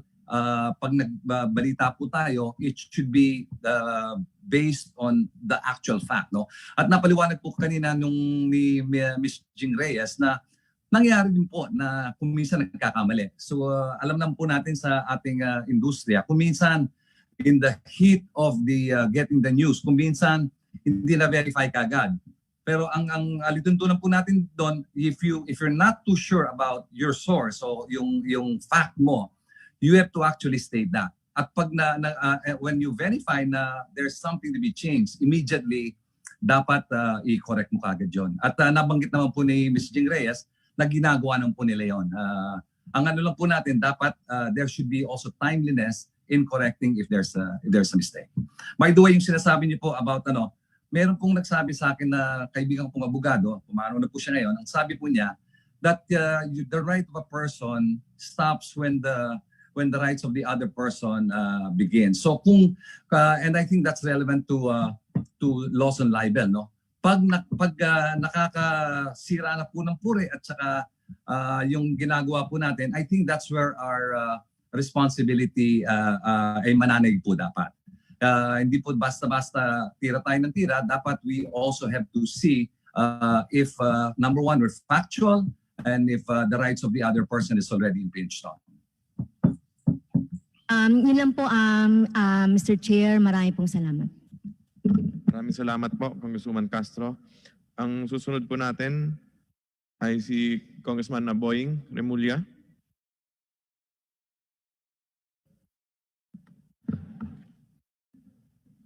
Ano na lang po muna. Balikan natin si Kong Boying, si Kong Bordado na lang po muna.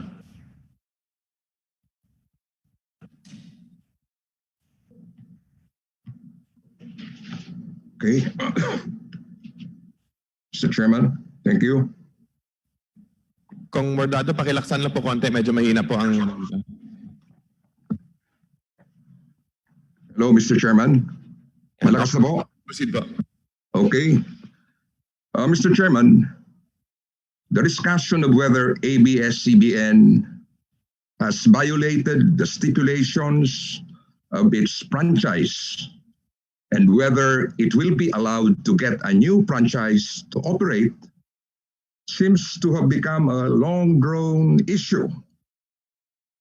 But with all the allegations laid out before us, we still go back to the biggest, if not the most important issue, that the broadcasting company is guilty of biased reporting.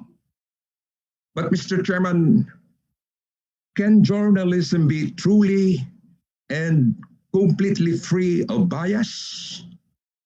As human beings, our way of thinking and perceiving and our understanding of the world are inherently influenced by the kind of culture, environment, and society we grew up in. These factors affect how we come to our decisions and our judgment almost unconsciously. Therefore, even though a journalist strives to remove all impartiality in delivering news and information to the public, personal judgment shaped by these elements still play an integral part in deciding how to present the news and information, however unconsciously. And if that were the case, Mr. Chairman, then ABS-CBN is just as guilty as any other media network whose news reports are an amalgamation of information, details, and facts that their journalists have decided to include or omit. The American Press Institute, Mr. Chairman, recognizes the inevitability of bias in journalism, stating that in the right circumstance, bias need not be a bad thing. It can help make information more understandable, lending humanity to facts, and even prompting to right a wrong.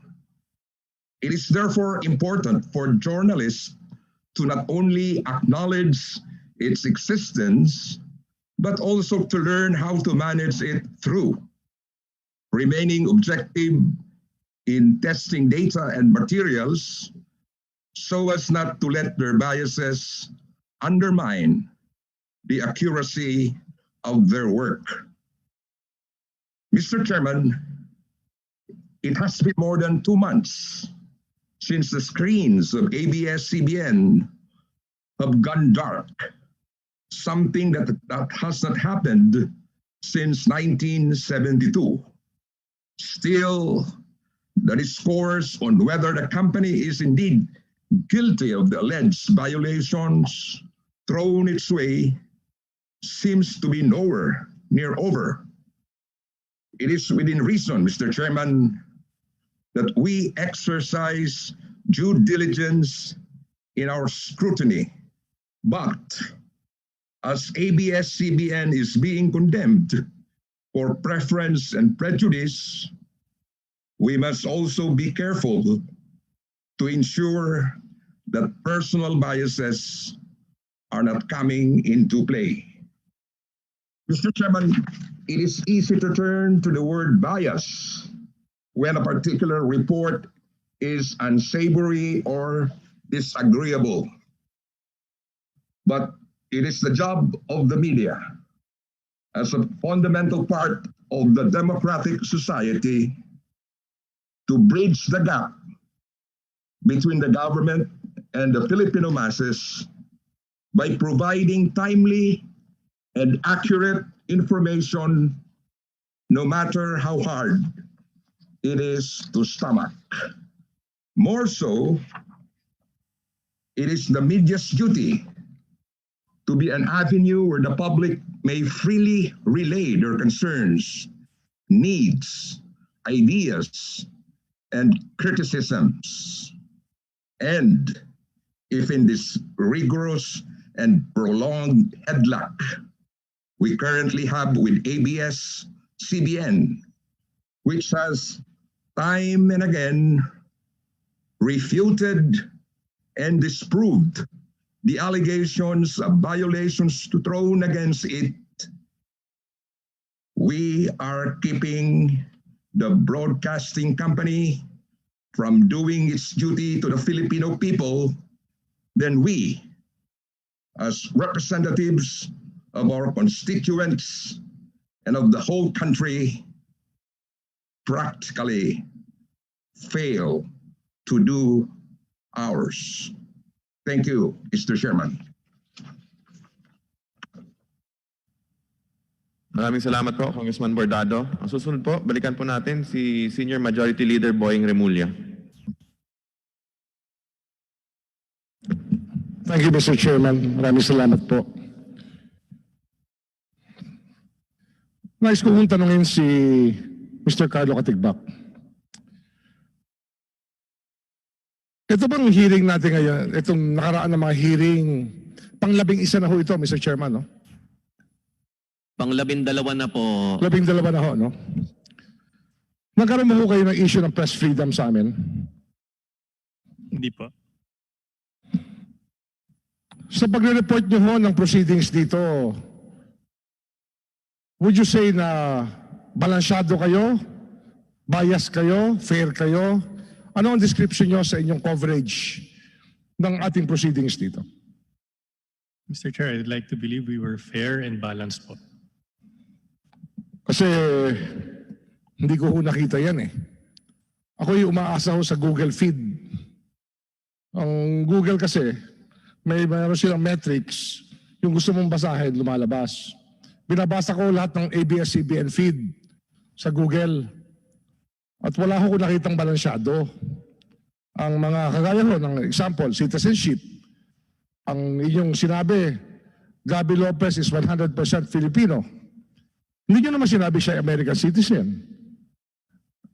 Tapos pagdating mo sa PDR, totally legal. Hindi nyo naman sinabi na may nakikita kaming problema.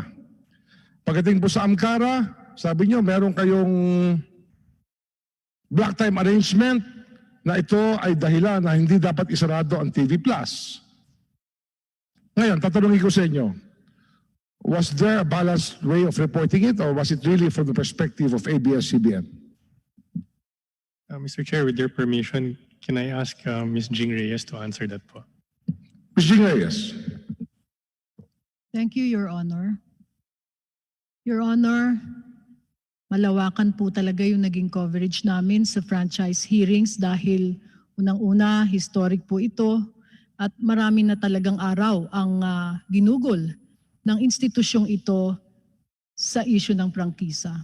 Sinisiguro ko po sa inyo, 4 halos ang news teams na nakabantay po sa hearing. At sa loob ng TV Patrol, ang aming flagship news program, ilang beses po naming inilalabas ang mga highlights ng franchise hearing. At lagi pong naroroon ang akusasyon laban sa ABS, ang sagot.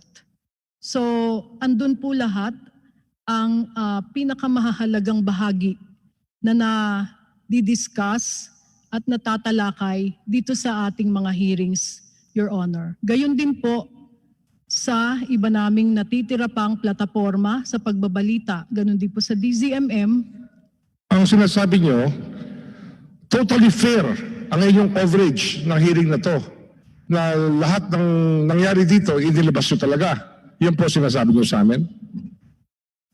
Yes, Your Honor. Kayo po ay palaging naroon sa aming pagbabalita kahit na po ang inyong maraming posisyon ay hindi pabor sa ABS-CBN, Your Honor. Kasi ano ho iba ho sa karanasan ang inyong sinasabi, pero hindi na rin ako mapakahaba dito. Kasi ang issue ho rito talaga, pagdatapos ho itong issue to, sabihin natin, example, nabigyan kayo ng prangkisa, may issue pa ba ng press freedom? Your Honor, naniniwala naman po kami na ang issue ng press ay dala o naging epekto ng CDO na pinatupad ng NTC noong May 5, Your Honor. Bakit meron ba ho kayong prangkisa na ihaharap sa akin na pwedeng gamitin para kayo mag-broadcast? O pag kayo po'y tinigil ba, press freedom na ho ang inyong issue? Alam ko naman po na may iba pang issue, Your Honor. Gayunman, hindi rin po natin maikakaila na nagkaroon din naman ng chilling effect yung CDO na pinatupad ng NTC. Chilling effect ang sinasabi nyo. Ang tinatanong ko ho dito ay nung tumigil ang TV Plus sa pag-broadcast, ang problema ho rito kasi no franchise, no broadcast. Bakit nyo nasabi na press freedom ang issue? Ang pinag-uusapan po, yung prangkisa. Ano ho yung kinalaman ng press freedom sa prangkisa na nag-expire na wala ho ang ABS-CBN ngayon? Ano ho kinalaman ng press freedom doon? Your Honor, totoo po na broadcast kami o narrowcast kung inyong mamarapatin dahil yun po ang tawag sa cable, ano? Pero hindi rin naman po natin maitatatawa o maitatanggi na ang ideya po ng press freedom, ang pagpapractice po ng press freedom ay hindi lamang para sa aming mga journalists. Lahat po ng mamamayan ay nakikinabang po dito. At ito po ang aking paninindigan na nung naputol po ang aming koneksyon sa malaking audience ng Channel 2 at DZMM, naapektuhan din po ang kalayaan sa pamamahayag dahil hindi na po kami na-access ng maraming manonood, Your Honor. Ngunit, nakapag-broadcast natuloy naman ang cable nyo, yung internet platform. Ang nawala lang naman sa inyo, di ba, yung airwaves na patrimonial property of the state na kasama sa pagbibigay ng prangkisa, na kasamang frequency na binibigay ng NTC pag kayo po ay may certificate of public convenience and necessity. Mali ho yun o tama ho? Yes, Your Honor. However, may I just explain na meron din naman pong ibang na paso ang prangkisa at pending pa po ang renewal. Pero Pinaliwanag ko na ho hindi yan. isara. Ang sabi ho namin kay Congresswoman Vilago, kung meron siyang problema sa prangkisang paso na pinayagan, ireklamo lang. Ngayon, immediately yung committee ho, gagawin ang trabaho niya. Naalala mo yun, Mitch? Yeah, may dala siyang sulat, might as well, di ba? Pero ang tinatanong ko nga sa inyo, kaya sabi ko nga sa kanya, tsaka alam naman ang lahat yon. Pag may reklamo, tutuluyan namin. Pag wala akong reklamo, ano magagawa namin? On our own, we'll hand down everybody. Hindi ho namin trabaho yun. Ang trabaho ho namin ito gumawa ng batas. Nagkataon, kung may pasong prangkisa, hindi ho pinaalam sa amin. Congressman Remulla, sa pagkakaalala po ng isa sa mga chairman ng joint committee ito, ay ibinigay ko na po ang assurance kay Congresswoman Mickey Violago na yung po kanyang mga nasabi niya na may pasong prangkisa ay susunod na pag-aaralan ng committee ito.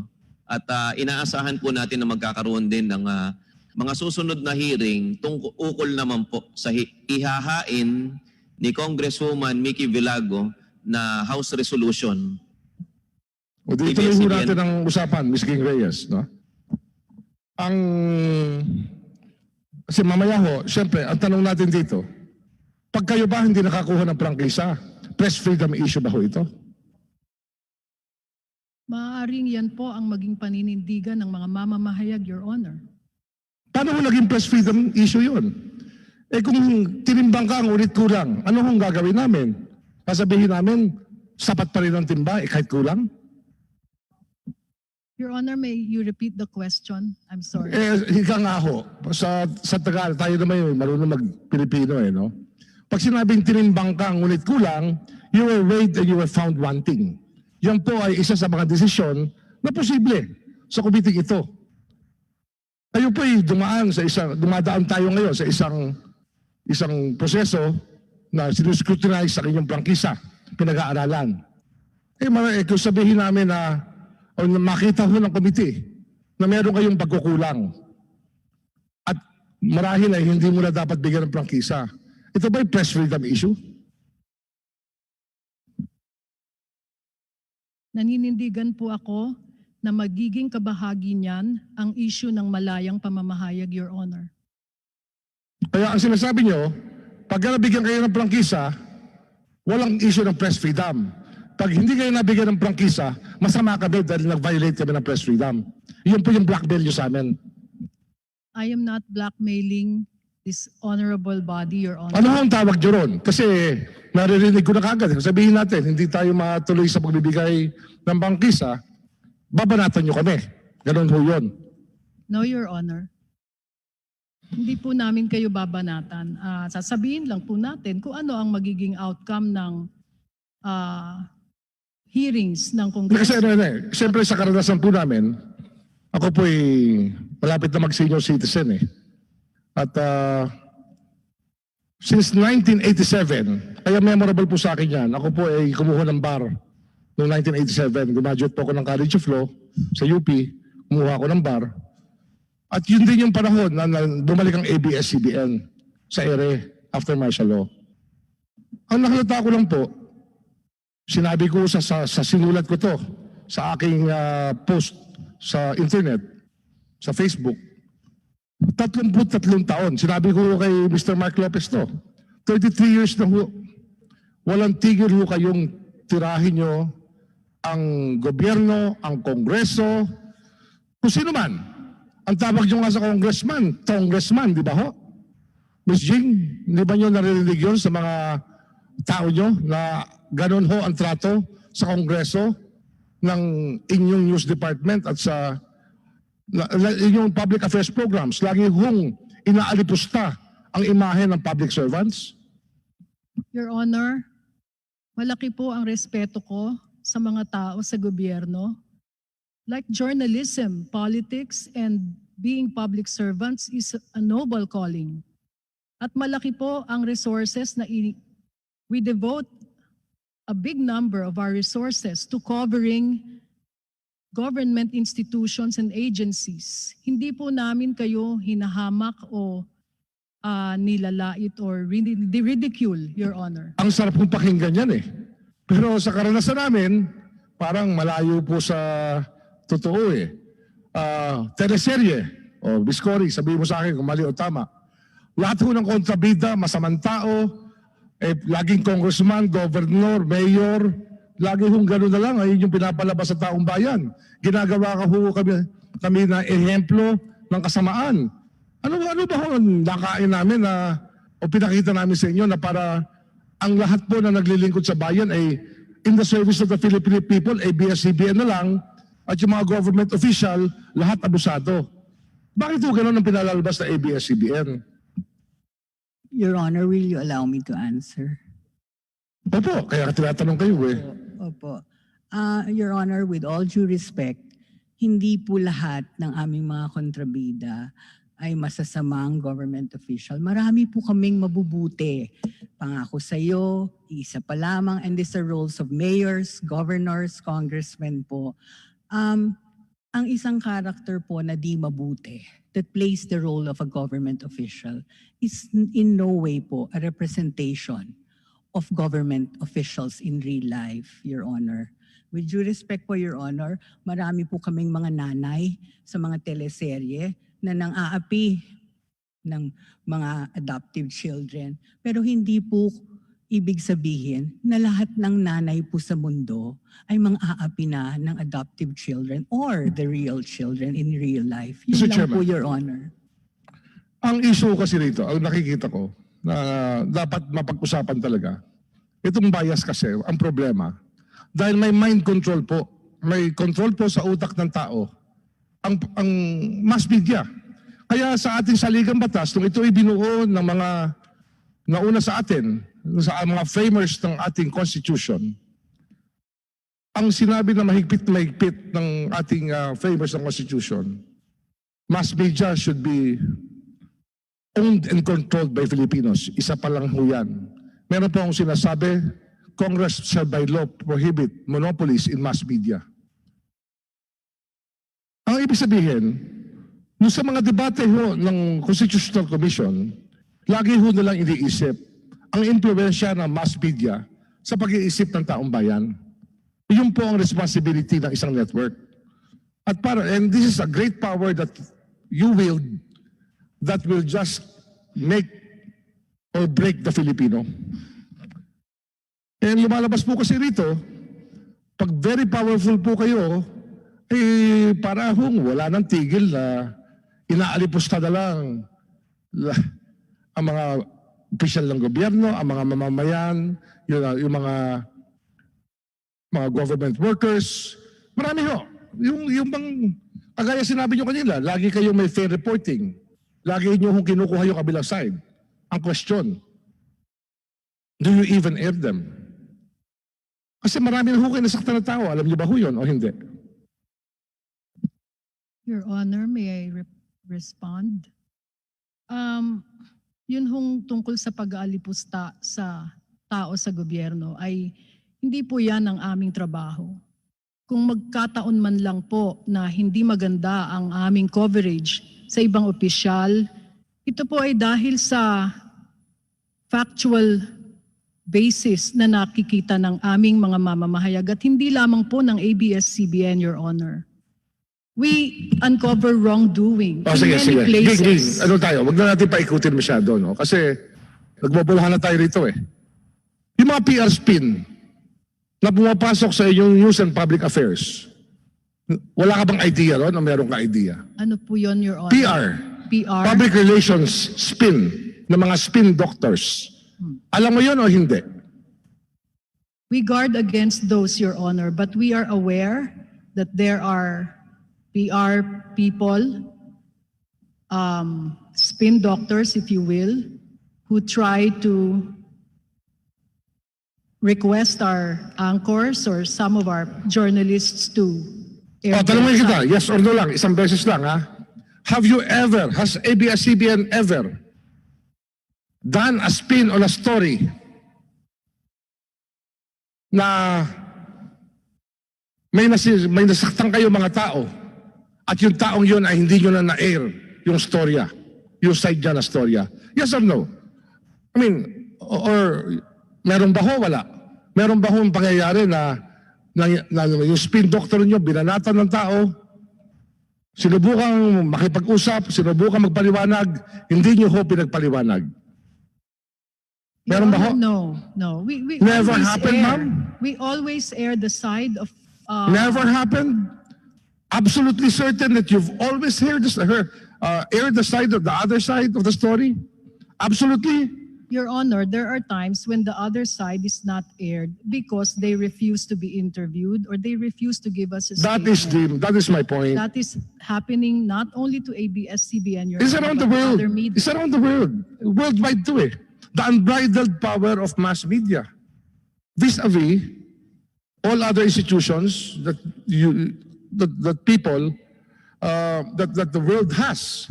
Mawa, sa bansa natin, we have the executive, the legislative, judiciary, and we have mass media.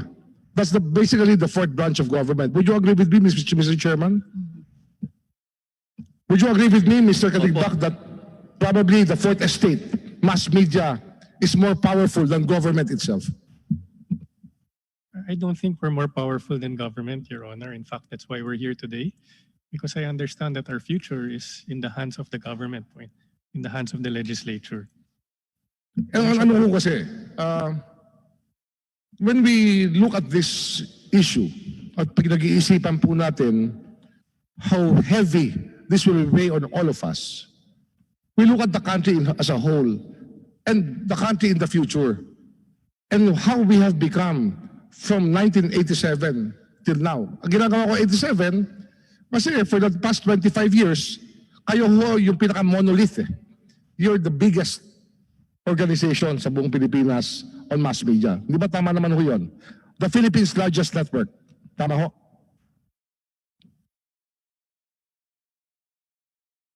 Tama po. So, ang reminder ko ho nga, napakabigat ho ng responsibility ng mass media sa bansa natin. The way that people think, yung ano na uuso, kung ano sayaw na bago, kung ano ang trending, puro na lang mass media nagdadala. Tama ho o mali? Mr. Chair, if you allow me lang to say a few words, please. No? The last 11 days po, the last 11 hearings, napakinggan po namin ang lahat ng, sa tingin nyo po, tingin po ng Kongreso, ang mga pagkukulang po ng ABS-CBN. Kami ni Mark po, we have been here 3-4 years maybe, at hindi po namin kayang sagutin ang mga nangyari before our time. Pero hindi rin kami arrogante na hindi po nakikinig sa mga sinasabi ninyo. Alam po namin na maraming kailangan ayusin, i-reform sa ABS-CBN at handa po kaming gawin lahat yan. Mabigyan lang po ng pagkakataong ituloy ang operation po ng ABS-CBN. To the extent po, Mr. Katigbak, naaamin ka ba kayo sa mga pagkakamali na nakikita ng komite ito? Aamin ba kayo? Aaminin niyo ba na talaga nagkamali kayo sa ilang bagay na dapat talaga hindi niyo ginawa na talaga nakasama sa bansang ito? Meron kaming tatanggapin na pagkukulang po, pero sinasabi po namin wala po kaming nilabag na batas. Yung nga ho no? Sa Amkara ho, wala kayong nakikitang mali sa ginawa ko ng ABS-CBN? Wala po. Sa tingin po namin wala po. Nag-post po itong isang, anong pangalan nun? Engineer. Anong pangalan ng engineer? Jeff Canoy. Jeff Canoy. ABS-CBN engineer. Nag-post siya. Malungkot siyang pinapatay niya yung signal ng TV Plus ng June 30. Anong signal na Excuse pinapatay me, niya? Congressman Remulla. Yes, Mr. Chairman. Ang engineer po ay si Romeo Tandok Jr. Ang nag-report nito ay si Jeff Canoy, isang reporter ng ABS-CBN. Yung reporter ng ABS-CBN, sabi niya, malungkot na pinapatay yung signal ng TV Plus. Pero, di ba ho Amkara dapat yun? Hindi ho ABS-CBN dapat na nagpapatay nun? Your Honor, if you allow me to answer, no. Mr. Chair, yung pagpatay ho kasi ng transmitter nung araw na yon, may mga remote kami na transmitters which require physical a person to visit those sites in order to shut down the transmitters. And at that point, there were some limitations in being able to do it in a much quicker time, no. So yung napag-usapan doon was that we would shut it off from ABS-CBN because we have that capability to shut it off quickly. So yun ang naging decision at that point ho. Ano ho ito Mr. Lopez, Mr. Katigbak one lie will not cure another Ito kasi, ang sabi nyo, Amkara na ho ang nag-broadcast ng signal nyo. Malinamin natin, totoo ba yun o hindi? Totoo po. Amkara na ang nag-broadcast.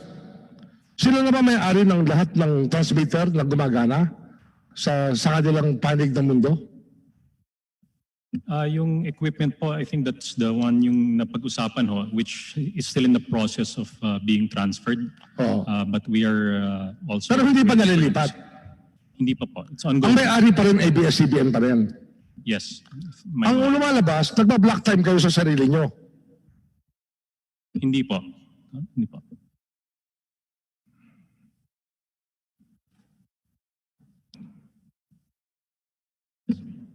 Yes, kasi ho, the NTC originally assigned Channel 43 for the use of...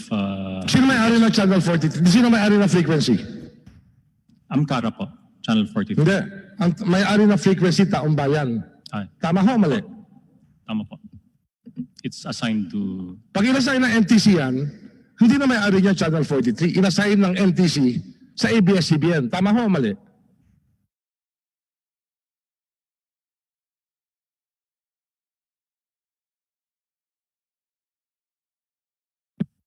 I think may problema yung microphone niya.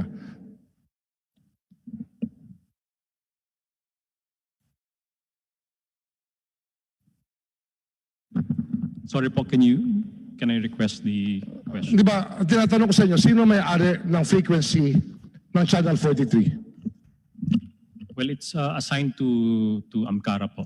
Assigned to Amkara before inassign sa ABS-CBN ng NTC through the provisional authority. Tama ho, mali?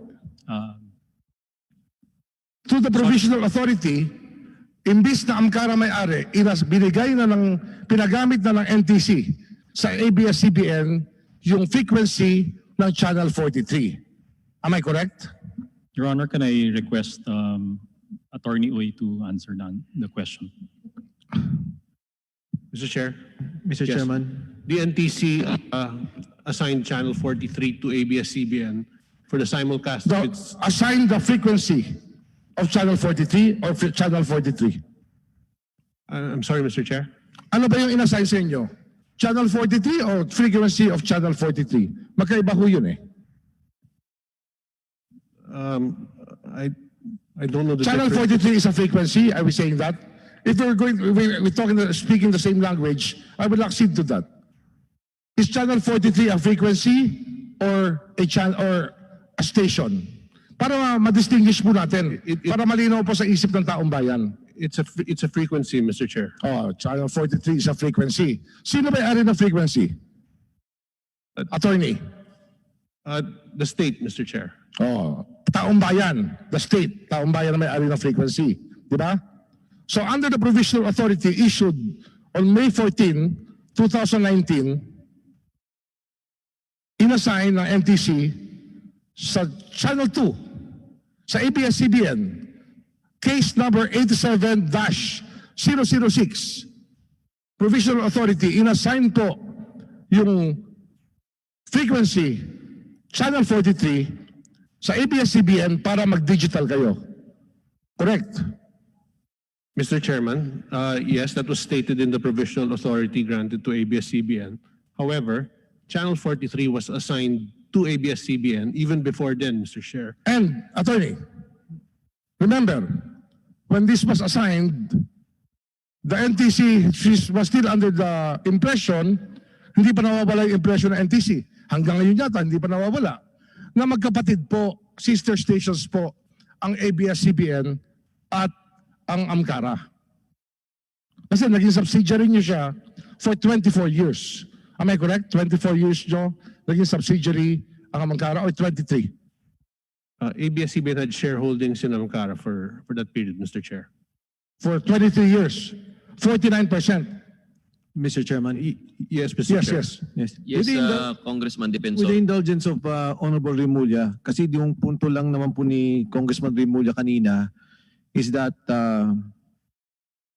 sinasabi walang violation. So pinoint out niya yung mismong engineer ng ABS-CBN na nag-post na ino-off niya yung signal supposedly ng AMCARA.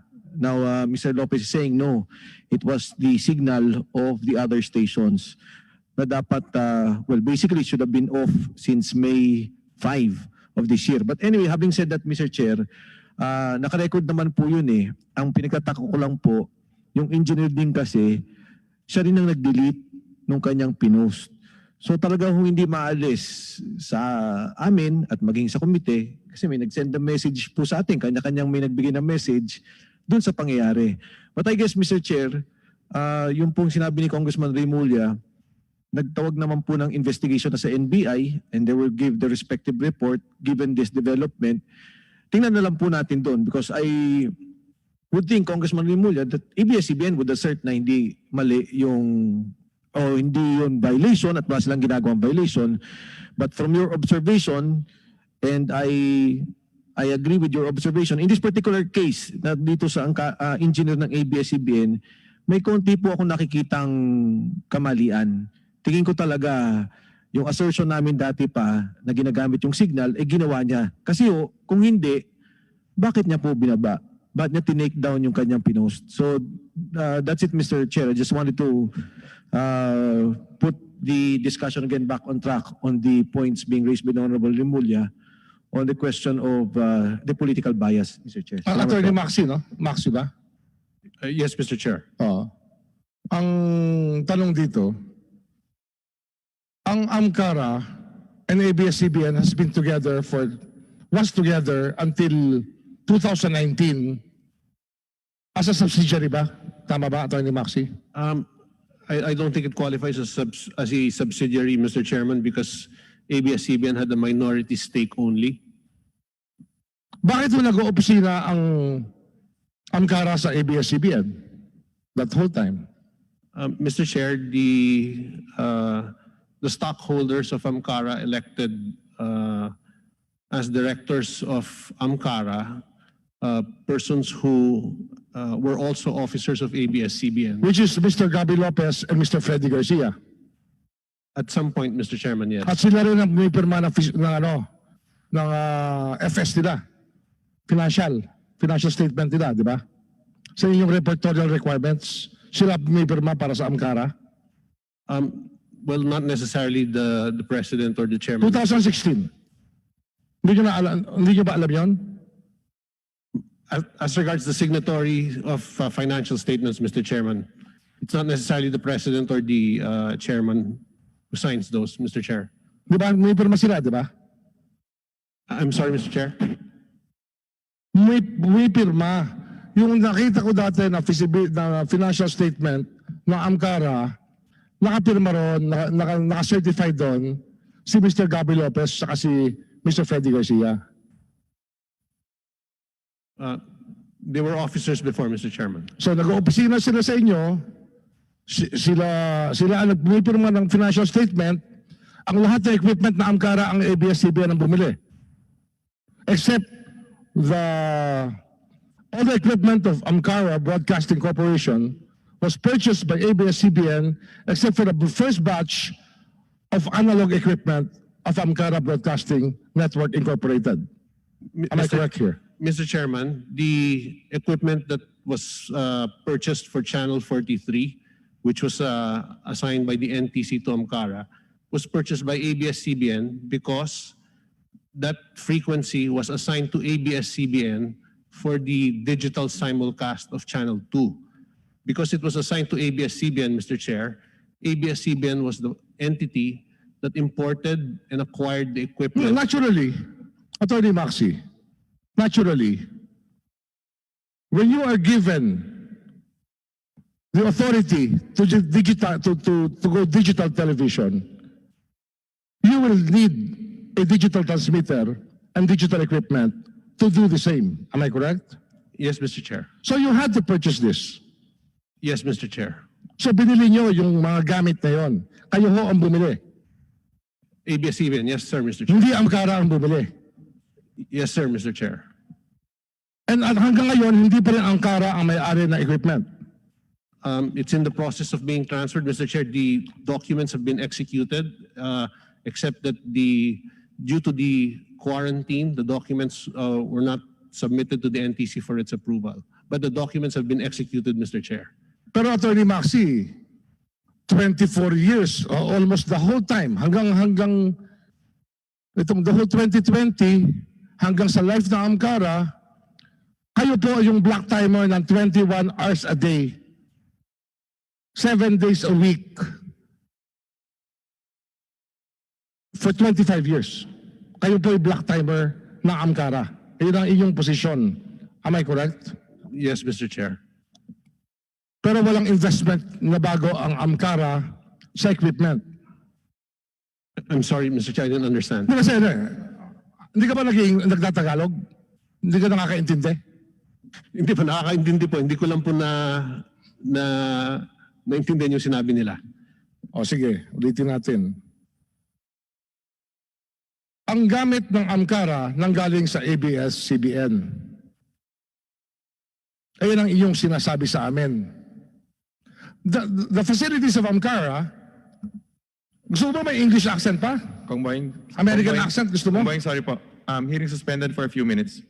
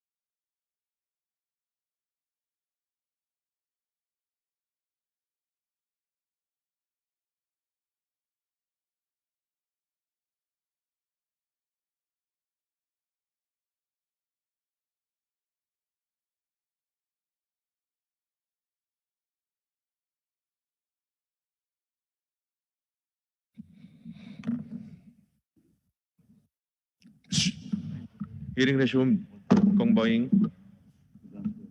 Kong Mike Defensor. Mr. Chairman, Kung boyng. Sige po. they seem to be very hesitant to answer questions about Ankara, and I'm being given the runaround here by even the legal counsel of ABS-CBN, the in-house legal counsel. And due to this unfortunate fact, when we're trying to clarify some issues, I move that we investigate Ankara in the Committee on Good Government, or the Blue Ribbon Committee, together with the NTC's testimony. So to go to the bottom of this block time arrangement, which I refuse to believe is a block time arrangement, but a use of fraud, which they have used to vilify this committee before social media, saying that not only this committee, but maybe the NTC, that we had no right, or nobody had a right to terminate the broadcast of the TV Plus, the digital format platform, when we all know that the franchise has already expired. So with that, Mr. Chairman, I terminate my interpellation for today to give way to the other congressmen who have been waiting also, like me, who waited for 5-6 hours for my turn. Thank you, Mr. Chairman. Maraming salamat, Congressman Remulla. At meron po tayong pending motion to have the hearing of Ankara under the Committee of Good Government and Public Accountability. Yes, Mr. Chairman. Congressman Mike Defensor. On the motion for the continuing investigation in the Committee on Good Government, I second the motion, including, Mr. Chairman, the other topics that are to be continued in your Committee of Good Government, Mr. Chairman. There's a motion, Second. duly seconded. Hearing no objections. Motion is carried. Magkakaroon po tayo ng hearing para sa Ankara sa Blue Ribbon Committee. Ang susunod po natin na kikilalanin na magbibigay ng kaunting pahayag ay si Congresswoman Janet Garin. Thank you, Mr. Chair. With the indulgence of my colleagues, pasensya na po at kailangan ko po kagad bumalik dun sa pagtatanong. Nagulat lang po ako kasi, Mr. Chair, distinguished colleagues, lalong-lalo na po sa ating mga bisita na mga opisyalis po ng ABS-CBN.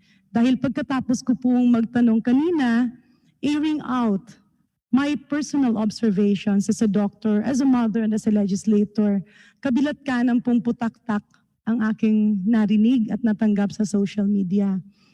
Kanina, I wanted to comment on the interpellation of another colleague when she was asking about how news are being released. At pinilit ko na lang paniwalaan yung sinasabi niyo na it goes through a long method of vetting. Mr. Chair, if I may be allowed, there is something circulating in social media now, and we request the Secretariat to please play it.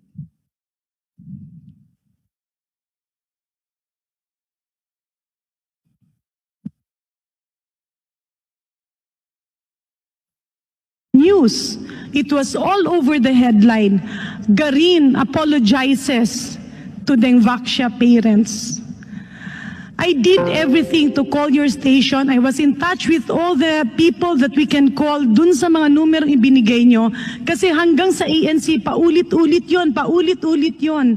At ang sabi ko, pwede bang wag nyo na munang ibalita yon? Because it's not true. And if you can prove in that interview that I did apologize for the Dengvaksha program, I will immediately resign from Congress. Nitong Huwebes, inilabas sa Senate hearing ang mga sulat mula sa galit na magulang ng mga batang nabakunahan ng Dengvaksha. Humingi ng dispensa si dating Health Secretary Janet Garin sa mga magulang. So sa mga nanay, pasensya na po talaga. I would like to apologize. Nangyayari yung ganitong nagpapanik na hindi. As long as the truth is on our side, patatapos po ito. Hindi pwede po sa akin yung kasi inaprubahan po niya yun. Akala namin okay yung bakuna na yun. Yung sorry niya, paano kung nawala yung anak ko? Sorry na lang, ganun. On your TV Patrol News, it was all over. Okay. Mr. Chair, can we request the Secretariat to please forward it? Yan po yung kanina nung nagsasalita ako, Pakinggan po natin kasi hindi ko po nahanap yung video na ito. I exerted all efforts to look for this news which is supposed to be archived. At nung nagsalita nga ako kanina, biglang nabuhay ulit ito.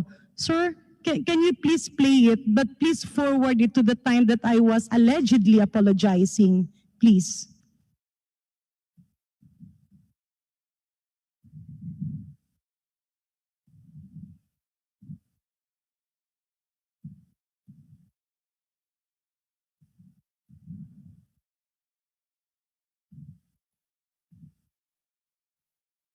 Paki-play po. Tingnan po natin dito. At mula sa galit na magulang ng mga batang nabakunahan ng Dengvaxia, humingi ng dispensa si dating Health Secretary Janet Garin sa mga magulang. So sa mga nanay, pasensya na po talaga. I would like to apologize. Okay. Mr. Chair, distinguished colleagues, yan po nakasulat po dyan sa mga nanay, pasensya na po, nakalagay doon. Hindi po kasi siya halata. Paki-continue po.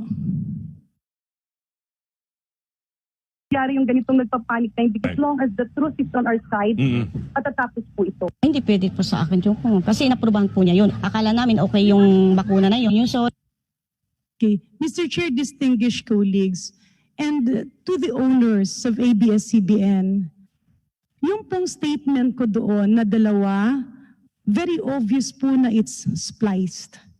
Kung pwede pong i-review nyo yan. Okay? Hindi ko siya mahanap, pilit kong hinahanap. My intention was to show it to you personally. And of course, kay Ma'am Regina Reyes, you mentioned earlier na talagang you go through a proper vetting process.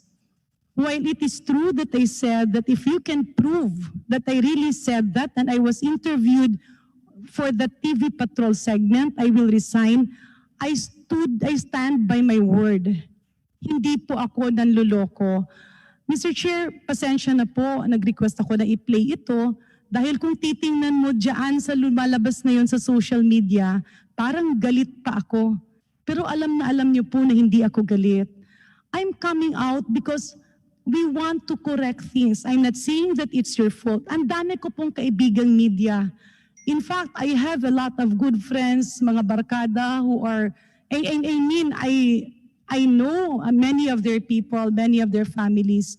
If you look at that news, obvious na obvious kasi na in-splice. Unang-una, that interview in TV Patrol was never conducted. Hindi po ako in-interview ng TV Patrol kagaya ng lumalabas dyan. Talaga pong haka-haka yan. Pwede niyo po ba ma-research kung saan po nagsimula? Alin po bang forum na nagsasalita ako dyan at tila obvious na hinati at pinagdugtong? Ngayon po, inulit po yan.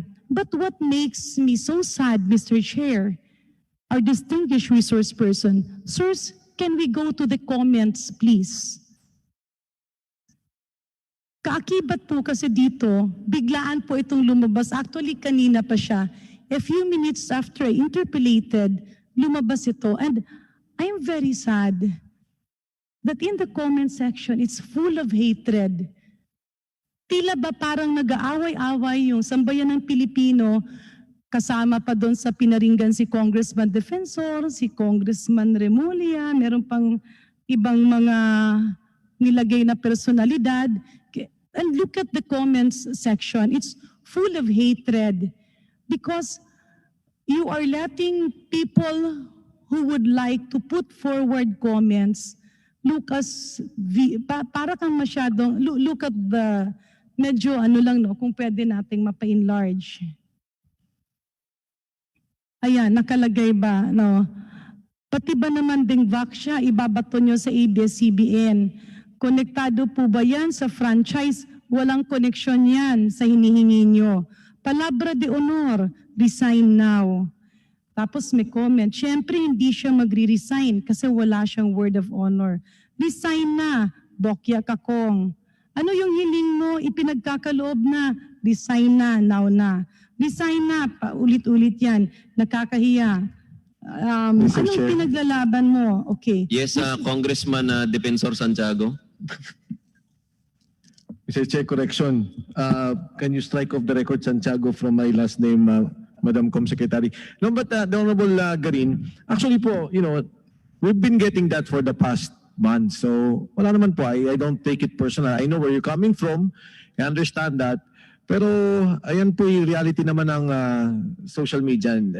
All I'm saying is, I think what you're saying is that it's coming from people who are probably with a group, because how can they splice that interview and come out if it was just a normal person? But anyway, having said that, assume na natin netizen talaga gumawa niyan, okay na po. Siguro we just accept that as a reality, part of our...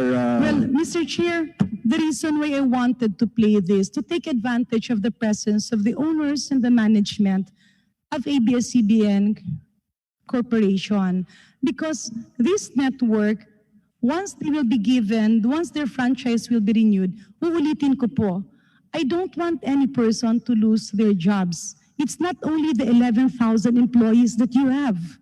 There are collateral businesses, yung drivers nila, yung katulong nila, yung nagbebenta ng mga pagkain doon, yung makeup artist nila, yung mga scholars nila, marami pang iba. But the reason I was trying to open this up, sana para magkaroon ng pagbabago. Because you mentioned earlier, nothing is perfect. But that news article na paulit-ulit dati na nire-replay, that's why I'm putting it in categorical statements. First, that interview in TV Patrol never happened. For 3 straight days, while my father was fighting for his life, ang pakiusap ko lang is hanapin yung original na tape kung saan yan nanggaling para malaman natin na hindi totoo. But then nothing happened. I'm saying that not because I don't want to approve your franchise. I told you I don't have a vote yet. But our responsibility in granting the renewal of your franchise is to make sure that these experiences, especially of those who do not have access to powerful people, hindi mauulit-ulit. If you go further, grabe yung hate statements. Grabe yung mga bangayan at yung mga awayan. Why? Because your management do not, I don't know if you will have the intention, pero ang nangyayari kasi, hindi ito nakukorekt. Again, Mr. Chair, distinguished colleagues, allow me to repeat. Everybody here, we all don't want anybody to lose jobs, especially at this point of a pandemic. Pinapalabas po natin ito because when you admit faults in the system, you become stronger. You will near perfection. But the things that is happening, ito po Mr. Chair, yung pinakamalaking impact. Kasi grabe ang paniniwala ng mga tao sa inyo. If you will say, ito ang gamot ng COVID ngayon, many people will follow. Pag sinabi nyo, wag nyo itong gawin, naniniwala ang sambayan ng tao. And if you look at the comments portion, you can see the huge influence that you have. I opened that up because vaccination is a very tough job. If we vaccinate people, we reap the fruits of what we do after several years. Sa isang iglap, pwede mo rin siyang mawala. And again, Mr. Chair, ayaw nating mawala ng trabaho yung sambayan yung mga tao nakasandal sa ABS-CBN. But I convey this. Hindi ko naman alam na ganun pala ka grabe no ang mga nakikinig or may mga network or mga nagmamanman. But if you are going to look into that, trace the original interview. Unang-una, pasensya na po uulitin ko, that interview in TV Patrol was non-existent. How can I do that? I was inside the ICU with my father fighting for his life.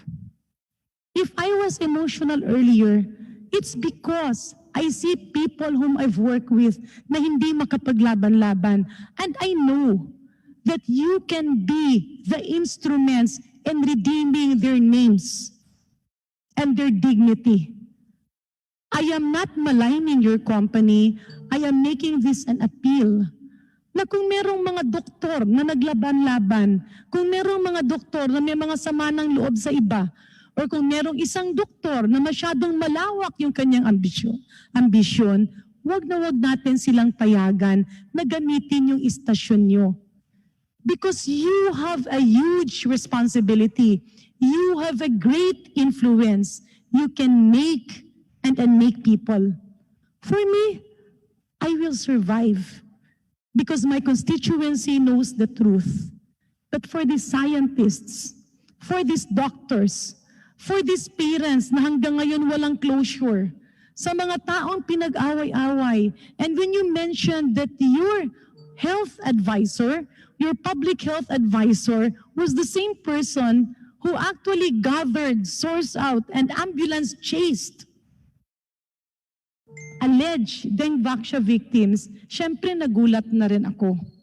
Kaya nga kanina nagulat ako when you mentioned a name because we least expected it from a colleague. Be that as it may, Mr. Chair, distinguished colleagues, uulitin ko po, wala pong may kagustuhang may mawalan ng trabaho. Wala pong may kagustuhang may maghirap. Mas awang-awa kami dun sa mga empleyado nyo because they cannot survive. Most of them, some of them will. But for management, with or without ABS-CBN, tuloy-tuloy po kayo because businessmen as you are, you can always find other investments. But if ABS-CBN will be granted a renewal of their franchise, mas maganda po yun. Ang ibig lang po natin sabihin, marami pong mga maliliit na tao ang nakasandal sa inyo. Sila po ang mahihirapan, hindi po kayo. Kaya nga po ipinarating ko ito sa inyo dahil yung mga epekto ng ganitong mga pag-splice ng interviews, hindi nga ito interview ng TV Patrol eh. Again, nobody from TV Patrol interviewed me a few days and even during that day. Walang-wala po talaga yan. And I swear, before my father's grave, na hindi po ako pupunta dito and will ridicule myself. But if you look at the hate comments, ito po ay ginagawang magkakaawa yung mga tao. That is the huge influence that you have. And given the opportunity that your franchise will be renewed, please make sure that systems and processes are in place. Please make sure to make a difference. Please make sure that whenever you speak and people follow, they're doing it for the good of our country, not for the selfish interests of one, two, or a few doctors whose only intention is to malign people who are their competitors or to malign people just so they would like to be appointed or just to ignite the nuances among medical professionals. Kapareho po ng pangkaraniwang tao, may mga bangayan rin po sa mga doktor. When I was Secretary of Health, that happens almost every day. But we never allow that to divide what is science and what is not science. ABS-CBN is the key towards promoting facts and real public health information. Yan po ang rason ba't ako nagsalita kanina. Uulitin ko po, Mr. Chair, napakabilis po pala na halungkatin yung isang balita kung hinahanap mo. And whoever could have retrieved that is somebody who has access to your files. Mabuti nga na inilabas yan at nakuha ko yung kopya. Maski anong play pa ang gawin nyo at paulit-ulit, napaka-obvious po that it's a spliced interview that was actually non-existent in terms of a TV Patrol, newscaster or reporter or whatever calling me for an interview. Maraming salamat rin po at uulitin po natin. In this discussion, in the midst of a pandemic, I don't want to segue into COVID. Marami po sa atin, and even kayo nagtatanong, bakit ba dumating si COVID-19 sa mundo natin? I don't want to shift away from science, but sometimes science and God meets. And the reason why COVID-19 is here is that we have become so divided wherein the powerful persons and the powerful people or those who are near powerful people can oppress a few. And this virus is just a test of how we are going to unite, act with speed, and defeat them. And this franchise discussion is also an avenue where we are going to review the faults, the lapses, or the holes that needs to be plugged. Because any businessman, any manager, wherever you go, you always would want to have a perfect system. It's difficult to be perfect, but nearly perfect means accepting the lapses that has happened. Moving forward, nangyari na yun, nakalimutan ko na yun, many of the people, the other scientists will not be able to go above it. Siguro, if you will have time, like a simple note to perk them up will be good. Kung hindi rin, okay lang din. Congresswoman Garin, But we don't please want wrap up. this to happen again. And the reason why we're here is that kaakibat po sa responsibilidad ng inyong prangkisa, kaakibat po dyan ang responsibilidad ng tinatawag natin na responsible journalism. Thank you, Mr. Chair, and apologies again. Maraming salamat po, Congresswoman Sharon Garin. Kami po ay nakikiramay sa pagpanaw po ng iyong Mr. Chair, ama. Janet, sir. Ay, Janet Garin, opo, o manhin po. At kami nakikiramay sa pagpanaw ng iyong ama. Sana po ay mapayapa na siya sa langit.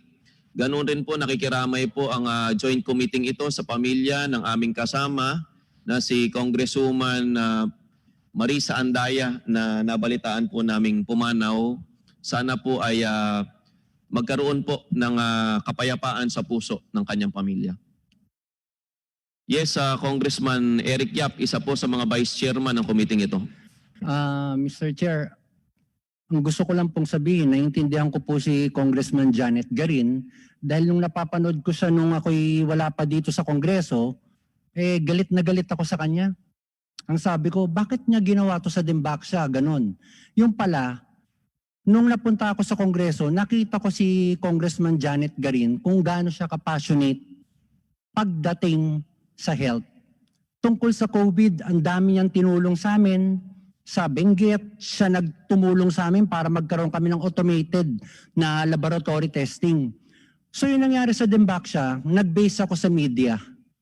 Nag-base po ako sa isang network na hindi ko na po papangalanan dun sa report nila na dahil kay Secretary Garin, marami namatay. Pero tama po kayo, Ma'am Congressman Janet Garin. Ito po, hindi nyo ginawa to para pumatay ng tao. Kumbaga, ginawa nyo po yung trabaho nyo. At huwag po kayo mag-alala. Ako po, sinasabi ko sa lahat ng tao, lalo na sa amin sa Benguet, kaya po tayo nagkaroon ng automated laboratory, kaya tayo nakapag-donate, ay dahil kay Congresswoman Janet Garin. So yun lang po, Mr. Chair, yung gusto kong idagdag, no, na nakakaawa Pag nakita mo yung isang tao na mapagbibintangan or may babalita na ganito na marami namatay dahil sa ginawa niyang gamot, pero hindi nabigay yung side niya, hindi hin-highlight kung bakit napili yung ganitong vaccine. Kulang yung panahon na magpaliwanag siya. Minsan masakit Para kay Secretary Garin, guilty po ako doon. Kung Janet Garin, sorry po. Kung ganun po yung naging opinion ko dahil nag-base ako sa report sa media, pasensya na po. Pero gusto ko lang sabihin, nung nakausap po kayo at nakasama ko kayo, nakita ko ano ang nasa puso nyo.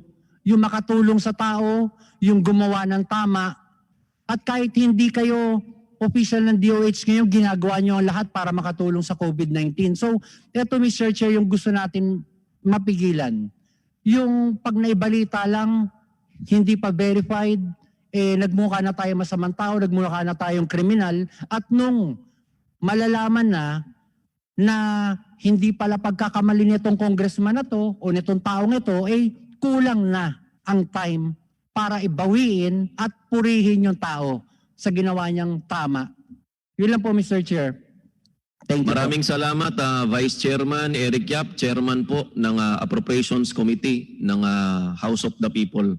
Ang susunod po na mag-interpellate ay ang ating kasama, Congressman PD Barsaga, na binigyan po ng oras ng 5 pa nating kasama.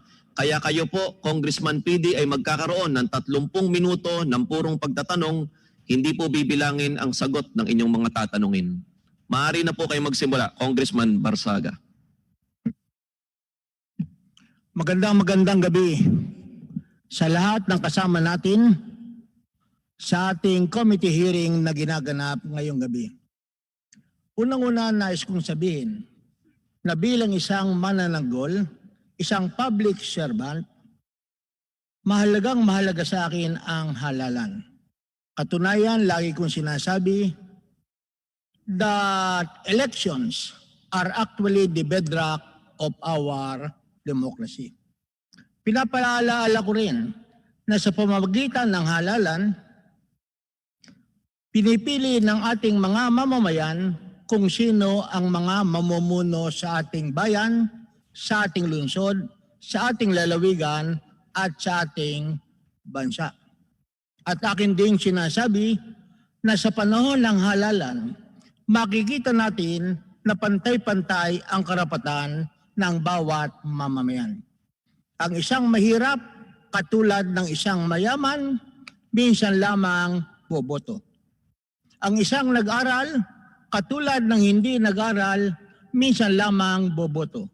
Ang mga kawani, katulad ng kanilang mga amo, minsan din lamang boboto. There is equality of right insofar as elections are concerned, because whether you are rich, whether you are poor, whether you are educated, whether you are uneducated, isang beses lamang ang inyong pagpili sa manunungkulan sa ating bayan. And because of this background, nang ako ay nagkaroon ng pagkakataon dito sa Kongreso, napili ako na maging chairman ng Committee on Suffrage and Electoral Reforms. Kasama rin ako bilang head ng House